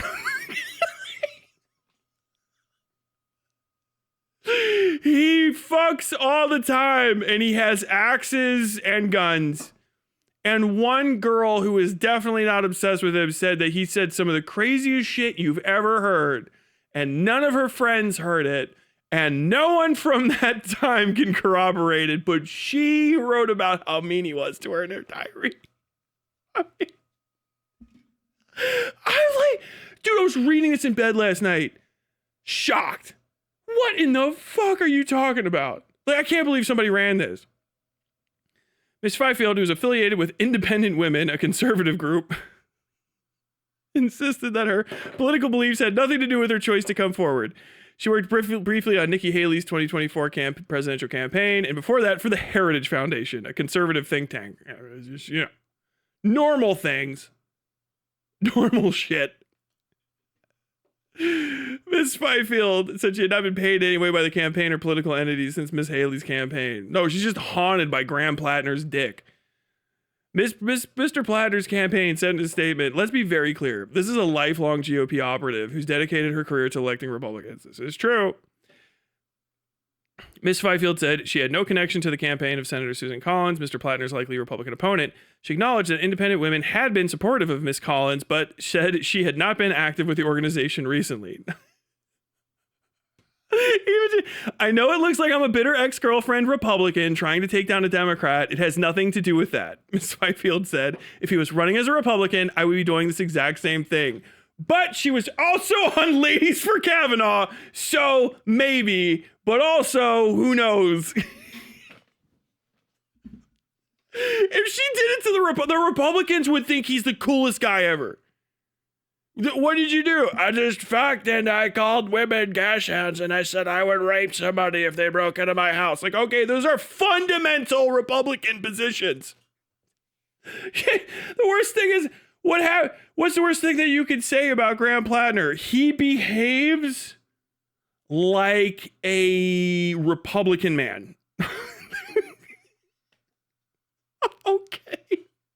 He's the only straight guy in DC, so he fucking cleared half the city. Fucking God damn it, bro. I can't even. I know it sounds like I'm a jilted ex-girlfriend. You fucking weren't dating. I think he would disagree with girlfriend. I think he would disagree with girlfriend. I think he'd be like, dating? No. On again, off again, girlfriend for 2 years. Oh yeah. Well, yeah, it just, him and a lot of other women, he just, he was like, I was like the fourth girl, but I was the one. Like, oh, bro, that's so fucking sad. It's depressing. If you just come out and be like, he hurt my feelings, he's a womanizing piece of shit, and no one ever fucking, that would be enough. We gotta add shit, and it makes you look crazy, and it made these New York Times reporters look like a bunch of fucking hacks. It is absolutely fucking insane. It is so crazy. Carrie Lucas, the president of Independent Women, said Ms. Fifield had never been an employee and was last paid by the organization in 2022. The total amount she was paid was roughly $15K over 2021 and 2022. Mr. Platner's campaign arranged interviews for the Times with 3 other women who have dated him. How do you guys have that much fucking access to independent women? Suspicious. Excuse me, sorry. Mr. Platner's campaign arranged interviews for the Times with 3 other women who dated him over a period of 7 years and all supported his candidacy. They described a very different kind of relationship. Carolyn Lemp, who dated Mr. Platner for several months in 2013, described him as a gentle giant. She said he never made her feel unsafe or showed any signs that he was struggling with the physical or mental effects of his military service. He was a great boyfriend, said Miss Lemp, 36, who now lives in St. Louis. He was super kind, very nice, fun. The others who spoke on the condition of anonymity said Mr. Platner was never physically threatening. One, a nurse from Belfast, Maine, who dated him for a couple months after he returned home to Maine, described him as responsible, intelligent, and supportive. Another, who had dated him in Washington between roughly 2011 and 2013, said she witnessed some potentially problematic behavior, referring to his heavy drinking, but she felt really safe with him. Last fall, a few months after announcing his campaign for Senate, Mr. Platner said that he had learned from news media inquiries that the tattoo on his chest was widely recognized as a Nazi symbol, and he moved to cover it. Mr. Platner said that he hadn't known what the image was other than a terrifying-looking skull and crossbones on the wall of a tattoo parlor in Split, Croatia, where he and other Marines in his unit had done in 2007. It was not until I started hearing from reporters and DC insiders that I realized this tattoo resembled a Nazi symbol, Mr. Platner told Politico in a statement in October. I absolutely would not have gone through life having this on my chest if I knew that, and to insinuate that I did is disgusting. Miss Fifield called that a lie. Well, Miss Fifield, how do we just decrease? How do we have 12 women interviewed for this story? And we've heard from one, really, for 95% of it. No, there's other women in the story. There's an anonymous lady. And also one other Democrat. That's the most, she was there. She was there. The most important things that people are reading the story for, that we're pretending 3 women are corroborating, but nobody is corroborating, all come from one lady. She works for the Heritage Foundation. Dude, there's so many people that are like, the CIA is making Vosh lose subscribers and don't know why that's happening. And then it's like, okay, a Heritage Foundation lady showed up and told you every bad thing you think about this candidate that opposes Heritage Foundation shit is true, and you just believed it raw. Just didn't double check, even for a sec. Just didn't double check. Didn't read the story whatsoever. Because, like, I would not be gloating about this one. Fucking unreal, dude. This is so fucking nuts, dude. Oh my god. Mr. Platner, she said, knew when they were dating years ago that the tattoo was a Nazi symbol, that he called it my Totenkampf. I would never have known what that was, she said. He would joke about it being a Nazi tattoo. She worked for the fucking Heritage Foundation. There is no world of all the kind of people. Heritage Foundation, Ladies for Kavanaugh. I'm finding out about this for the first time. He taught me what a Totenkampf is. Yeah, okay. Sure. He would joke about it being a Nazi tattoo. Miss Fifield said he told her that he and other members of his unit selected the tattoo because they were like a death unit. They were killers. And saw a parallel between their unit and the Nazi Sturzstaffel, or SS unit, that used the skull and crossbones image. They literally deliberately selected it because it was relevant to their military unit, she said. It's only uncorroborated. Uncorroborated. They literally deliberately selected it. Mr. Platner strongly disputes Miss Fifield's account of what he knew about the tattoo and what he told her his campaign said. His campaign noted that he had not hidden his tattoo since receiving it, taking his shirt off in photos at the beach and at the gym. I've lived my entire life like a regular person with a skull and crossbones on their chest, he said, which is also a weird as fuck statement. Just, any random person with a skull and crossbones. On a liberal podcast in October, after showing video of him dancing shirtless at his brother's wedding. At no point in this entire experience of my life did anybody ever once say, hey, you're a Nazi. In a private group chat last summer, months before Mr. Platner acknowledged the tattoo himself, this is the most, no one's paying attention to this. This is fucking awesome. Because this is, everything is revealed, by the way. This is actually like the craziest. In a private chat group last summer, months before Mr. Platner acknowledged the tattoo himself, Miss Fifield told friends that her ex-boyfriend turned Senate candidate has a Nazi tattoo on his chest. It's a Totenkampf, she told them on August 20th, according to a screenshot she shared with the Times, an actual one. Who do you think told everybody about the tattoo? It was fucking her! She's the fucking source of the tattoo conspiracy! Where would fucking random wedding videos of Graham Platner who fucking looked for that for some reason? What was that? It's because she was telling other fucking politicos he had a Nazi tattoo. She did the Nazi tattoo thing. That's where it comes from. That's where dude, it's her. He's being karmically punished for fucking a crazy fucking Heritage Foundation Nazi. This is deserved. Graham Platner deserves all of this. This is a karmic vengeance from the universe against him.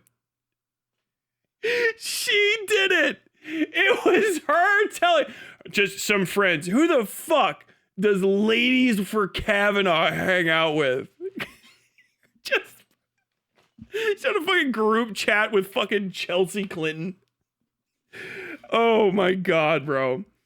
I will personally go campaign for Collins, she wrote. Two of her friends reacted with a crying, laughing emoji. The comment was a joke, Miss Fifield told the Times. It's so disqualifying. It's so disqualifying, dude. Records show no evidence of any relationship between Miss Fifield and the Collins campaign. A complex narrative. Throughout his campaign, Mr. Platner has presented his life as a story of recovery and personal growth. He described himself as self-medicating, totally fell apart, train wreck. 2016, he returned to a small hometown, therapy from the DVA, got treatment for PTSD, anxiety. 2018, he took over an oyster farm from a family friend. Still, he stayed active on Reddit, offering a glimpse into his unvarnished thinking in more than 1,400 messages between 2016 and 2021, when he says he stopped posting.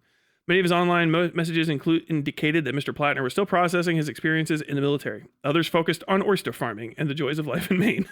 By 2021, he wrote, he no longer believed in any of the patriotic nonsense that made him want to enlist, and had become a firm believer that the best thing a person can do is help their neighbors and live a loving life.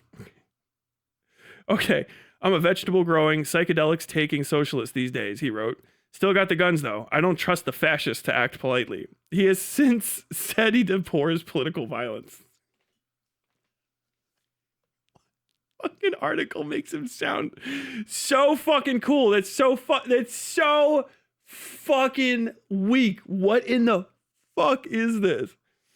His relationships with women have remained complicated. In November 2023, Mr. Platner married Amy Gertner, a former teacher from near his hometown. 1 year later, an anonymous Facebook user went on a private page called "Are We Dating the Same Guy?"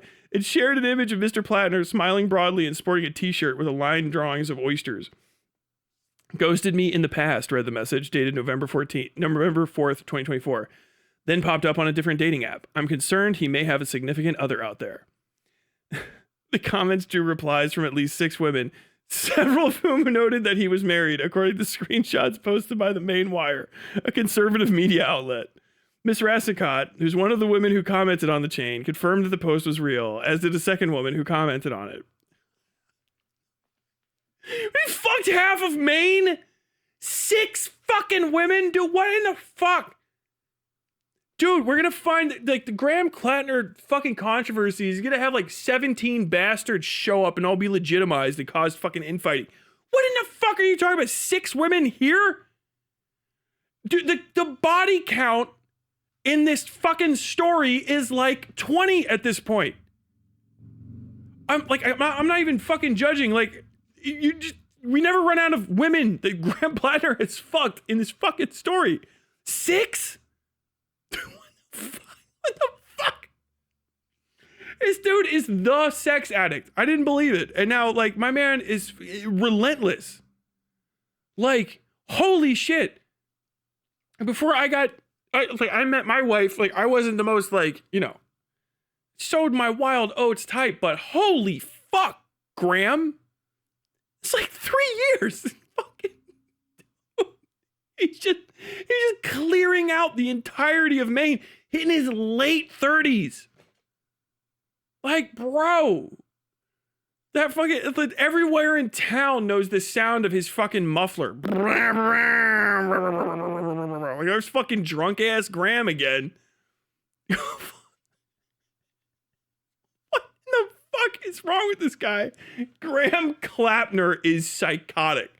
This is the most insane story I've ever read in my life. Talking about, like, oh, what's the opposite of a fucking your common Democratic politician from 2012? Okay, we found him. I'll tell you what, I will never doubt that he's a Marine, because this is every fuck up goddamn infantryman I've ever known.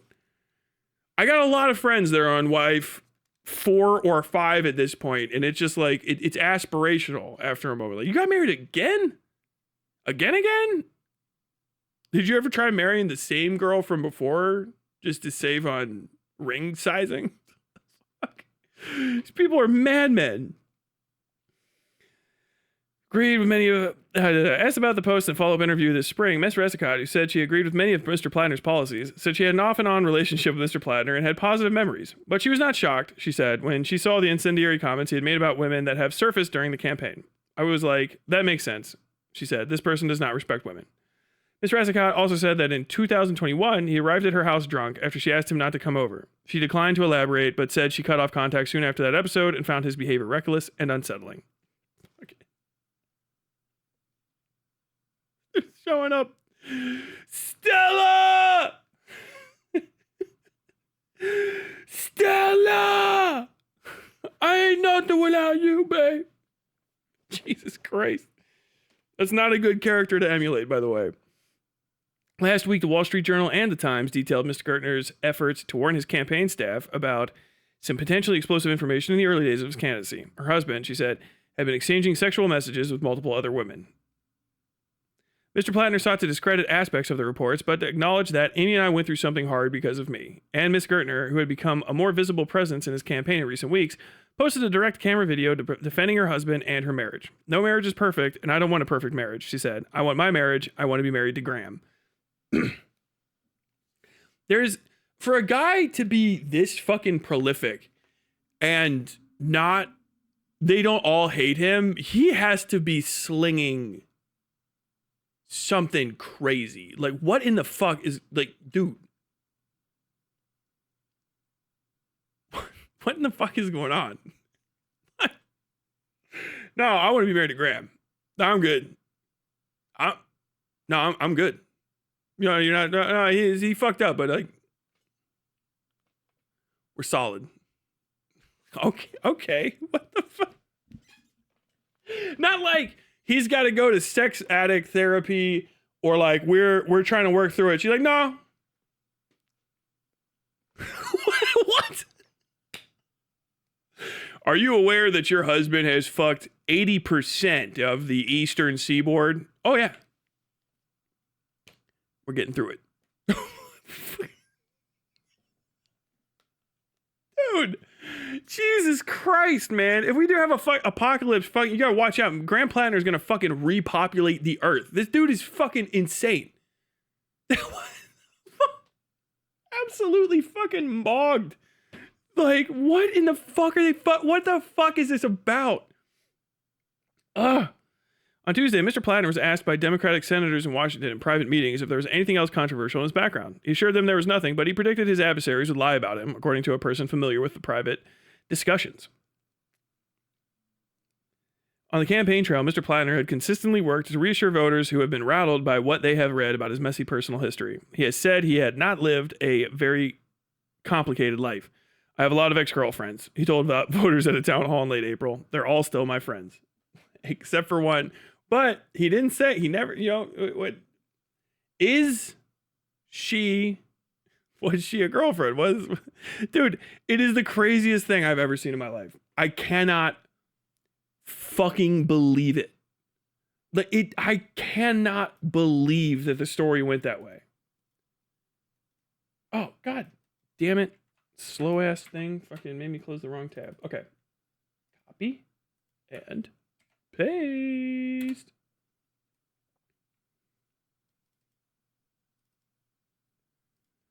All right, so already within a day, the person has what's her name?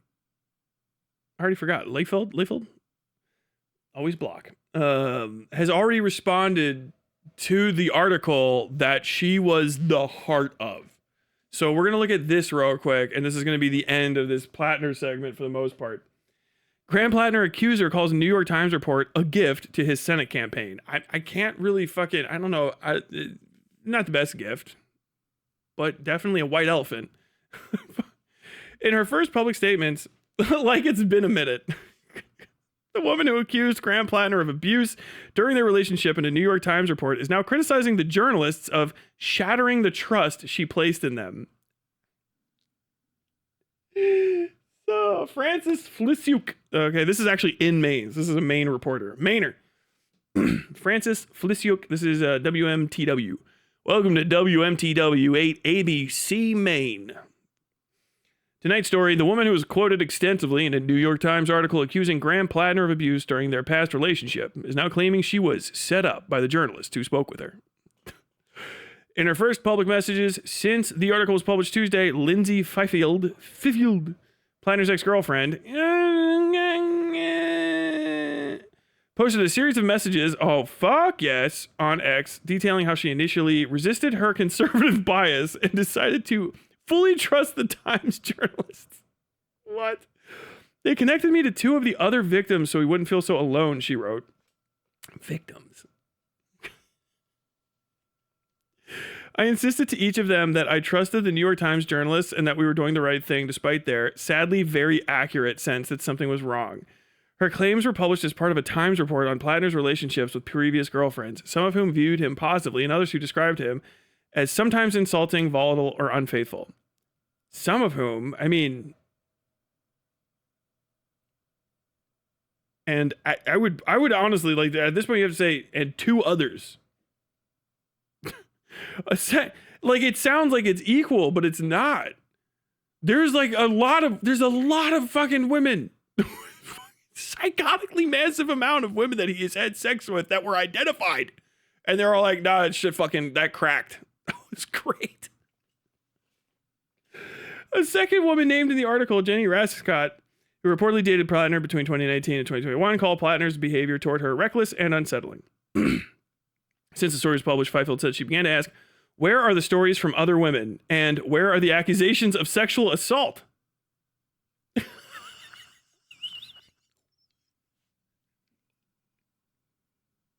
What? What does that mean? No woman has come forward with direct allegations of sexual assault against Platner. Fifield also claims the Times left out key details, including that she allegedly confided in multiple friends over the years about Platner's behavior long before he was running for office. She had allegedly confided. So she says she did, but they couldn't find anyone. Platner, the presumptive Democratic nominee for U.S. Senate, has denied being violent, and Fifield's claims that he twisted her arm behind her back and held her in a room when they dated more than a decade ago. In a statement to Maine's Total Coverage, the Marine veteran cited his undiagnosed PTSD and said he was far from the perfect boyfriend, but that any characterization beyond that is false and politically motivated. Fifield is a conservative activist whom the Times reported has worked for right-leaning groups and Republican campaigns. In her X message, Fifield took issue with the Times not mentioning that she supported local Democrats in D.C., and that most of her family and husband are liberal. It dawned on me that this was really a setup all along, Fifield wrote Friday morning. The journalists I trusted, who convinced me to share a story I never wanted to tell, methodically delayed and twisted this into a gift to the Platner campaign, violating the trust of his victims, shattering the trust I placed in them with the most vulnerable story of my life. Fifield says she came forward with the story despite the risk of psychotic doxing from violent leftist activists because the guilty of staying silent had nagged her. What? I gotta read the tweets. Fifield also criticized the Times for taking quotes out of context, focusing the bulk of the story on her instead of other alleged victims and not including screenshots she had provided of messages between her and Platner. United States Representative Ro Khanna, a California Democrat who is set to appear alongside Platner at a campaign event in Bar Harbor on Friday, called the behavior described in the Times as wrong and toxic, but added Graham has acknowledged that and sought redemption. The people of Maine deserve a senator who is going to stand up to the billionaire class against genocide and for the working class. Okay, yeah. Dude, this is fucking bonkers. What in the fuck? Oh, God. I did not read this yet. Lindsay Fifield. So this is our person. We're on her Twitter. I have no idea what's going to be on this because this is a woman talking about anything. So there's going to be gross people in the comments. So I'm going to keep this off screen, but it's linked in the article. I bucked all advice from my friends and resisted my conservative bias and decided to fully trust the Times journalists. As they left my home, they asked that I not talk to any other outlets, and I insisted then and repeatedly over the following weeks that I would keep my word and only share the story with them. But then the weeks dragged on. They kept coming back to us saying the editors needed more. Yeah, they did, because you gave them uncorrupt, that's fucking gossip. They shouldn't have ever run this story. I needed to go on the record. Okay. We needed more screenshots. Okay. I met every benchmark they set, eager to provide more sources or evidence as needed. After the story went up, I began to ask them, wait, where are the stories from the other women? Where are their accusations of sexual assault? Why am I the focus? Why are there 11 paragraphs dedicated to detailing my work history, more than has been published about Graham's by far? What is the fucking sexual assault allegations? Did they tell her that, like, there were some? What in the fuck are they talking about? Like, if they have that and they're sitting on it, they need to fucking drop that, like, immediately. What the fuck are you talking about? Why does it say nobody could corroborate when I offered them sources that could corroborate? Why did they include an out-of-context quote from a friend joking, "Do not call Graham," after I called off my wedding? Because she knew I would never. What? That's the context! The context of that quote! The context of that quote is so much worse! You should have just said your friend was joking. Anybody would have got... She called off her wedding, and a friend texted her and said, "Do not call Graham." What? I'm gonna fucking die, dude. What? Oh my God. Where were the screenshots they'd said they would use, or the mention that I'd supported local Democrats and that most of my family and husband are liberal? Doesn't matter. The editor said it was too much, they explained. The Times also failed to include any mention that I mean, your husband being a lib doesn't even matter because your fucking guy you're talking about that you fucked first is a socialist. So you have a type, I guess. What the fuck? Oh my God. The Times also failed to include any mention that I did confide in multiple friends through the years that Grams had been abusive long before he was running for office. Those friends confirmed they told the Times so. You telling your friend something is not corroborating something. Like, that's just you also told the same story to other people. And that means your friends couldn't corroborate it. They were like, oh yeah, she told us that. Like, you know what I mean? I mean, I guess it's like you kept your story straight, but they still need evidence. It's a fucking crime. It dawned on me that this really was a setup all along. The journalist I trusted who convinced me to share a story I never wanted to tell methodically delayed and twisted this into a gift to the Platner campaign, violating the trust of his victims, shattering the trust I placed in them with the most vulnerable story of my life. And at the end of my call with them, I reluctantly accepted their insistence that this was still a powerful story and that I had done a brave thing. And I thanked them for all the hard work they had put into it. Still fawning after all these years. Fawning? What do you mean by that? It's a strange thing to say. Still fawning after all these years. Like about him? How bizarre. Dun dun dun dun dun dun. So yeah, this is the craziest. Anybody that's just sharing this and saying is wrong. There's no evidence of any of this, and the story itself says there's no evidence. This should have never been run. This is like, even if it did happen and worse things did happen, it shouldn't have been run because the evidence that's there isn't there. Like, this is a terrible, terrible article. This might be one of the worst assassination shot attempts I've ever seen. Like, to be so bad at it that you really just reaffirm some like even the negative attributes of the guy are presented in a way that makes him look like a fucking lovable idiot that fucks a lot. Do you know what I mean? That's not like a negative thing. People don't perceive that as negative deep down. Like, they'll say like, oh yeah, womanizing's bad, because it is, but it's like also like he's moved on from it. Maybe, I don't even know. We didn't focus on that enough. But like, he's slept with a lot of women who seemed like they were really satisfied with him sleeping with him. It's a hard thing to convince, like, especially younger men, is bad. That's like, that's such a flub. Your person works for the hair, that you have to mention that. If they wouldn't have mentioned it and they would have looked you up, it would have been even worse for the New York Times. The New York Times already looks like shit with this article. No side likes it. I don't know why the fuck they ran it. It's badly worded and put together. It is raw gossip. It's raw, uncorroborated gossip. That's all that is. Even if it was true, which we can't know. We just can't know if it's true or not, because there's no corroborating evidence, and you can't prove a negative. You got to just prove the thing that happened by showing evidence that occurs in the world when a thing happens. Some sort of log, sort of thing, maybe even just like ongoing continued behavior. But like, women do not fondly remember misogynists that they hook up with. You know what I mean? Like, if he's going around saying like women are fucking hatchet gashes or whatever the fuck that was, like, constantly, they're not gonna like him. The women that said they're not cool with him were like, you're self-destructive and you're a drunk, which is, I don't know how to tell you this. If you're middle class, like, you've seen, there's a lot of women you'll personally respect that gave guys too much credit on that account. Like, that where I'm from specifically, like, oh yeah, her fucking husband's a drunk, but he raises his voice and he's a fucking idiot, but he's good to her. It's like, oh yeah. Okay. He's a cheater. That's between him and God and his wife. Like, that's kind of the case, you know? Is he still cheating? Yeah. You would tell your wife, I'm gonna go hang out with that guy. You're not hanging out with that cheating piece of shit. Ah, yeah, that makes sense. All right, fine. You know, that's about the whole of it. It's like, it's kind of untoward. Then like all the rest of the stuff, like, oh yeah, so his ex-girlfriend, he was dating her. Yeah, she's politically works for his people that don't like him. Yeah. So he said the craziest shit I've ever heard in my life. Yeah. Anybody else hear it? No. People from that time ever hear it? No, they all said that would be a crazy thing for him to say. The craziest thing I've ever heard is a crazy thing for him to say. That's what they said. That's strange. Why would he say it to her alone? They talked to like 12 women? Yeah. Did any of them say the same thing? No.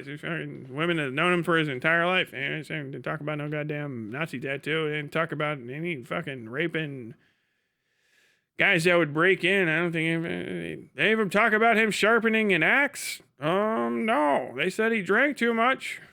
Show up in his fucking 20-year-old Mustang smelling like cigarettes and misery and fucking hump the shit out of him. Okay.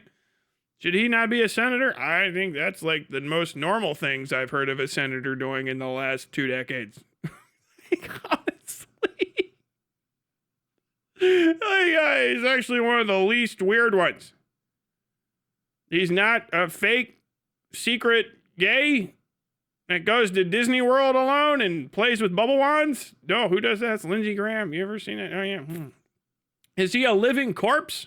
No? Okay. Well. Does he want to kill all the black people? No, I don't think so. All right, well. He's kind of one of the better ones then, isn't he? Yeah. If there was a genocide, do you think he would stand around and his hands in his pockets and go like, I don't know what we should do? I don't think so. He seems like a real fucking action guy. He seems like he'd do something. He would at least leave the Senate chambers and fuck like 15 ladies. Okay. What was the point of this? I don't know. Maybe the point was that we learned something? What the fuck did we learn? Nothing. All right, well, nothing it is. Good job. Thank you. I can't. Don't bring me this shit. Bring me pictures of Spider-Man. Stop bringing me sex allegations against an oyster farmer. I want pictures of Spider-Man. What in the fuck? Like, my man's not even, like, dude, if you think about it, too, for, like, more than 2 seconds, like, we hold our fucking politicians on our side to any standard. Remember fucking Lauren Boebert was just jerking a guy off on camera? Remember when Lauren Boebert was just jerking a guy off on Broadway? She was helping her gay friend find out he wasn't straight on Broadway. Where are you gonna give him an old handy? I'm gonna give him a handy while he's staring at the cast of Hamilton during one of the all-male numbers. Yeah, your friend. Yeah, he's got a lot of questions, but I'm gonna show him he's straight down to the core of it. I just can't even believe it. I can't believe that's real. I can't believe it happened. I have no fucking. I'm fucking shocked, dude. It is so bad. It is so fucking bad. What is independent women, by the way? Independent women.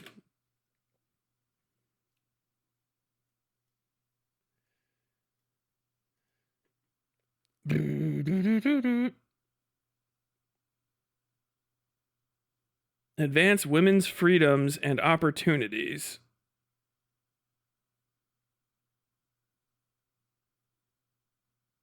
Oh, okay. This is like fake feminism.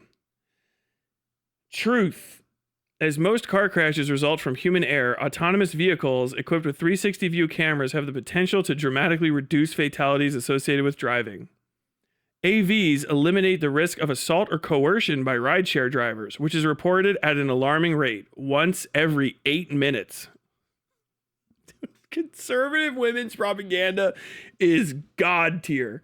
This is the organization she worked for a little while ago. AVs could enhance life for women by dramatically expanding mobility for women in underserved communities without access to personal vehicles. Busy mothers running multiple errands and juggling childcare, older women who can no longer safely drive, and women with disabilities for whom traditional transportation options remain inadequate. Well, I heard that autonomous vehicles could help poor women get around. What? Truth. Elections. While 36 states have enacted some form of voter ID law, more states should require photo identification with no alternative.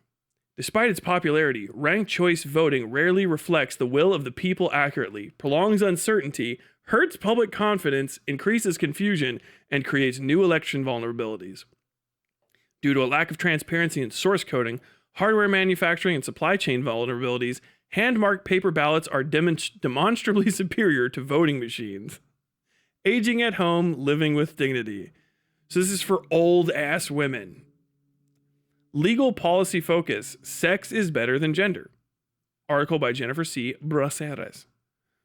Oh, can I just type in a search? Do you guys have search features? Can I see if field?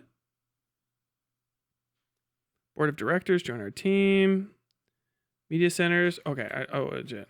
Fifth field. Independent women.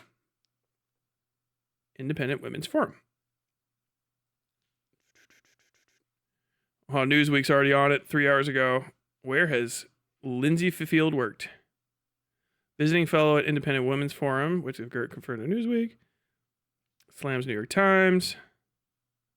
Layers and layers of irony. Platner's coupon. Oh, dude, she's getting fucking obliterated right now. This is going very good for him, actually. Ooh, there we go. From Muckrack. Nice, nice, nice, nice, nice.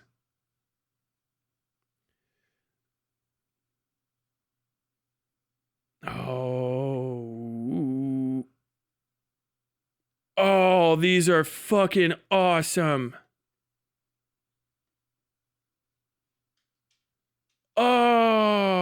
Oh, dude. Okay. Okay, I'll read one or two of them, but I just gotta pop these up. So this is Muckrack, so it's like collection of article type deal. Tremendous. So she is like a Taylor Lorenz type, right? I told you they fucking churn these ladies out in like a fucking press, over and over again. And this is what they do. So these are some of her fucking. This is new. This is like people talking about Graham Platner, and she's mentioned in some sort of foreign language thing. But these are a year ago, Lindsay Fifield. These are her articles she's been writing for these different societies. Going soft on illegal labor is a betrayal of American workers like my family, by Lindsay Fifield. Going soft on illegal labor is a betrayal of American workers. Will frivolous lawsuits create another baby formula shortage? Yes, Swifties. Creepy men at Eras Tour are the same ones demanding access to women's intimate spaces.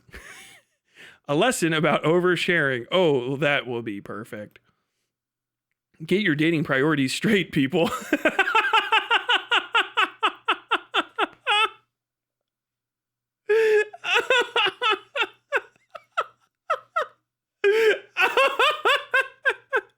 Well, I've got to check that one out just for a second. Page not found on this one. Oh, no. Oh, I bet they took all of her stuff down. Damn. Oh, but that one's still up. That was the lesson about oversharing. Okay.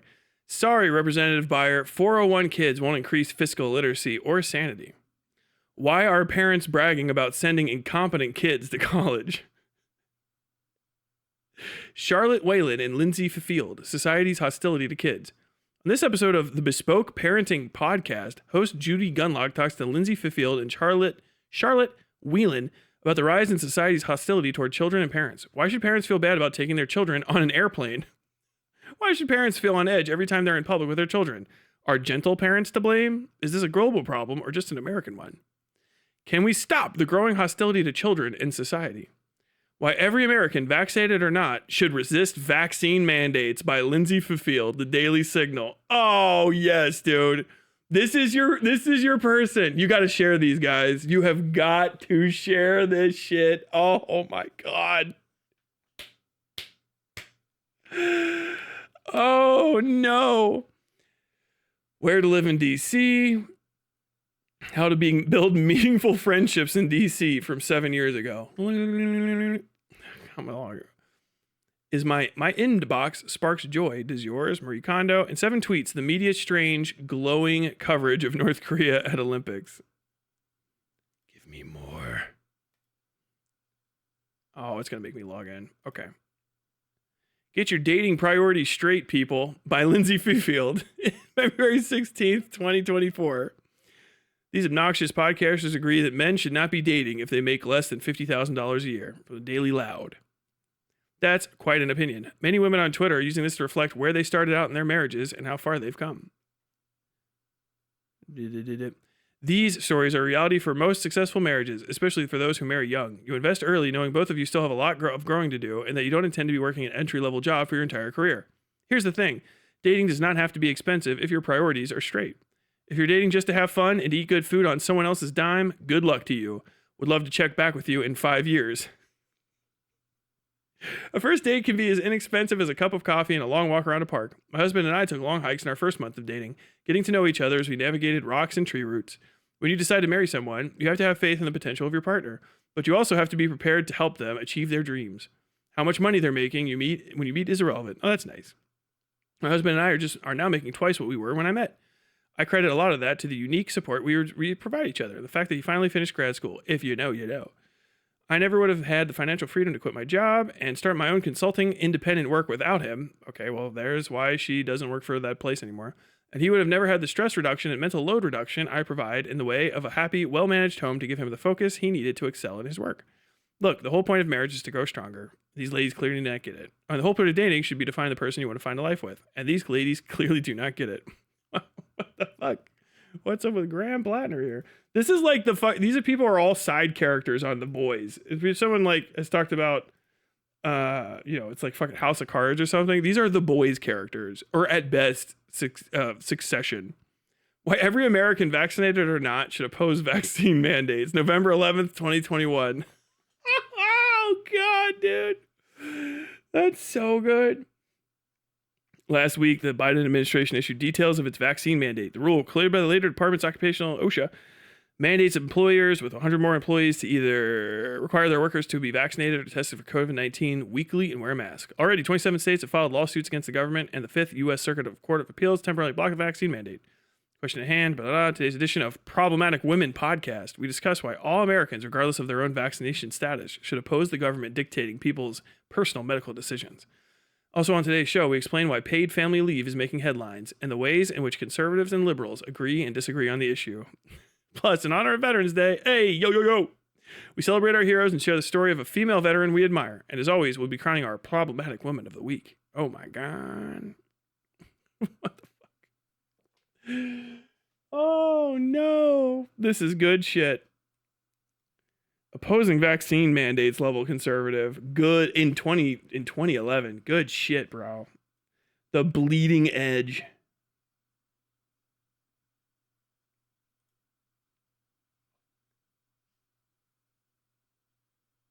The New York Times lured one of Graham Platner's victims, Lindsay Fairfield, to tell her story of Platner's abuse. Oh, dude, this is it. X.com.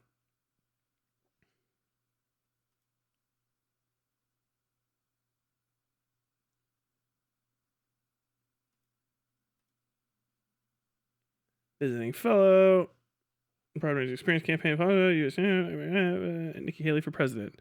She had led over 500 hours of marketing and brand building, transit, policy focus. Ugh. Horrible job.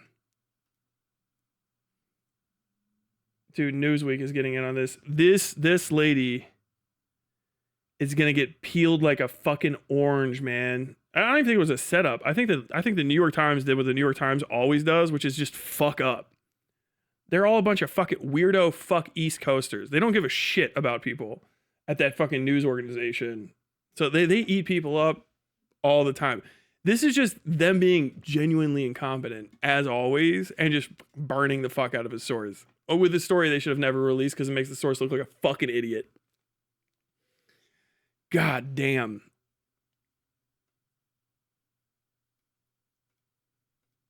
Okay, that's enough of that.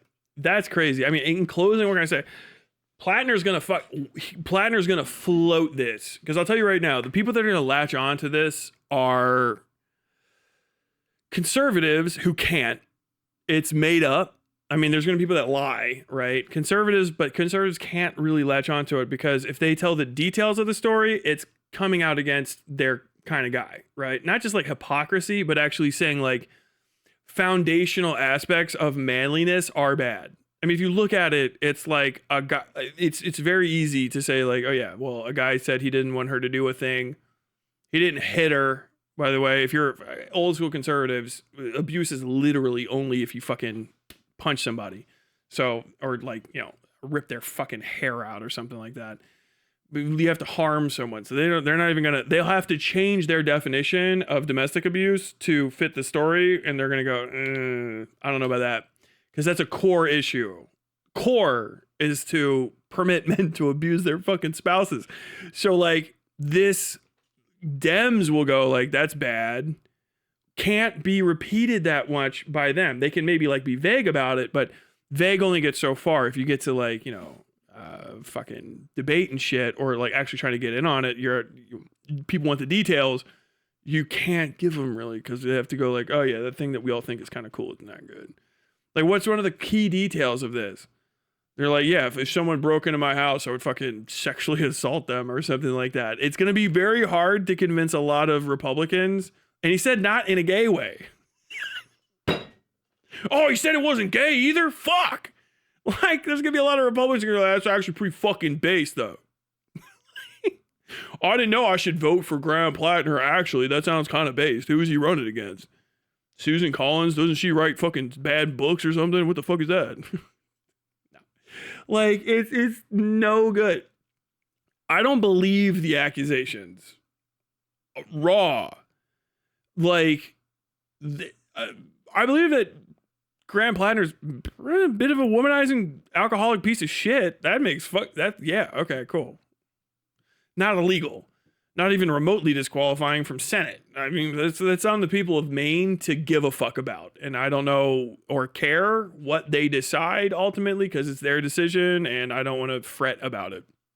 I'm not going to root for him. I'm like, So I'm kind of out of that, right? But as far as like the story goes and the accusations go, that's a fucking whiff. Hard whiff. I think, yeah, like I didn't know necessarily if I would agree with the interpretation that's like, this makes Graham Platner actually look good and it's a win for his campaign, but actually it is. Anything, because if he actually did something at this point, leading with a lie, and this is something I always say about like commentary people and what they always fuck up, leading with lies, uncorroborated statements, exaggerations, and wild unproven claims.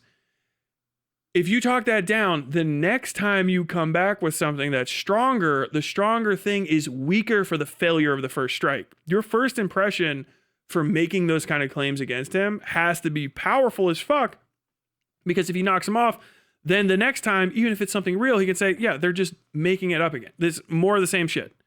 Because anybody that's already been like, yeah, that was pretty bad, is going to go, yeah, whatever. And now this person is not just an anonymous victim type, you know, random lady online. She is an active participant in the DC Beltway politosphere. That is a different animal even than just being like a politician somewhere the fuck else.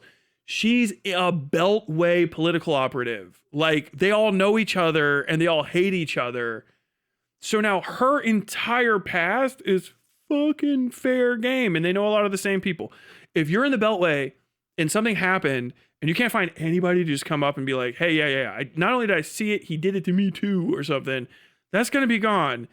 And anybody that doesn't like her, for a million reasons that people in the Beltway don't like each other, now is going to be accessible. We have her political screeds are horrible. It's like, yeah, she's a Heritage Foundation participant. She's the reason she is part of the reason Donald Trump exists. She is saying that these bad things happen and she was offended, but she was on Ladies for Kavanaugh. Like, you're a literal pick-me for the fucking rapist Supreme Court guy. Right? Like, you're an enemy. You're not just an enemy to like the politics of the moment. You're like an enemy to your own gender. Fucking anti-trans articles, anti-vaccine articles, pro-Brett Kavanaugh foundational advocacy, Nikki Haley for president. I would have preferred Donald Trump for president, unironically. What the fuck? Who the fuck backs Nikki Haley? That's so fucking crazy. So much stuff is going to come out about this lady. Her only hope is to shut the fuck up. If she wants any hope whatsoever, of keeping this focused remotely on literally unsubstantiated claims against Platner. Either A, something actually comes out that's substantiated or corroborates the worst things, and that's okay. Otherwise, they're going to turn her into the fucking poster girl for people who want to make stuff up about him that are core political operatives for the powers that be. She's an Epstein class person. That's what Ladies for Kavanaugh is. You're Epstein class grade. Like, you're not just a political operative. You stump for like misuse and misappropriation of political power for the benefit of freak show billionaires. Like, you're part of the reason the world sucks right now for even your side of the aisle. Like, you're one of those people. And so, like, everything about her is the worst possible way to present these accusations, even if they were true, because now it's like anything that gets said about him is revealed. It's literally the stupid ass Hassan thing that does literally works. Judge me by my enemies, bro. Judge me by my enemies.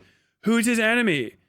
Oh, a Republican pick-me woman who came out strong for the fucking rape guy, fucking frat bro, fuckboy Kavanaugh, formed an org for him and then worked for the Heritage Foundation and the fucking this independent women's forum or whatever the fuck that thing is, which is just raw conservative women fucking punditry shit, like trash content for a next to nowhere audience. Like that, and the story is uncorroborated. She sounds and literally says in the article she's a jilted girlfriend. Like, to a degree, I could almost give it to her that maybe these Times people were legit. Maybe this is a CIA op. I couldn't imagine handing him a bigger L. But sometimes just people are that incompetent at that level at such a critical point that it's like, this couldn't just happen, but it does. Like, this might be the securing factor for his election, because it's already done probably being bad for him. It was going to be bad for like 12 hours. Every time you drop a hit piece like that, the counter pieces come out. Okay, well, who's the accuser? How good is the accusation? It's bad. It's bad. Bad. How good is the article? How good is that? Are the article's authors? Not good. Not well respected, well known, highly heeled, we can trust their word types. Just literally who New York Times people. How well was the story researched? How well was it put together? Fucking real bad. 12 people were interviewed. Not 12 people were fucking put into the story. The hyperfixation is on the one political operative from the other side of the aisle, who's the most poster girl for I'm a conservative lady politician fucking simp ever. What? Okay, so what are you gonna do with that? I am gonna turn this article and this whole thing, all New York Times coverage that's remotely negative of Platner is cooked, by the way. Cooked. You know, the New York Times are just fucking lying about me again. Hey, you can't win. I know that they're supposedly a New England paper, but real New Englanders know.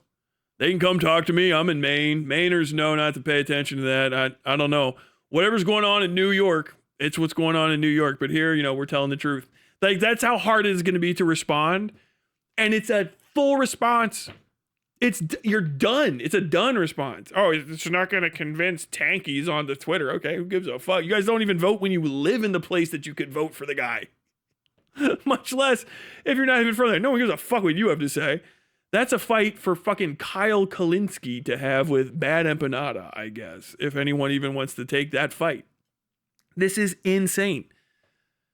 Like, it's such a flip. Like, Platner had his issues, but I think he's already very popular as a candidate. This is basically going to be, if they have a modicum of skill, yeah, I'm a fucking problematic guy. Who here isn't problematic? But they're going to flip it to, yeah, the fucking powers that be, the New York Times, literal DNC operative paper for centrist liberals in America, is making hit pieces on me that are unsubstantiated rumors from conservatives. Everything's like that, really. Like, even if he's a horrible, horrible bad guy, the worst possible guy, This is a fucking gimme. It's nuts. I cannot believe it happened this way. I cannot believe that occurred. It's fucking insane. Like, dude, the detail. My diary. I was writing in my diary about him. Fuck off, dude. Jesus Christ. Oh. Okay, I'm gonna talk to chat for a second, and then I'm gonna get out of here. This is my last stream for like a week, by the way. She apped too close to the sun. Lobbyists might not order propaganda from her ever again. Well, I guess she just is a stay-at-home mom or something. So good for her. Doing something else. She's literally helping to build an environment to demand perfect victims, and she's a mess with a stupid story. Yes. Featherweight bout undercard of the undercard. This Democratic election declaring Platner should be dishonorably discharged from his Senate candidacy. The ops are still trying. They're gonna get fucking mowed. The ops are always gonna come up. The one thing I can say about Platner is the guy seems like a relentless fighter. He goes in for it. He's probably gonna beat the shit out of him.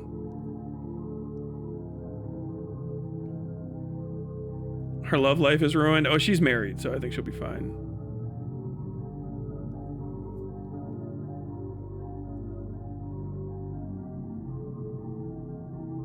Does no one really care, even if the story was done well? I mean, pretty much.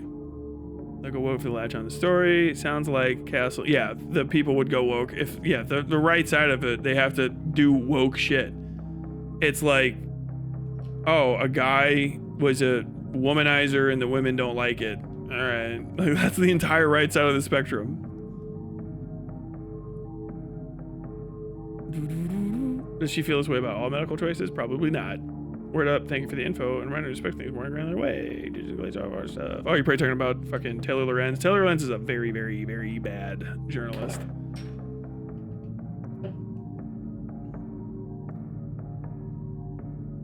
I've been watching her stuff on and off for the past couple years, and I do get that vibe from her, but I appreciate the light she shines on stuff. It's a filtered light, I'll tell you that much at least.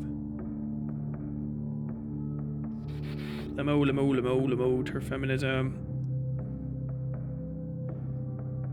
Funniest thing is that Suzanne Collins already has her own rumors of affairs, so we may not even see this story do anything. Jesus Christ.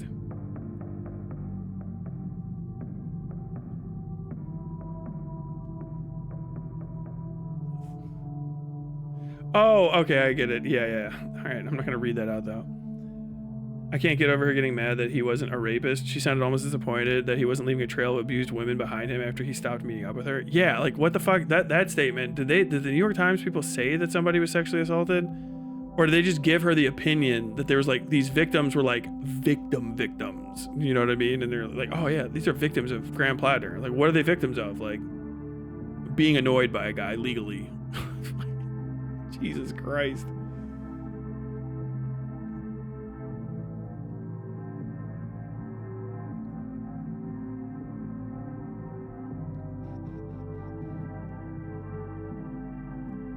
Platner walked so Hunter Biden could run for president. I think we have not seen the last of Hunter Biden.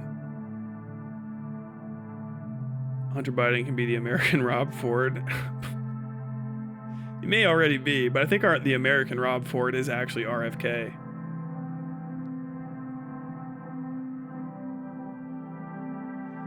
The lady who drafted Project 2025 and got Roe v. Wade taken down says you shouldn't vote for this Democrat. Jesus Christ. Quartering levels of reporting, yes. Glad I caught up on my day off. Wait, what about the DGG non-explosion? I don't have time for it. I unfortunately ran out. So, no DGG coverage because it's, yeah, I've been talking for 5.5 hours and I want to go get some pizza, I think. I really want pizza. Hopefully my wife is cool with it. I might not get it. But I hope you guys enjoyed, man. Make sure you hit the like, subscribe, all that good stuff. Cruelty Squad coming soon. It's about 80, I would say 70% filmed. I've got to do the main narration filming, but all the B-roll stuff, a lot of segments are fully filmed and actually almost completely edited out. So yeah, Cruelty Squad will be coming out in about 2 weeks. And I will let you guys hear the song on the way out again. Some of you might have missed it or skipped past it to get to this part of the screen. But by the way, this is going to be taken down. This is going to be privated. The stream is going to be privated here in like 20-30 minutes. And you're only going to be able to find the VOD over on the VODs channel. So go to Westside Tyler Live VODs at Eastside Tyler and sub and like and all that good shit. And that's where you will catch these VODs, okay? And sometimes maybe even not the whole VOD will be there. Maybe just some segments. I don't know. Don't get too excited. But I'm gonna play this song. Get excited.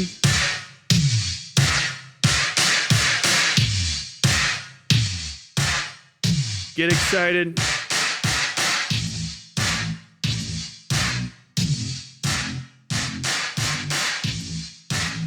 I didn't mean to.